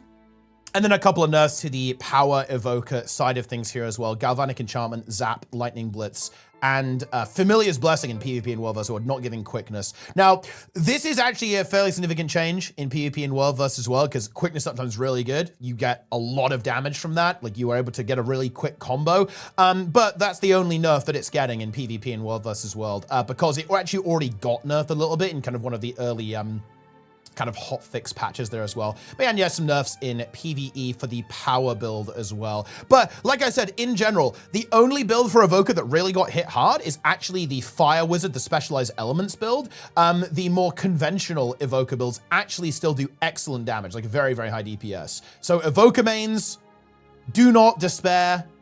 You're still going to be absolutely cranking with your chosen pet, okay? Where are my Toad Wizard buffs? I guess that's the big thing there. But yeah, in PvP and World vs. World, I think it is not going to be deleted either, right? Like, not having quickness, it definitely does feel pretty bad. That is a significant change here, 100%. But you're still going to get value. For sure. It's still like a high DPS, high mobility, high evasion build that I think has like some pretty big potential. So do not despair, my Evoker friends. To be honest, you kind of got away with it, unless you're a Fire Wizard. Next up, Amalgam. So same deal here. Nothing super surprising to us. Now, this is a really interesting build because the really strong part about this build was actually the burst, right? Like, it has some of the most absurd burst in the game in terms of a power build. Absolutely wild burst. It was just deleting stuff in fractals, deleting some of the faster raid bosses in raids, and also was really strong in PvP actually, but as a Condi build rather than a power build in PvP. Really, really good Condi build in PvP, and more on that later. But yeah, nothing too shocking, to be completely honest. Just nerfs across the board with, in particular, the power build. Getting some nerfs here as well. You can see just like the numbers going down a little bit. Like, it's, again, they're fairly gentle. Like, Amalgam, I think, is still going to do really well because its damage profile is really good for a lot of PvE content, because PvE tends to favor burst, right? A lot of the time, not every encounter to be clear, but a lot of PvE encounters love bursty builds, especially in fractals, especially in kind of all the raid content, all the strike content. And Amalgam is still gonna have that. It's still gonna do really, really well. But it's like end number, like its sustained DPS is gonna be a little bit lower. So I certainly wouldn't be I honestly would not be that worried about this from a PvE perspective as a power Amalgam whatsoever. And yeah, even a couple of buffs there as well, double Helix. You get more attribute bonus there in PvE. So it's kind of like the one you play on Condi, if I'm not mistaken, actually. So there's like a couple of even buffs coming through here to kind of bring some of these builds up to speed. But of course, that is kind of also to compensate for the fact that Willing Host lost a big damage modifier that applies to both power and Condi, right? So like a lot of these Condi buffs are kind of like compensatory, so that only the power build is like taken down a fair bit, essentially. Same thing here with Defensive Protocol Thorns, really weird one. It turns out Thorns does, like, you know, you become really spiky and own everything in PvE. Pretty funny with that one too. But yeah, in general, I don't think there's anything particularly outrageous here. Like, Amalgam is still definitely going to be good. And watch out for this, by the way, in PvP, because this build was kind of the build that you didn't play because Condi Conduit was so broken, basically, right? In PvP, and that build is getting nerfed. But I'll tell you what, no nerfs to Condi Amalgam in PvP. So I'll tell you what, guys, if you are a Condi Amalgam enjoyer in PvP, goodness me, you might be about to feast. I was actually expecting it to get nerfed because it is actually a very strong build. Again, it was just living in Conduit's shadow, to be honest, because of how dominant Conduit was. But I'll tell you what, guys, I think Condi Amalgam is going to end up finding itself in a pretty good position, I think, in this patch, because it hasn't really been touched in a particularly meaningful way, or, well, indeed, at all. In PvP, it's exactly how it was. But yeah, that's basically it for Amalgam. Nobody panic, still gonna be good. That is indeed the case. Yeah, nothing too unexpected there. It was very, very busted. And, well, speaking of getting away with it, I cannot believe that Luminary has got away with it, guys. Look, the Guardians are not beating the accusations of being the golden child here, goodness me. So, first of all, there was a bug. And that's why some of these numbers might look a little bit weird. Because it turns out that it was using the wrong weapon strength in PvE in World versus World. So they fixed that, and that means that every ability now does 64% more damage in every mode. But they're obviously nerfing the coefficients and so on to essentially compensate, right? Like, they're not just going to say, oh yeah, you guys get buffed by 64%. That will be funny, but they're not doing that. So again, just some nerfs kind of across the board. Like, Luminary in PvE wasn't really super insane. You know, it's weird. This build, in my opinion, is such a sleeper. It is such a sleeper, guys. Like, really, really, really is. Because it is so tanky. It has great utility. And it has solid DPS as well. And it's a Guardian, so you can take you know, Guardian abilities too. Now, it is a bit reliant on the elite skill bug, which is weird. But who knows? Maybe that's intentional now. But if they do fix, basically, there's a bug where, this is really funny, actually. This is a cool story. So the elite skill on Luminary, you kind of tether onto people when you leap on them. And guess what? ArenaNet reused the code from Magebane Tether that has a damage mod. So the elite skill has a damage mod on it. It's not supposed to be there. I think it's obviously a bug. But yeah, you get a damage mod on that. That hasn't been fixed here by the looks of that. So good news. But, you know, if that does get fixed, they'll probably compensate at the end of the day. But yeah, this build essentially is going to get, it's like a little bit of a nerf, I think. The number nerds are saying it's a little bit of a nerf overall in PvE. I do still think this is actually a very solid build, by the way. It's underplayed. Like, I think people don't like the rotation that much, so that's why it doesn't see a crazy amount of play. And it was definitely overshadowed by, you know, the builds doing insane DPS compared to this. But now, actually, I think this build might end up being a fair bit more attractive because some of the really egregious overpowered stuff has actually been toned down a little bit. And if you're kind of a player who likes to have almost like a hybrid build, you heal a little bit, you're going to be giving a lot of Aegis to your team, you're going to be extremely tanky. It's one of the tankiest DPS builds in the game. Lot of CC, lot of value, lot of stuff you can do to help your team out. This could be the build for you, to be completely honest. It's very good. I think very, very underrated. And now perhaps a little bit less underrated, but yeah, numbers going down a little bit over here. And then a couple of PvP and World versus World changes because these two things were completely broken. But look, like I said, guys, I cannot believe that support Luminary and DPS Luminary in PvP has got away with this. This is unbelievable. It's a menace. Like, it is an absolute menace right now, and it hasn't really been hit. Like, DPS Luminary is still gonna annihilate you. Crazy damage output as well. It's gonna be better in World versus World now because, again, I think it was maybe not doing quite as much damage as it was supposed to because of that weapon skill bug that was going on. The support nerfs are good. The build is OP, in particular that you're getting way less recharge on your virtues now by spamming your forge ability, so you won't have as many stun breaks, as many boons, as many cleanses as before, and a big reduction in the AoE healing. The AoE healing was ridiculous. It was like 10,000 AoE healing combined with the Castora Relic, which, by the way, is also getting nerfed because Relic of Castora is crazy good in World vs. World and PvP right now. That is also being nerfed. Basically, what this one does is it says when you heal someone below 50%, you get bonus healing. It was 25% more healing. Now it's 20%. That's going to affect a lot of heal builds, certainly the Luminary, for sure. But I still think it's basically going to be the best healer in PvP. It's still going to be really strong, and so is DPS Luminary. I am actually really surprised. I'm actually really, really surprised really surprised to see not more aggressive changes to the PvP side of Luminary. So if you like support Luminary, if you like DPS Luminary and PvP, I have very, very good news for you. You are still basically good to go. Just a slight reduction to the Resolute Stance AoE healing, so that kind of hybrid element of the DPS Luminary and PvP, and of course reductions in healing and kind of boon uptime in support, but still going to be really, really good.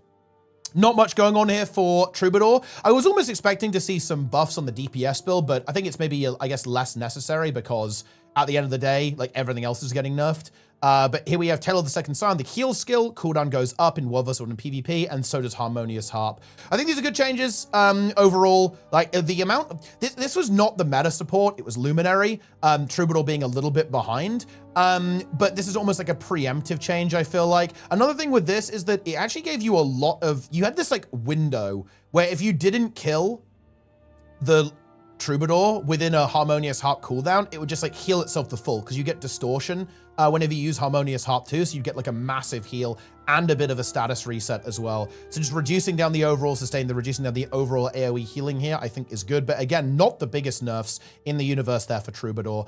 Heal skill is more of a significant one, like 15 seconds to 20 seconds is a pretty big deal here. But this build is certainly not going to be bad. It has like good boon uptime, very strong healing and barrier, actually really, really good healing and barrier. So nobody, don't worry about that. And same in PvE. In PvE, no nerfs needed. Like, it's weird, actually, in PvE, healers are in such an unusual spot because healers are so strong in PvE. Even when you drop something like AoE Distort, every boon in the game, 5 billion healing a second, it's not enough to dethrone like the most broken healers. It's so funny. Continuum shift and improved alacrity is one hell of a drug. I think Chrono honestly needs to be addressed before you start seeing like other healers start to actually be competitive, because the utility and the boon diversity and the rapidity at which Chrono can deliver all of that value is just unmatched right now. So it's weird to talk about healers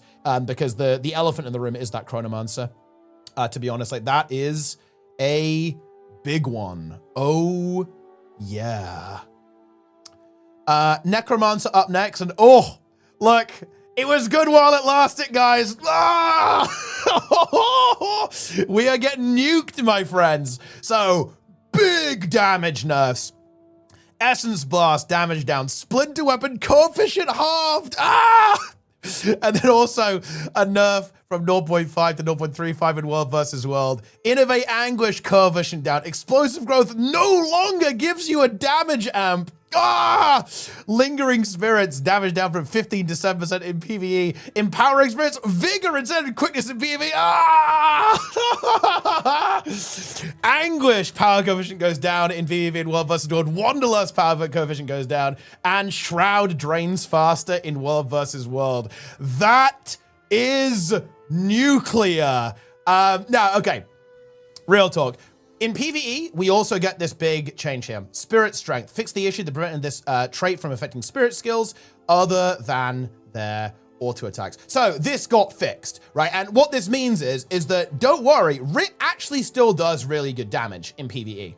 But now you have a much bigger differentiation between quickness DPS and full-on power DPS. Because bear in mind, previously, yesterday, right, there was almost no difference. In fact, I played Quickness Ritualist for Ura LCM, and I actually just played Quickness even though I was technically a full DPS, because it's such a little loss that it was basically better to play the Quickness trait, because if you even dropped Quickness for like a couple of seconds, you'd be better off throwing the Quickness trait, right? So you just have more boon coverage, more value, and you just don't care about a pitiful amount of extra DPS, right? So what happens now, if you play full DPS, you're gonna take this, it's gonna give you proper damage now.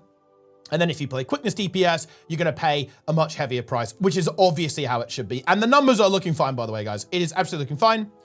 Quickness DPS Writ is still doing excellent damage. And bear in mind, Quickness Writ has mega utility. You have projectile block, you have healing, you have cleanse, you have stability, Aegis, and resistance packaged in to your build. You have really good CC. You have the ability to take Weapon of Warding, right? Like all this kind of stuff. You have like AoE healing you can do. So Quickness Writ, still one of the top Quickness builds, I think, out there. DPS Writ, kind of in a similar situation. Just, you know, less ridiculously overpowered. And the same thing is there. The really big one, ooh, Writ in PvP is an oofy, goodness me. The quickness was so good. It allowed you to really line up, very quickly get your spirits up, very quickly connect all of your damage. And because you had a lot of damage kind of baked in, it allowed you to also be really tanky by taking blood. And oh, right now, like, poof, you actually lose so much damage from this. I feel like the build might have to change. Like, you are gonna struggle, I would say, with the current Ritualist build. So you're gonna have to do a little bit of cooking, I think, to come up with something. The same build will work 100%. It's just that the damage reduction is very significant here in like what you can bring to the table, and that was like a really big part of this build. I think it probably unless there's a new build, I think this pushes Rit out of the meta, I think. Because like there's still really strong builds and other stuff didn't get nerfed as much as this in the context of PvP. But we'll see. We will see. It was a pretty disgusting build. So, and in general, yeah, like quickness uptime, I think is quite toxic in PvP and World versus World. So I don't hate that being removed there as well. But I think, yeah, you might end up playing like a much more aggressive build, maybe like more of a traditional Necro build where you're kind of an all-out DPS and you're going to be kind of a bit more reliant on a support potentially, whereas, you know, the previous build was like pretty independent. Or you might just simply end up being more of a build that takes 1v1s, right? And you're kind of like locking down nodes. You're playing 2v2s a lot, because again, if you take Blood Magic and you play the same build, you're still going to be pretty gnarly actually in like a 2v2 scenario, kind of a skirmish scenario. But you're just not going to have that kind of killer punch. Like you're not going to be able to rely on your own damage. You're going to need to work with other players to actually like bust through some of the defensives of the enemy teams, I think. But yeah, that is the deal there. But yeah, maybe we see some like crazy big power Rit builds coming out that are super aggressive. We'll have to see what happens there. And yeah, in World versus World, I mean, Splinter Weapon is getting nerfed a fair bit, and the Shroud Drain as well, so you're not going to be able to absorb damage quite as well. I think, honestly, pretty justified changes too. Like, I mean, all these changes are justified, right? Like, this stuff, Rit was pretty broken coming into the expansion, so we love to see it, guys. We absolutely do. But I think probably some of the most aggressive changes have actually connected onto the Ritualist, so bad news if you're a Ritualist enjoyer, guys. You really, really hate to see that, but that is just the way it goes, my friends. But yep, that is the end of that. But don't panic. Rit, I think, still going to be good. Definitely in PvE. World versus World, I think as well, to be honest. Like, it took a bit of a hit, but not that much of a hit. I think it will be fine. Overall, I think, like, Splinter Weapon is obviously a bit unfortunate, but, you know, stuff like that is kind of disgusting, right? When you have this kind of, like, instant like, AoE Venom type ability.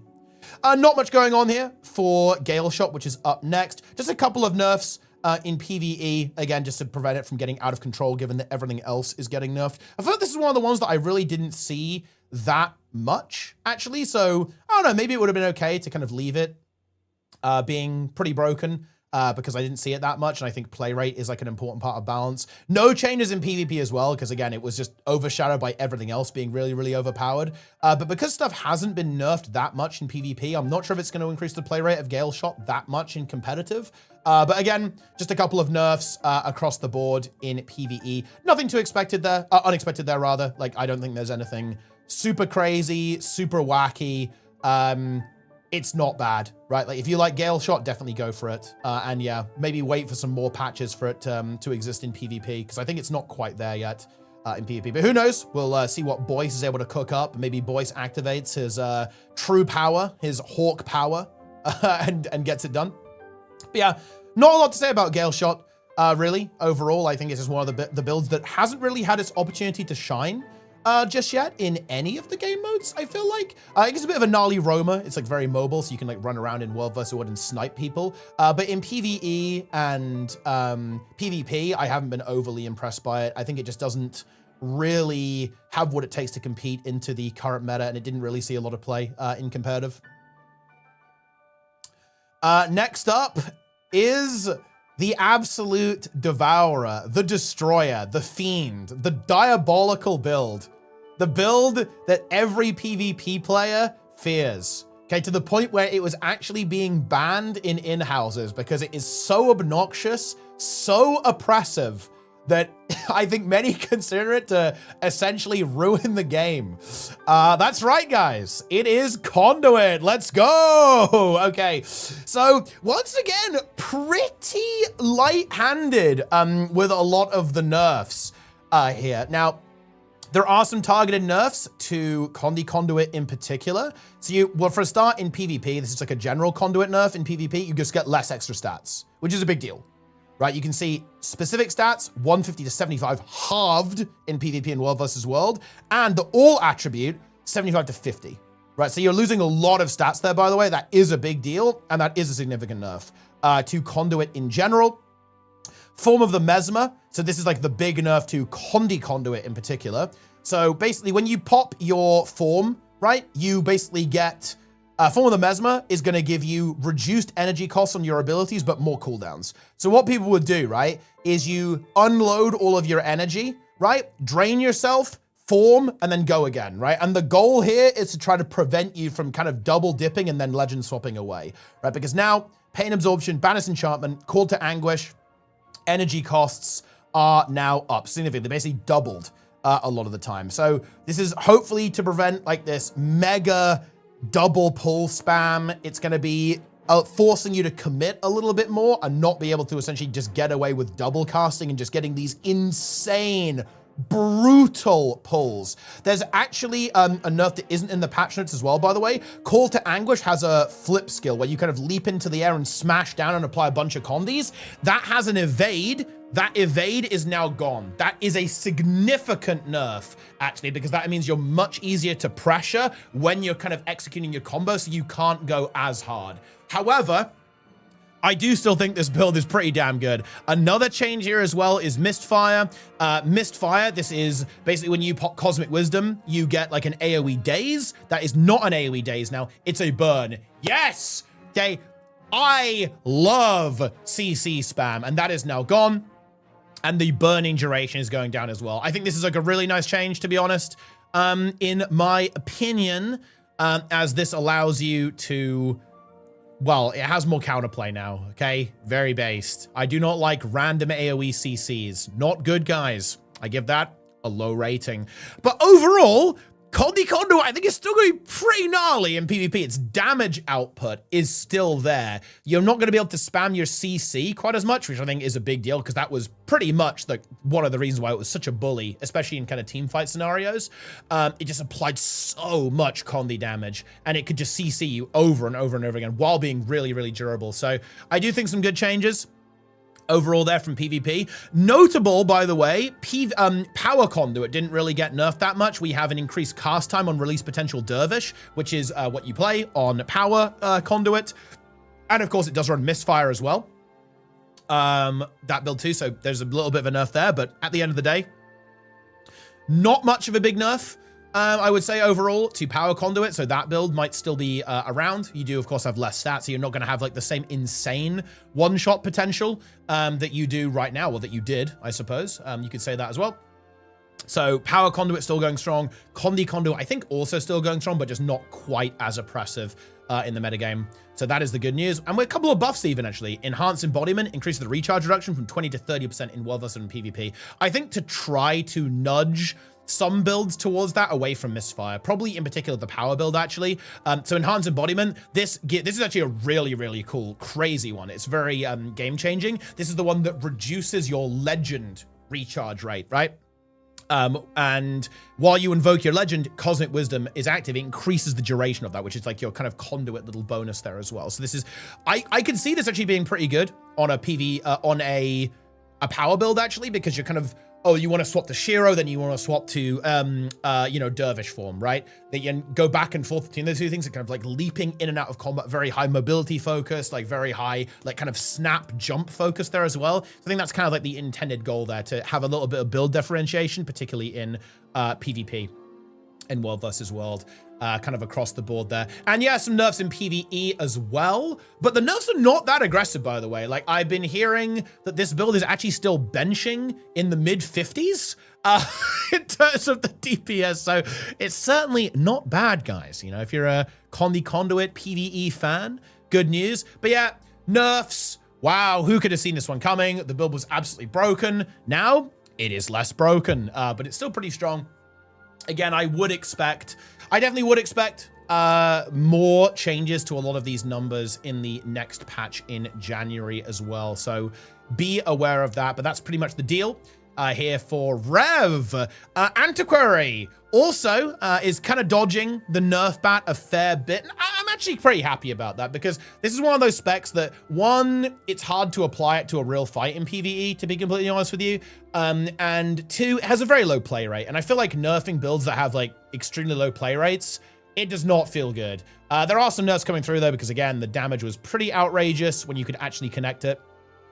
So combat high, damage is going down there as well. Persistent Order defensive artifacts give you alacrity instead of regen. So basically both versions of that, the offensive and defensive, are both going to give a lack now on that. I think that was kind of a oversight, if anything else, right? Rather than a buff. It was probably supposed to be that way all along. And then some of the abilities here, like the Forged Surfer Dash and the Mistborn Mortar, they are getting changed a little bit. Mistborn in particular is getting a little bit nerfed to reduce damage there a little bit. And the Forged Surfer Dash is actually having a bit of quality of life. Like the radius of the bombs is going up, so you can kind of connect it a little bit easier. Those are the changes that are kind of needed here, to be honest. Like, because Andogre is kind of a weird build, right? It's very good when it works. It just doesn't work in that many places. And I think the RNG factor probably does like slightly drive people away from it a little bit. So I think the main issue with Andogre is kind of quality of life more than anything else to actually change. But yeah, not that many particularly major changes there. As well, just some damage reduction here on the combat high. You just get 20% mod as opposed to a 30% mod, and then some burning duration here as well. So yeah, on the fights where it works, it will still be really good. On the fights where it doesn't work, it will still be weird. Oh yeah, and a little bit of a nerf on the Stone Summit cannon as well. So yeah, with the backfire, less burning and less burning on the regular attack there too. But yeah, nothing super crazy to Andogre, because again, it wasn't really breaking the game in any major way. So I kind of like that. You know, if this build does get out of control and it starts just, you know, going berserk and just completely ruining the game, then we can nerf it. But I think, you know, we'll let the Antiquary enjoyers have their fun, at least for the time being. But yeah, what this class does really need is some quality of life, I think. To make it a bit more playable. Oh, thank you very much for the raid, by the way, Aether Kitty. That's very kind of you. Aether175 raid. Love to see it. And finally, last but not least, of course, also escaping the nerf bat here, is Warrior. Like Paragon, Paragon I think is really exciting because now that other builds have been nerfed a bit, that kind of gives Paragon a bit of a time to shine. Like Paragon in PvE is so interesting. Like it actually applies every boon in the game, like almost permanently too. Like it's actually really cool. It does lack a little bit of CC, and I think that would be nice to maybe give some bonus defiance damage to Mace and to the staff pull as well, so it can kind of help out with that, and maybe like make on your knees even stronger actually, so you have like really good CC options, or reduce the cooldown of Rampage quite a bit actually on Paragon. That would also be pretty good, I think. So I think there's some room for improvement on Paragon in terms of the utility. Also, you're relatively locked in to banners, and that makes it kind of difficult to take some of the utility. Like I think the utility skill flexibility is quite mediocre actually on Paragon in PvE, and I think that leads to a couple of problems with being able to adapt to fights. Like adaptability is really key, and that's why Chrono is so good, because you can basically take whatever skills you want. So Warrior does have a bit of a struggle with that in my opinion, but like on paper, the build actually can be really, really strong, especially because we're getting some really cool quality of life. Actually, I like this. This change in particular, I think is really cool. Inspiring Implements. You get adrenaline when you weapon swap, as well as motivation. And I think this is trying to free you up from discipline a little bit, I feel like, because a big part about discipline is that you get a weapon swap when you get adrenaline when you weapon swap, right? In addition to the reduced weapon swap cooldown. And when you combo those things together, this is actually crazy. This means if you have discipline and Paragon, you're going to get 10 adrenaline whenever you weapon swap, which is really nice and on a very short cooldown. And this really, in my opinion, this really smooths out the rotation in PvE, which I think is going to feel really good actually, because in particular, the opener could feel just a little bit awkward, to be honest, on Paragon at the start of a fight. But with this, that really smooths that out, because you can just start on a weapon, swap, boom, immediately get your first chant off, immediately get your kind of boon engine going directly at the start of the encounter. So I think this is a really nice change. It's going to feel super smooth, I think. For support builds. And I think there's some really interesting potential for more aggressive Paragon builds actually in PvP, and indeed support builds in PvP as well. I think that I am really, really looking forward to seeing Goku play support Paragon and give that a go, because I think there's some real potential. I would have liked to have seen some more nerfs to support Luminary and Troubadour, because I do feel that numerically Paragon is just a little bit behind. That might cause it some issues, but I wouldn't be too confident in that, because especially if you end up maybe playing 2 supports, that's where Paragon can be really good, because as a secondary support, it's really nice because you can be a bit more aggressive. You've got the dagger as well. You can kind of get in there and provide some value there. And it has amazing boon coverage too. So when you combine Paragon with another support, it's actually amazing in PvP. You should see the boon bar. If you've got like a Luminary or a Troubadour and a Paragon, the Paragon has the res utility, the Troubadour doesn't, right? So you've got the War Banner combined with that. The boon output is kind of crazy, actually. So this is a very interesting, very interesting build, I think. To see how it's going to pan out there as well. And we'll see if any more aggressive builds can end up popping up there as well at some point in the future. We do have some nerfs though, because again, I think Paragon was really, really good in World vs. World, has like very good boon output, very good support capacity. So we do see some nerfs in World vs. World to staff as well. So Might duration, Fury duration going down, Aegis duration, Prot duration going down in World vs. World specifically. This is a little bit of a side nerf to some of the roaming builds too, because a lot of roaming builds actually use staff on Warrior because it just has that mobility, utility, sustain. So you kind of have your aggressive weapon and then you have the staff as your defensive option. This is kind of how Warrior's always been. You have like Greatsword and then Dagger Shield. But, you know, a lot of the time you can go with like, you know, Greatsword and then Staff, for example, or Spear and then Staff is like very common right now because you have the Spear for the aggression and you have the Staff to kind of restain and kite.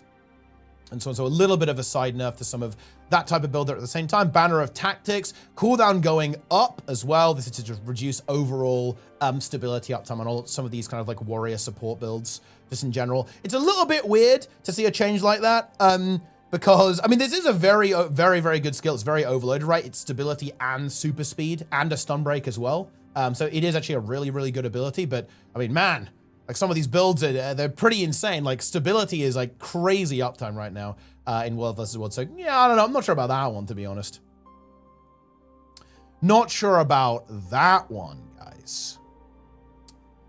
But yeah, couple of buffs in PvE as well to make it do more damage. That's another bit of a theme here as well. Brisk pacing damage goes up as well in PvE. Because again, Paragon DPS, I mean, it was mediocre. Let's be honest here, guys. It was mediocre.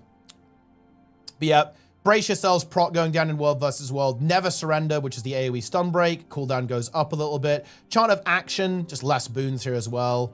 And same with Chant of Freedom there, like less resolution, less Prot. Less Prot, less resolution, less might in World vs. World, and less fury in World vs. World 2. Like, I honestly, I don't know. I don't know, guys. I feel like I got to stick up for the warriors here. Like, was that really necessary? This feels like a little bit overkill in my mind. I'm not sure if like Paragon was like mega oppressive in World vs. World in the support role. I think it would have been really cool to, I kind of like Paragon, actually. It's a fun playstyle, I think. It would have been cool to give it its time to shine. I think it will still be good, though, so it's not the end of the world. That the changes aren't going to, like, delete the spec from existence. Because bear in mind, you play this with full boon duration, right? So you have a lot of boon duration on all these effects, so you still have the ability to pump out some serious boons. And I think the Inspiring Implements change is actually really nice, too, overall. So yeah, that's some pretty cool stuff for Warrior. Couple of nerfs here and there. I'm not the biggest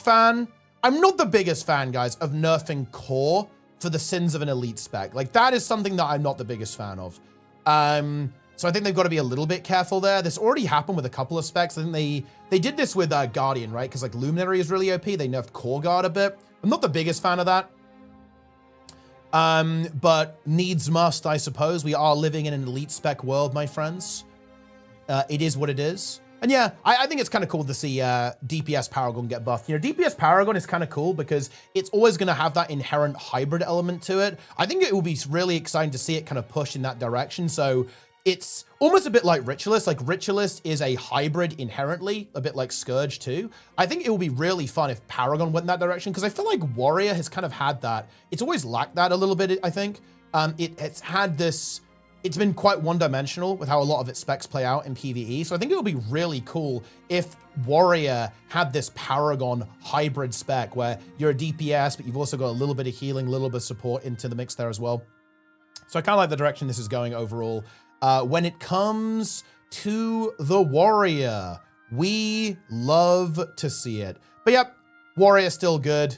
Everything's still good, really. And I guess we can kind of wrap up here. I think there was another little change that we can talk about that's kind of amusing here. The Relic of Mercy doesn't work on NPCs anymore in World vs. World. There was some crazy Lord reviving shenanigans going on there, where Relic of Mercy would, of course, restore it to full health, basically.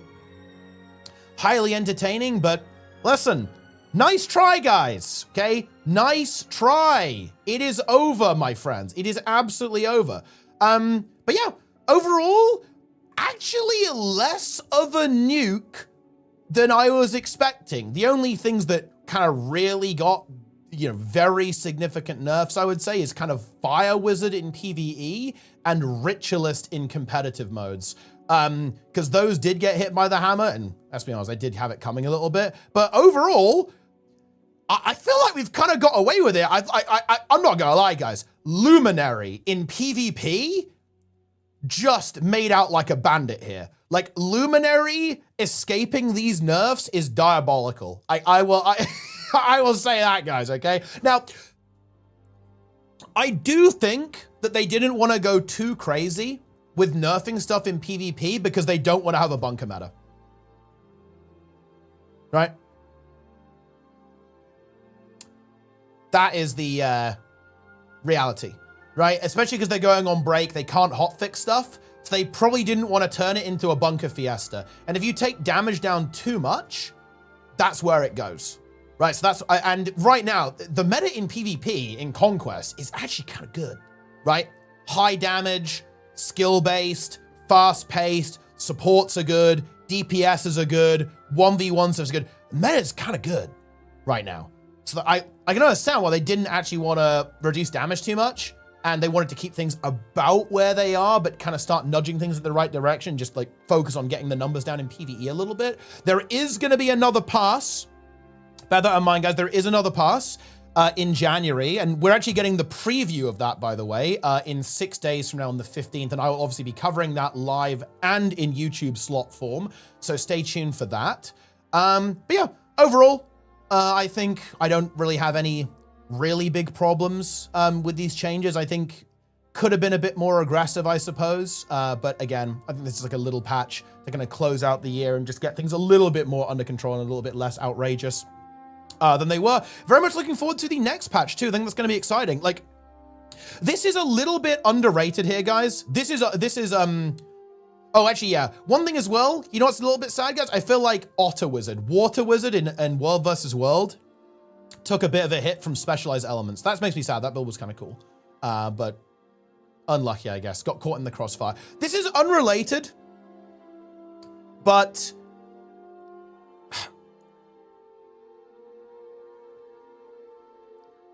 I have a concern. I hope we see a general fixing the expansion pass at some point. I was really hoping that we were going to see, in addition to these skills changes, I was actually hoping that we were going to see oh, let's fix the meta rewards, because the meta rewards are kind of scuffed, right? They're quite weak in VOE. Let's fix the heart rewards, right? There's a couple of things about VOE that are so close to greatness, right? There's some bugs, like with the mirrors, for example. They have some bugs with like chests rendering properly or like appearing properly. Like that system could use a little bit of a polish pass there as well. And I'm getting a little bit worried about when is that patch gonna happen, right? Like I really wanted to see that in the first patch, like at the, you know, the end of November. That didn't happen, unfortunately, and we still haven't had that. So that's my main concern going on here. But with any luck, we will actually get that next year. So I'm hoping that we get some news regarding that. Of course, we are going to get some, there's probably going to be a studio update coming soon. So that will probably give us a little bit of an idea into like where we're going into the next year. Stay tuned for that. Again, that will probably be next week if I had to guess, but who knows? But yeah, overall, not bad. I would say definitely a good start for the balance. Oh yeah, they also fixed the snap ground targeting breaking LOS bug. That was pretty obnoxious, but now it's gone. We love to see it, guys. We absolutely love to see it. But yep, overall, that's it. Hopefully we get a kind of general expansion polish patch at some point. Next balance patch is going to be pretty exciting as well when we see what they're going to do with everything in the entire game. Good luck to the devs, by the way, guys. Good luck to the devs, trying to balance every elite spec in the game simultaneously in every game mode. CMC and TRIG have got their work cut out for them, my friends.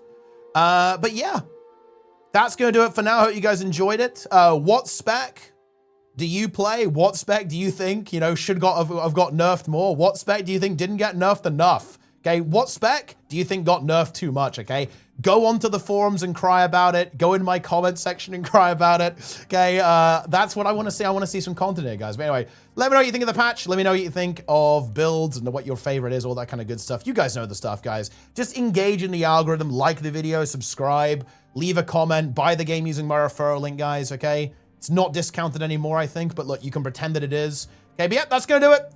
Thanks for watching, guys. Hope you guys enjoyed this edition of YouTube Slop. I will see you next time. A lot of very exciting stuff coming up. Oh yeah, Twitch drops actually coming up very soon, guys, on this Thursday. So yeah, if you like Twitch, come back for the last set of drops. You can get a chef's outfit, I think. Very exciting. Stay tuned for more. Shout out to YouTube. Watch on YouTube. Watch on Twitch. Comments, like, subscribe, follow on Twitch. Engage in all social media. Like video. Type 50 comments. Come back on like 20 alternative accounts and like reply to yourself. And that's it. Thanks for watching, gamers. Take it easy, my friends. I'll see you next time. Boom. Slop completed.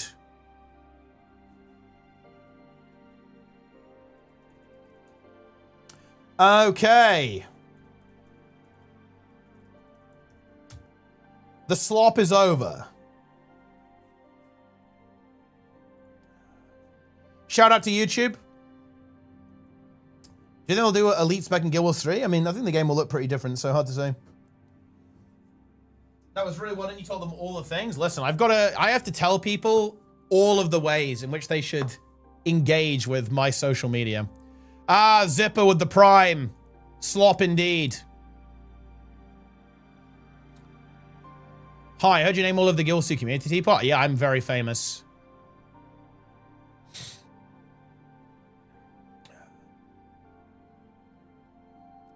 Ever fixed bugged legendaries? Juggernaut's been bugged for over a year now. What's wrong with it?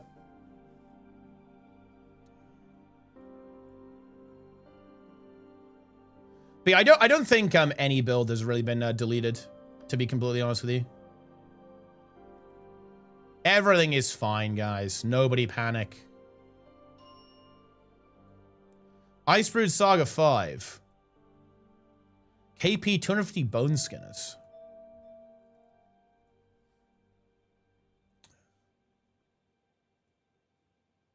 Ritualist 2 is an interesting skill. Wait, what's wrong with it?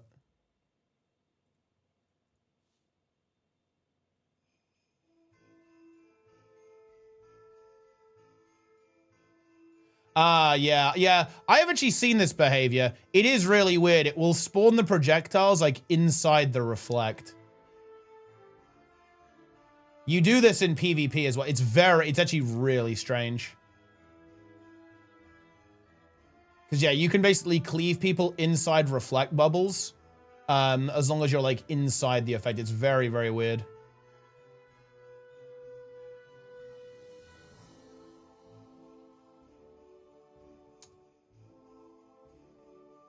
E doesn't joke around. I've never seen KP on NA. Yeah, but you never see pugs on NA either. So it's kind of a little bit of a trade-off, right?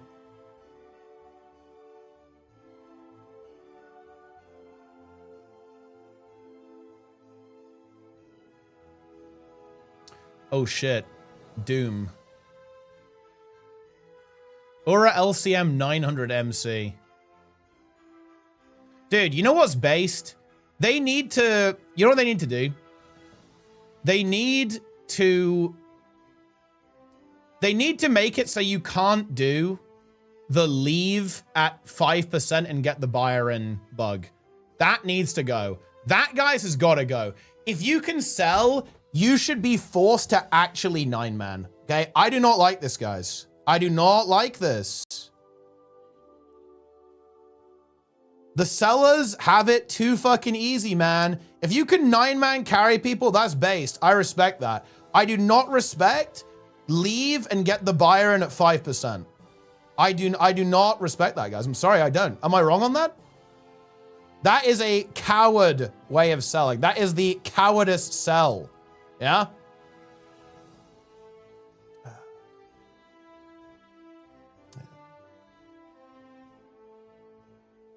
Unacceptable, my friends.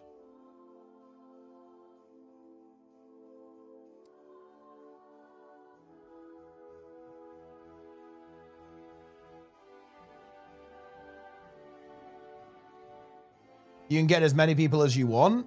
Well, I mean, I guess you could drop 2 people, I guess. You're kind of playing with fire if you do any more than that, though, but which I guess is pretty funny.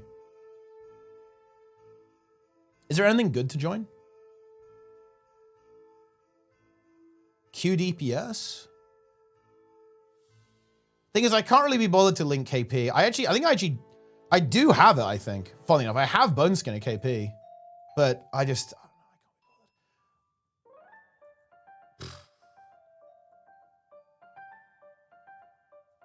Icebrood Saga 1. Dude, actually, check this out. Jester sent me this fucking bomb. Check this out, guys. Icebrood Saga 1.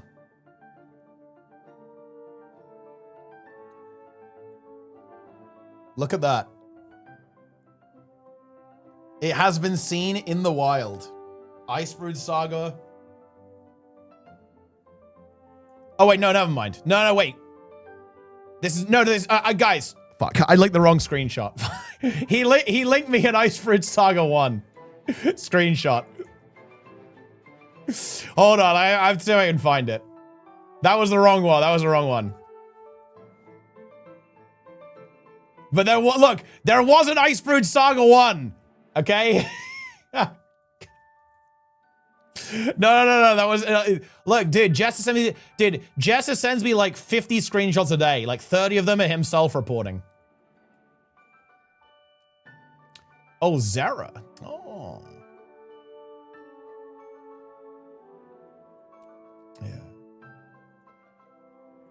Dude, Icebrood Saga 1 happens.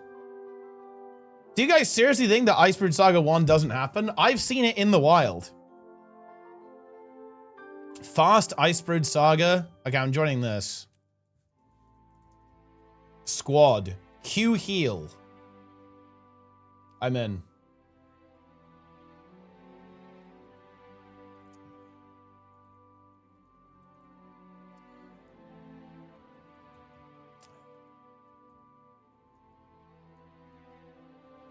I am a Q heal.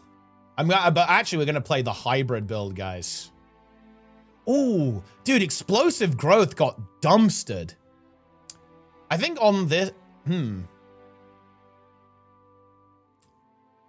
feel like it makes Spirit's Gift way more attractive now on this build, I think.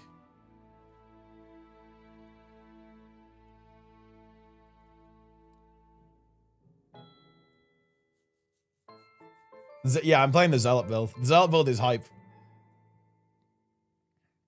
Can play Soul Marks. We don't need Vuln, really.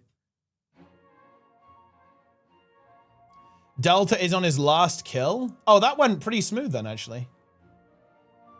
What? Okay, guys, Delta is doing... Okay, what day do you guys think Delta breaks? Like, at what point will he mentally break? And just be forced to give up, be forced to concede. Also, wait, Miragon is here. Don't report me. I am going to report Miragon for getting picked like 50 times.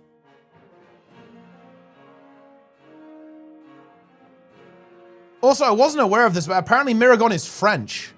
I was not aware of that information, guys.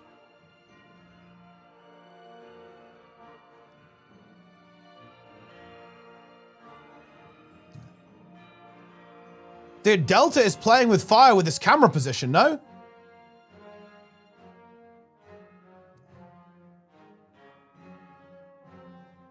Oh, picky! Oh, no. Oh, dude, the mech actually put it out of the pick.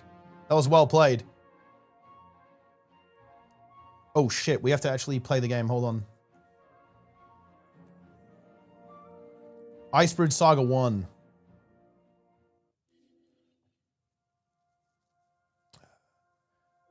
Wait. Huh? Dude, did bro get picked? Wait, he failed. Wait, Kaita failed green. Ooh, that's nuclear. That is nuclear, guys. Oh dear. Oh dear. And it's probably fine. They just need to back up Kaita. Doom CM, codename the Breaker. Dude, see, this is what I'm talking about, man. Like, look how depressing warrior utility skills are. You guys seeing this? It's so fucking miserable. Taking for great justice.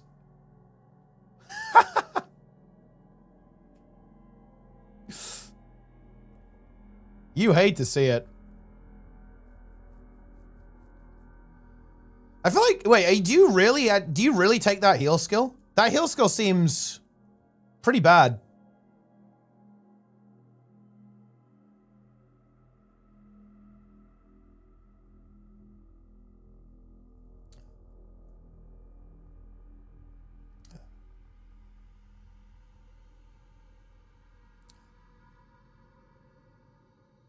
$15 units a party? Yeah, that's pretty mediocre in PvE, to be honest.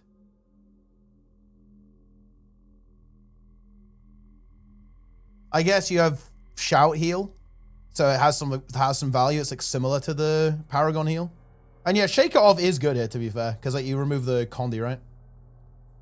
Oh shit! Hold on.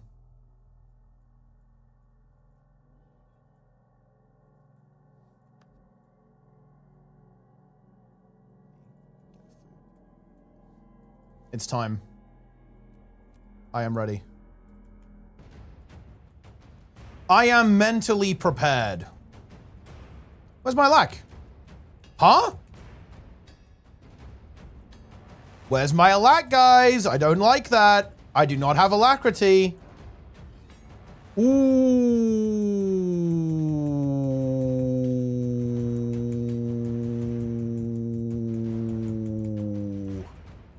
No, how am I the alac? Yeah. I said Q heal. I said I am a Q heal, guys.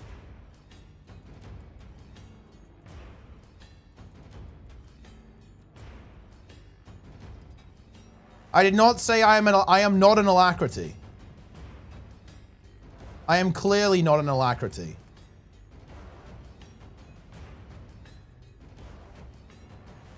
Okay, Icebrood Construct is down.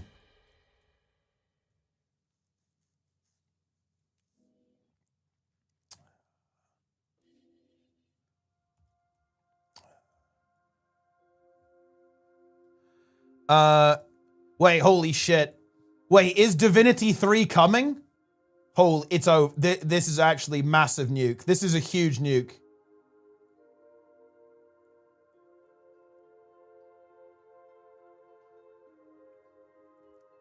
That's actually massive.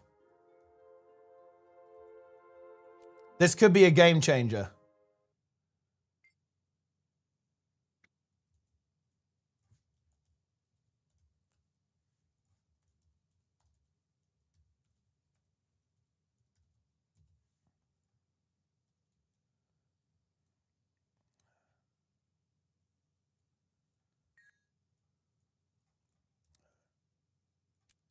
I gotta get the things.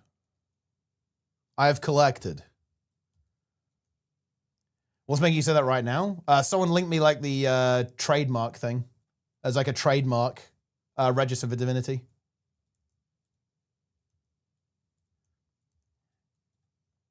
It's time.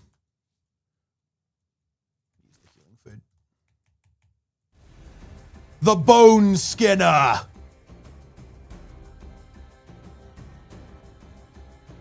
Do you guys seriously think that we can survive the Bone Skinner?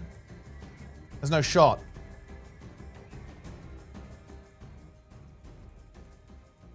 Go for a CC first.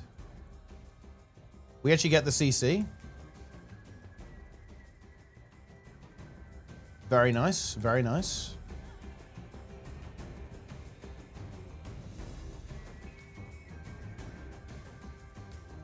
Oh.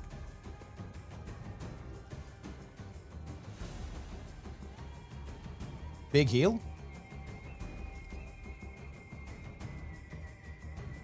That guy's dead. Dude, we're in trouble.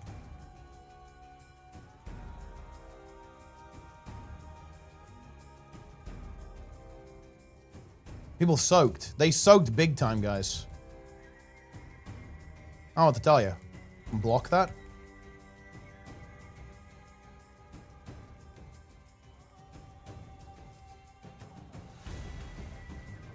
Don't stand in that. Oh my god.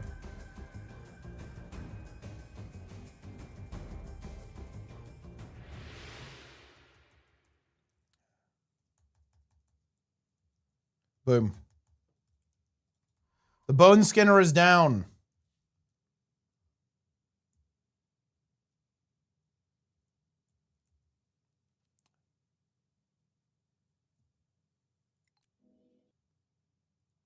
Dude, bone skinner LCM would be very high tier, actually.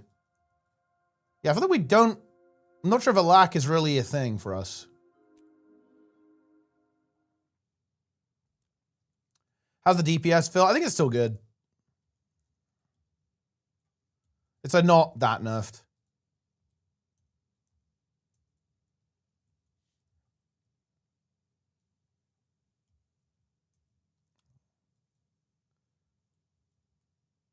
Dude, this guy's got the bird head.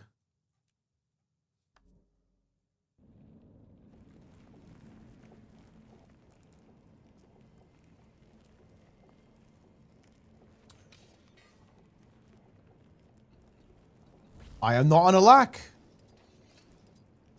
I am not an alacrity.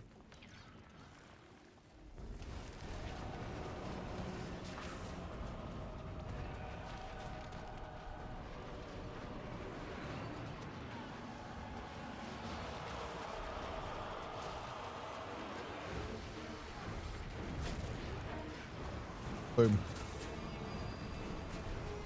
Ah!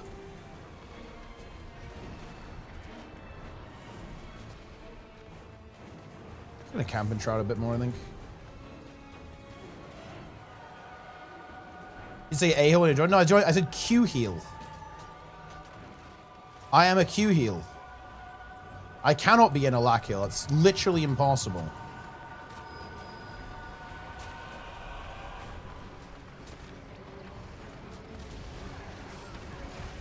It cannot be done.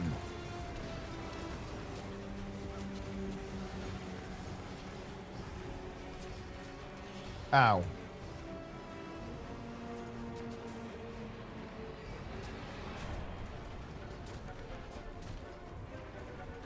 The chains are winning.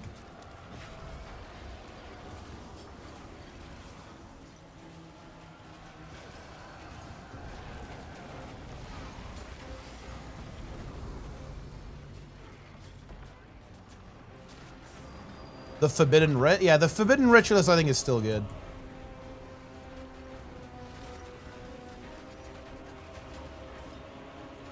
Didn't actually get nerfed that much. Squad UI has changed? I mean, nothing. It's exactly the same.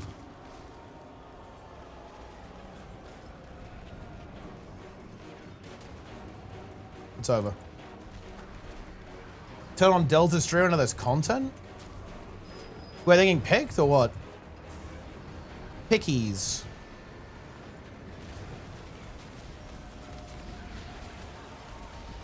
Pick.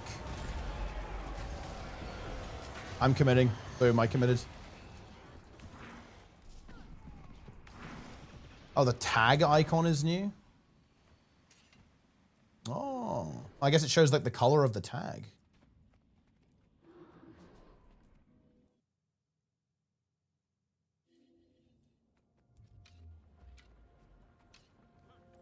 Frainer of Jormag.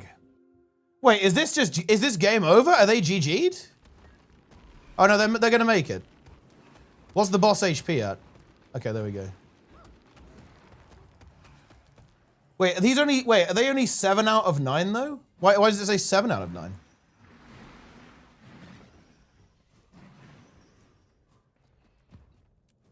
Oh, you were in subgroup 3. Yeah, look at that.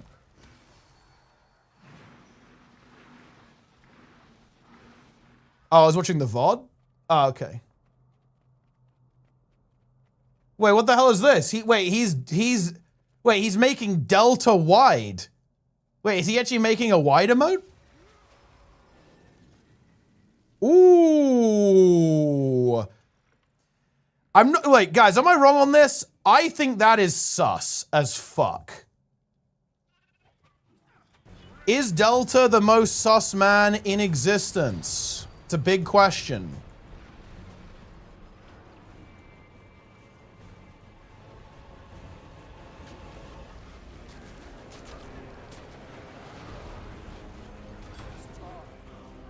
The flesh golem got bonked.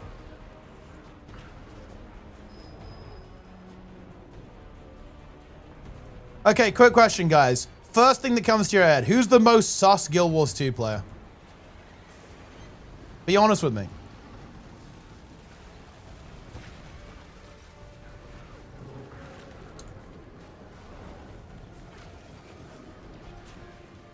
Me? Jester? Can block this attack. And I guess I am pretty sus. Jester by far, not even close. I mean, Nike's opinion on this is pretty important.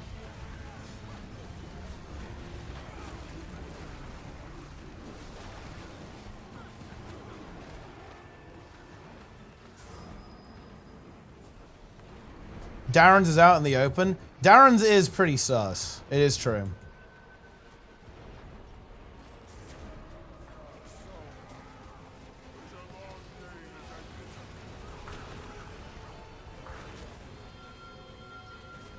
Time for some more action keys. Boom. Rate this. That is actually pretty interesting stuff.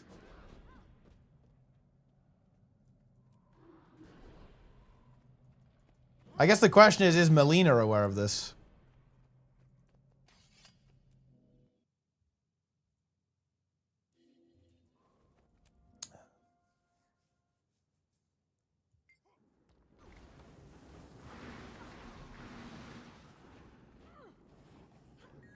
Despeg. Wait, why is that Despeg?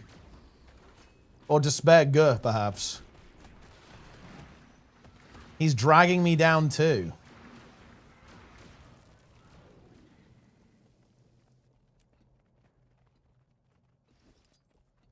Icebrood Saga 1.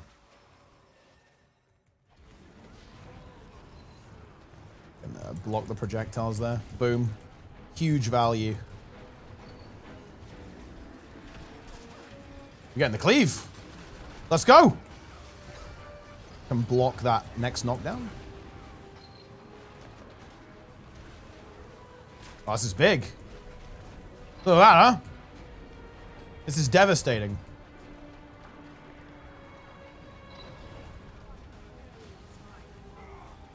Let's just kill this guy.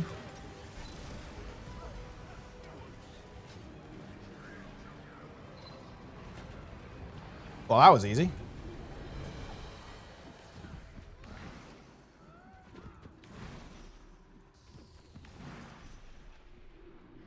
Well, I mean, is that not the case, Melina? I thought this was confirmed, no? Look for Atlan in Hardstuck's guild roster.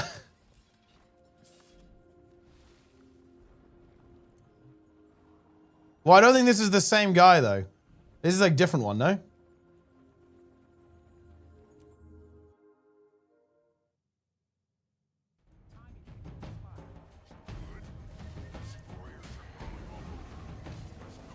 I'm going on the skimmer.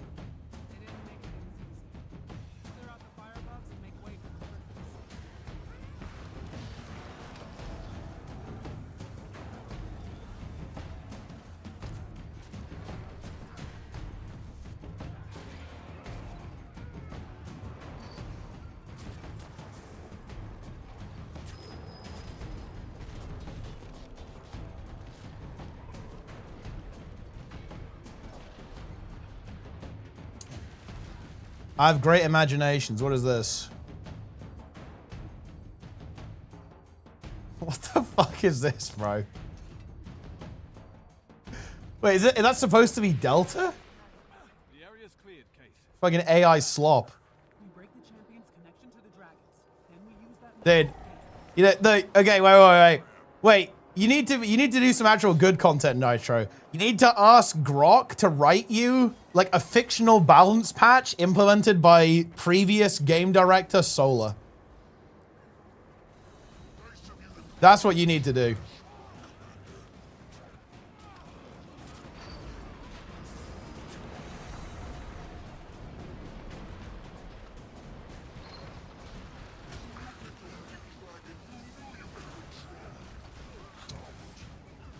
Game director, yeah, that's right. God Emperor, God King Solar. You made your choice. This needs to end. You guys remember Dragonstorm? Do you guys remember the tunnel? Let him leave. We can't get distracted. That didn't go to plan. The tunnel. He'll be back. His pride won't let him stay away long. Wonder where he gets that from. In the Oh, whoops. meantime, fire alarm! Remember Corner's meta event? I mean, we remember, I think. I think we remember.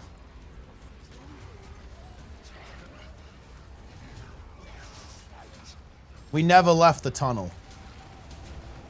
You're saying we're still in the tunnel?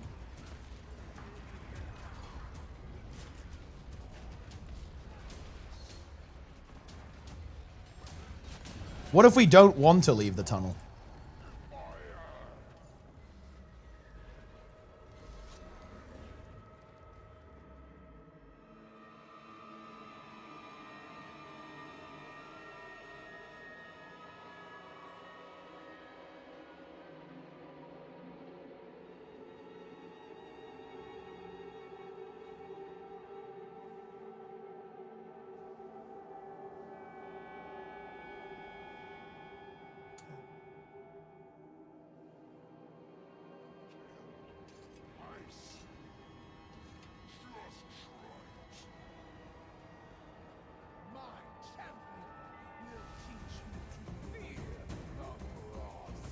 Here we go.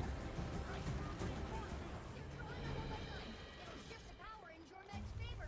That's bad. Not a huge fan of bad. What do we do? We need to destroy the ley line cycles. Do that and we can break the connections to the dragons. As long as Jormag is connected to the power of a champion and the Frozen, they will keep Primordius cowed. Don't let up. We gotta bring both champions. Oh shit, dude. I am not paying attention to where I need to go at all. 'Cause I was reading a Reddit post. I think I'm supposed to be here though. We're good. In and out drops, yeah, but they're not in the game. They're on Thursday.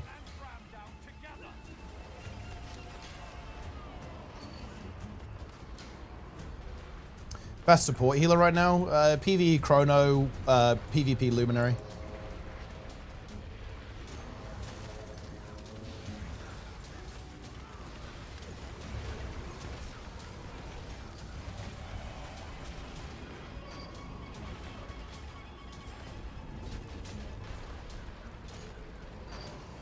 Boom.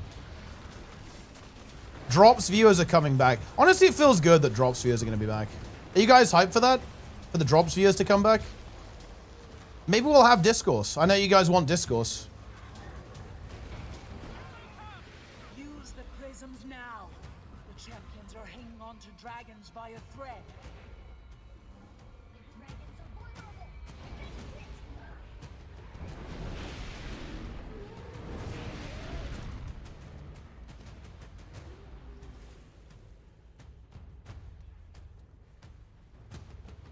Change the rewards for vouchers instead. Yeah, when those... The Snow Diamond prices are pretty brutal. Was it like that last year? That's crazy. I don't remember them being that expensive. That's probably a bit more than they intend.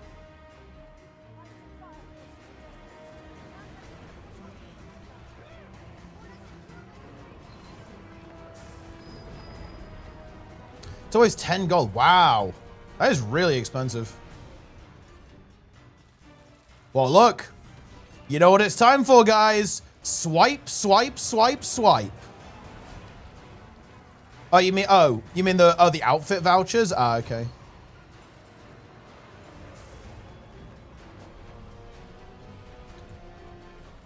Yeah, I guess that would be nice.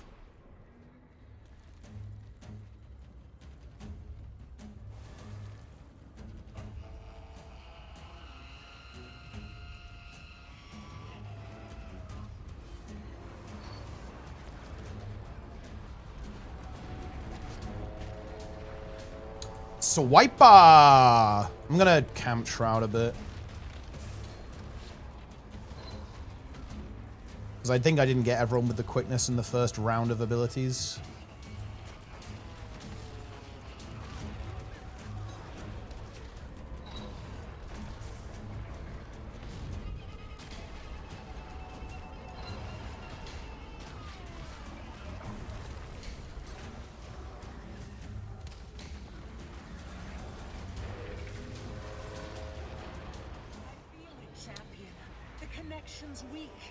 Day 6, they would have asking Feedman literally returned yesterday, Renki.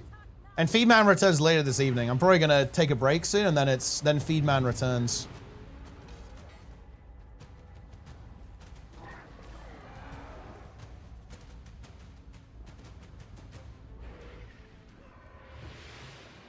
Is this working? Is this genuinely actually working? Stay focused. One last push. For Bram. For all of us. For Bram, for all of us. Too much. This power. It's so wild. Get to the prisms. I'm coming. Hold on. Oh, object in motion. Nice. Guys. Oh, that's a good title, actually. Let's go. Pulling you back. Yo, here we go. Object in motion. What is it? Boom.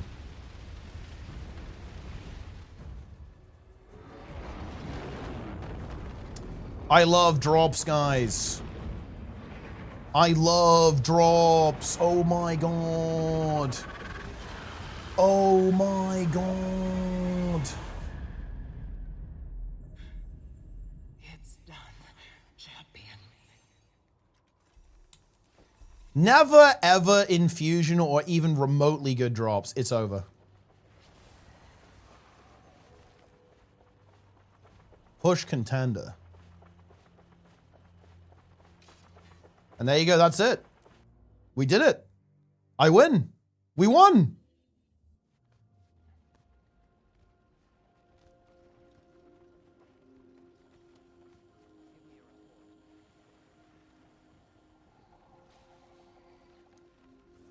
Creating image plus solar god emperor iconography. I mean, it won't work though. We don't know what solar looks like. We never saw his physical form.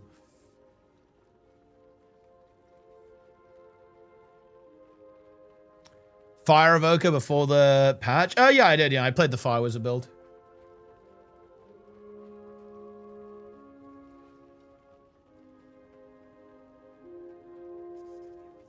Try it now. I mean, you're just gonna have downtime, no? You're just gonna be auto attacking. In the rotation.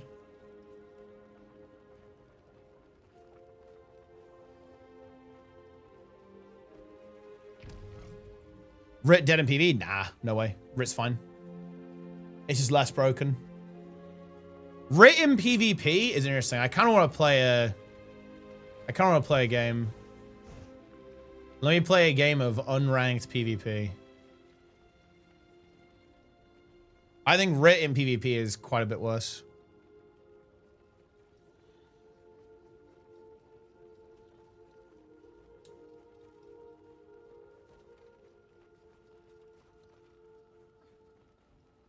Omega.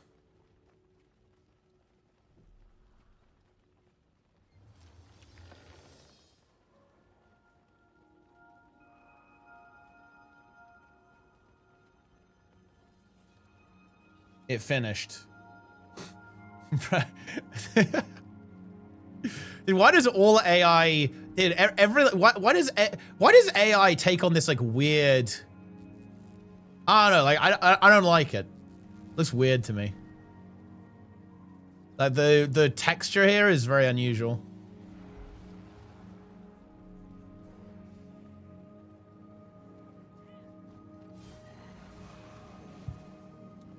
Open world with some fractals too. If you play fractals and just go for the fractal one, it's pretty easy to get.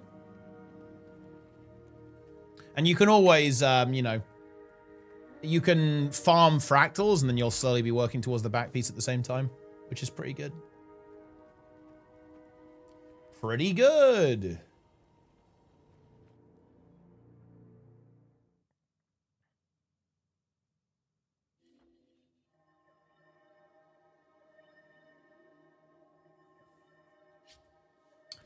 Wait, push!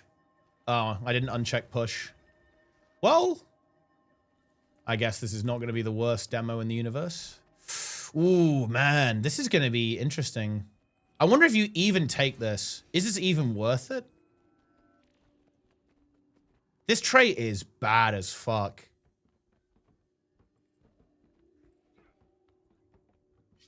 Wow, all of these traits are so bad. Wow. That's crazy.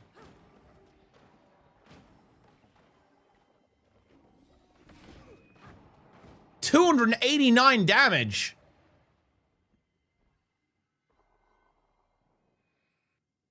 We do not like to see that, guys.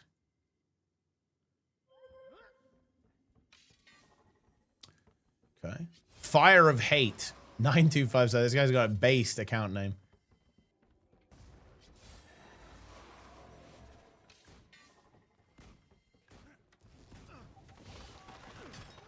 Boom.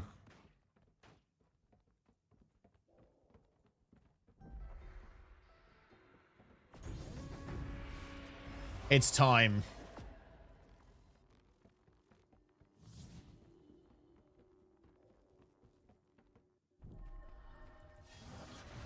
Dude, I think it might be over for Rit, dude. We might be over in PvP. We might be very fucking over.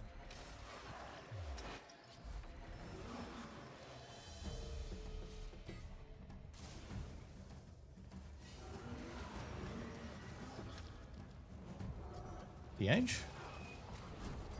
Dragon Hunter?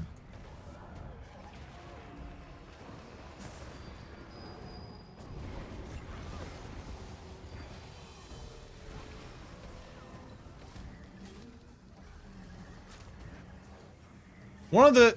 Look, I don't know how people don't recognize this, but the biggest mistake people make in this game mode, like by far, it's not even close, is they commit to the node way too aggressively. Like, ridiculously aggressively. Oh, I have sword offhand. That's actually really bad. It's fine, though. We'll make it work. Maybe it's good. Maybe it's good, actually. It's not intentional, though. Oh, yeah, like, the lack of quickness is pretty nasty.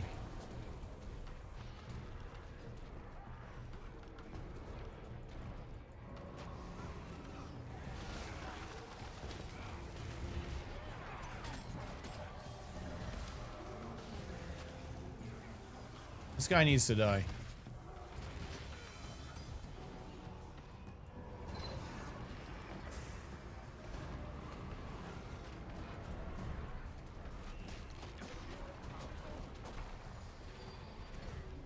Holy shit, yeah, you're just a fucking noodle.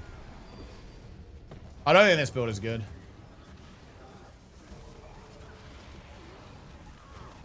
We need to do some creativity here.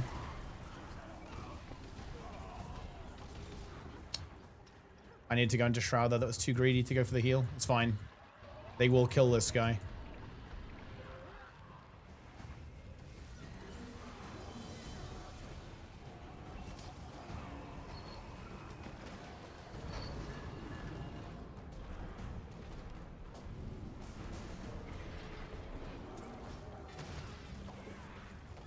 Blue team has gained an advantage. That actually hit. Yeah.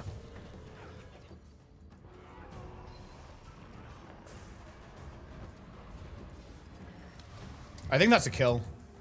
Maybe? It is.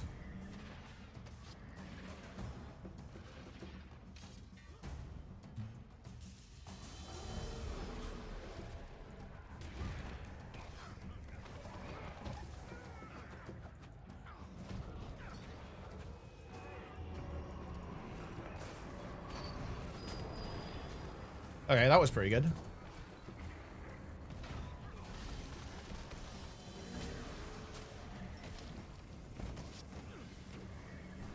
Red team has gained an advantage. Yeah, the guy's downstate.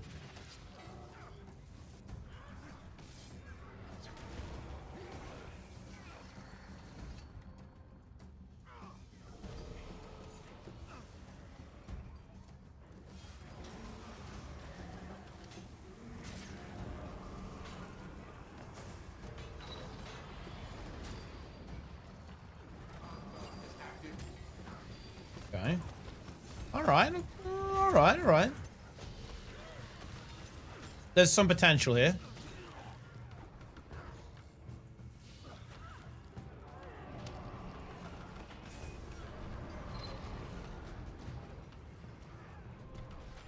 And bear in mind, we're against peepos. We're against like fucking frogmen right now. So you have to bear that in mind.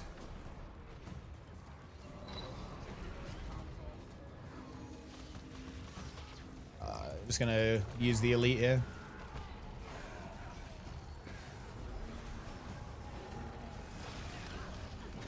Ooh! Dude, the hammer fucking connected there. 36% team damage. Interesting. It's not that bad, but I think it's not enough, I think it's not enough damage. I'm not entirely convinced that this is going to be the way to go. This build.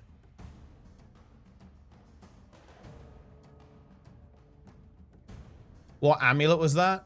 Demolisher with Ogre. I'm not convinced it has enough damage. Because like compared to like Luminary, you do nothing. You just don't do anything. But maybe if it's like a very team fighty meta and you almost want like another half support, because this build is interesting. It's like a half support build, right? With blood and staff, you actually cleanse quite a bit. Like Putrid Mark is good, stability stack, right? Prot on Chillblains, like, you know, extra prot from Prez. Can do it twice. It's like maybe if it's like a very team fighty kind of meta, there's some potential, but I think it's just the damage is too low. And the problem is, I think you're actually going to have a really hard time playing. I mean, maybe you can play some kind of spite build, maybe, or even curses. Curses would be weird though. I'm not sure where that would go, because that would be for the Boonecraft, right? The Boonecraft on Anguish, but there's not a lot of synergy really. Yeah, you want to go Spite for the quickness and fury, maybe, on Dread. Although that's not amazing, is it, really? Your fear access is not great.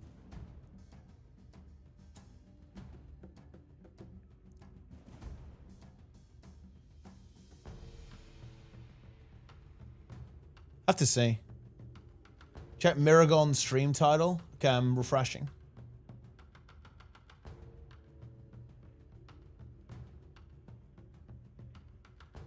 Console is about to activate.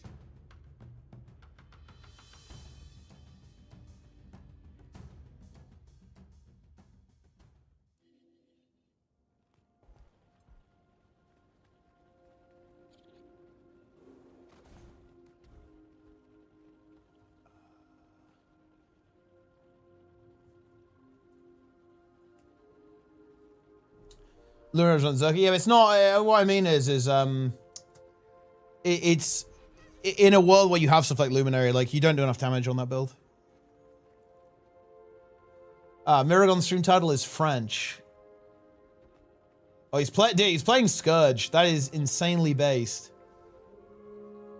That is the correct build to play.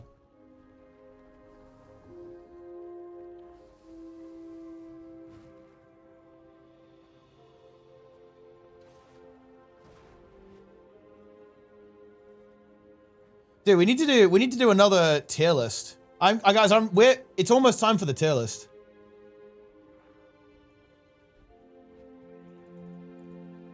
We're gonna have to drop a tier list, guys.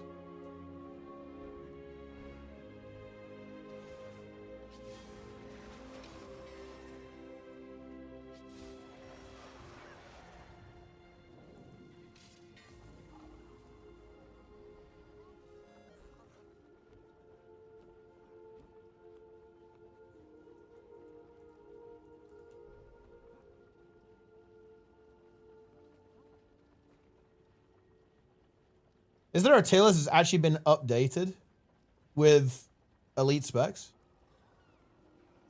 Like the VOE ones?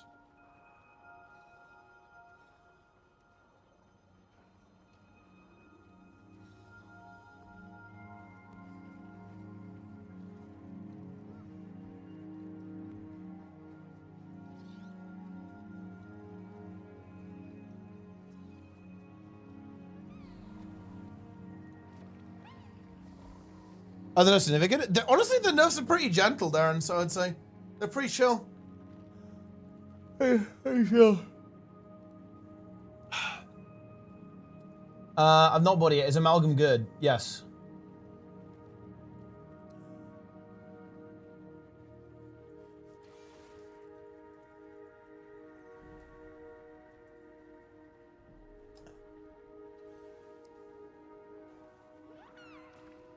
Because like, wait, what are the actual good VO? Wait, are all the VOE specs still really good? And I think is Ritualist still S tier? I feel like it kind of is. I don't know. I think it's really that changed. It's basically the same shit. I don't know, guys. I think it's still really good. It's big damage. I mean, wait, what's better than Quick Rit? What build is better than Quick Rit?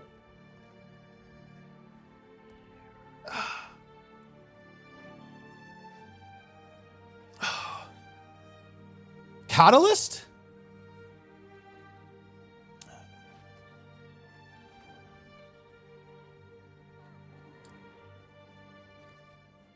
Depends what you need. And maybe Firebrand? I don't know, I think Ritualist being power, though, is so good. It is not a condition.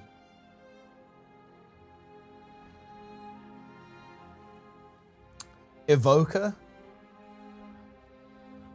I feel like Evoker has way less boons, though. You're a big boon. You're a big booner on Ritualist. Look at this. Look at Innovate Preservation. Look at the skill. That's crazy. Guess it's only 5 seconds of stab, though.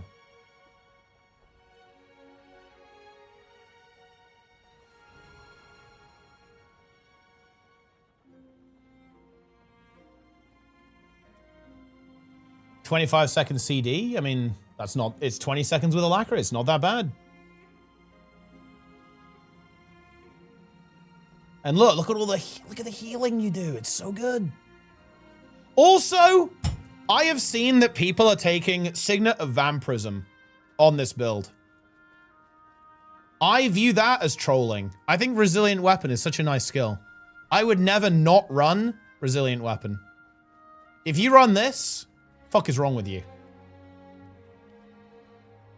This is the inferior ability, guys. This is the good skill. Golem memes. It is kind of cool because it does let you, when you use it on a target, it does kind of heal everyone because you get 25 stacks of Vampiric Mark. I actually like this skill a lot. Like, oh, dude. Look, Signet of Vampirism used to be the core part of a build that I referred to as Plinker Scourge in World vs. World. And what you would do, you would basically target someone with this as the focus target, and then everyone would swap target and you would just delete them. It was actually insanely good because it's 25 lots of, 25 armor absorbing packets, right? Like armor ignoring packets. It would actually delete people if you focus people. Quit my quest to riches, go NG Amalgam. No need. Like, everything's fine. Everything is fine, guys. Nobody panic.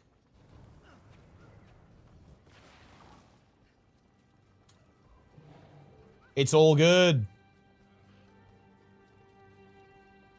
Do you try Reforged? I mean, yeah, it's exactly the same as... It's literally exactly the same. I don't know what to tell you.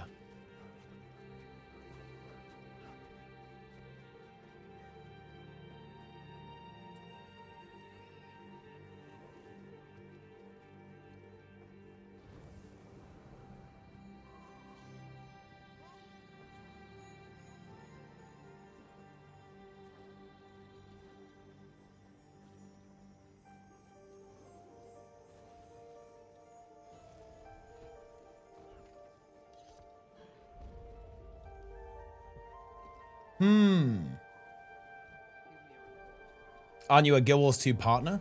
I am. That's right.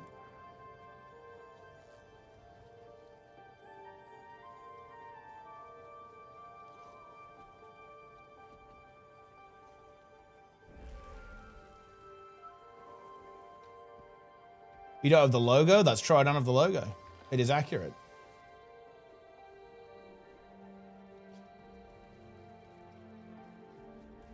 Did they nuke us? Nah, we're fine. We're good, guys. We're good. We're good.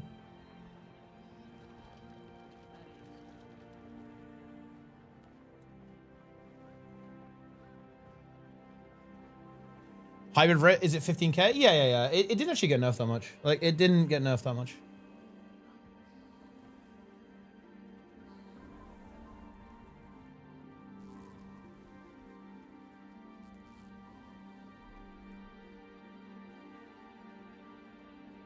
I'm reading how people are responding to the balance patch.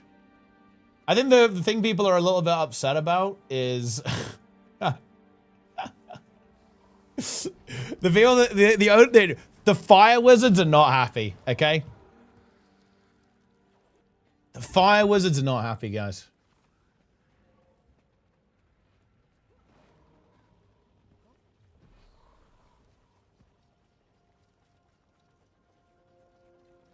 Okay, gamers. Bonus meme. I'm actually going to stop the stream now, because I've got a couple of things to do. So today it is over. The stream is over. You are over. Everyone here is over.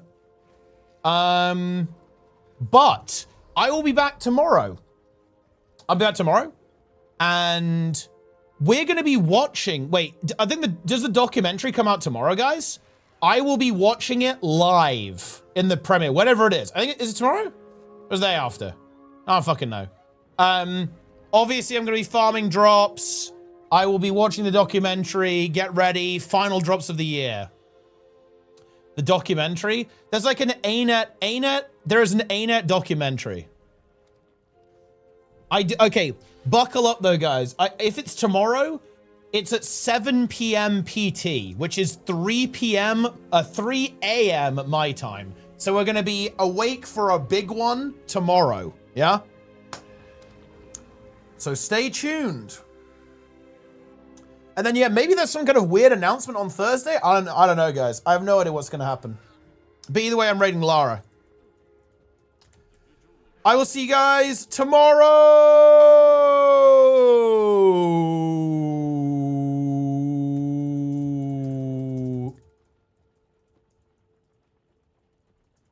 Yeah. But yeah, that's it. I'm out. Oh yeah, follow, subscribe, buy the game using my referral link. I'll see you guys tomorrow. I'm out.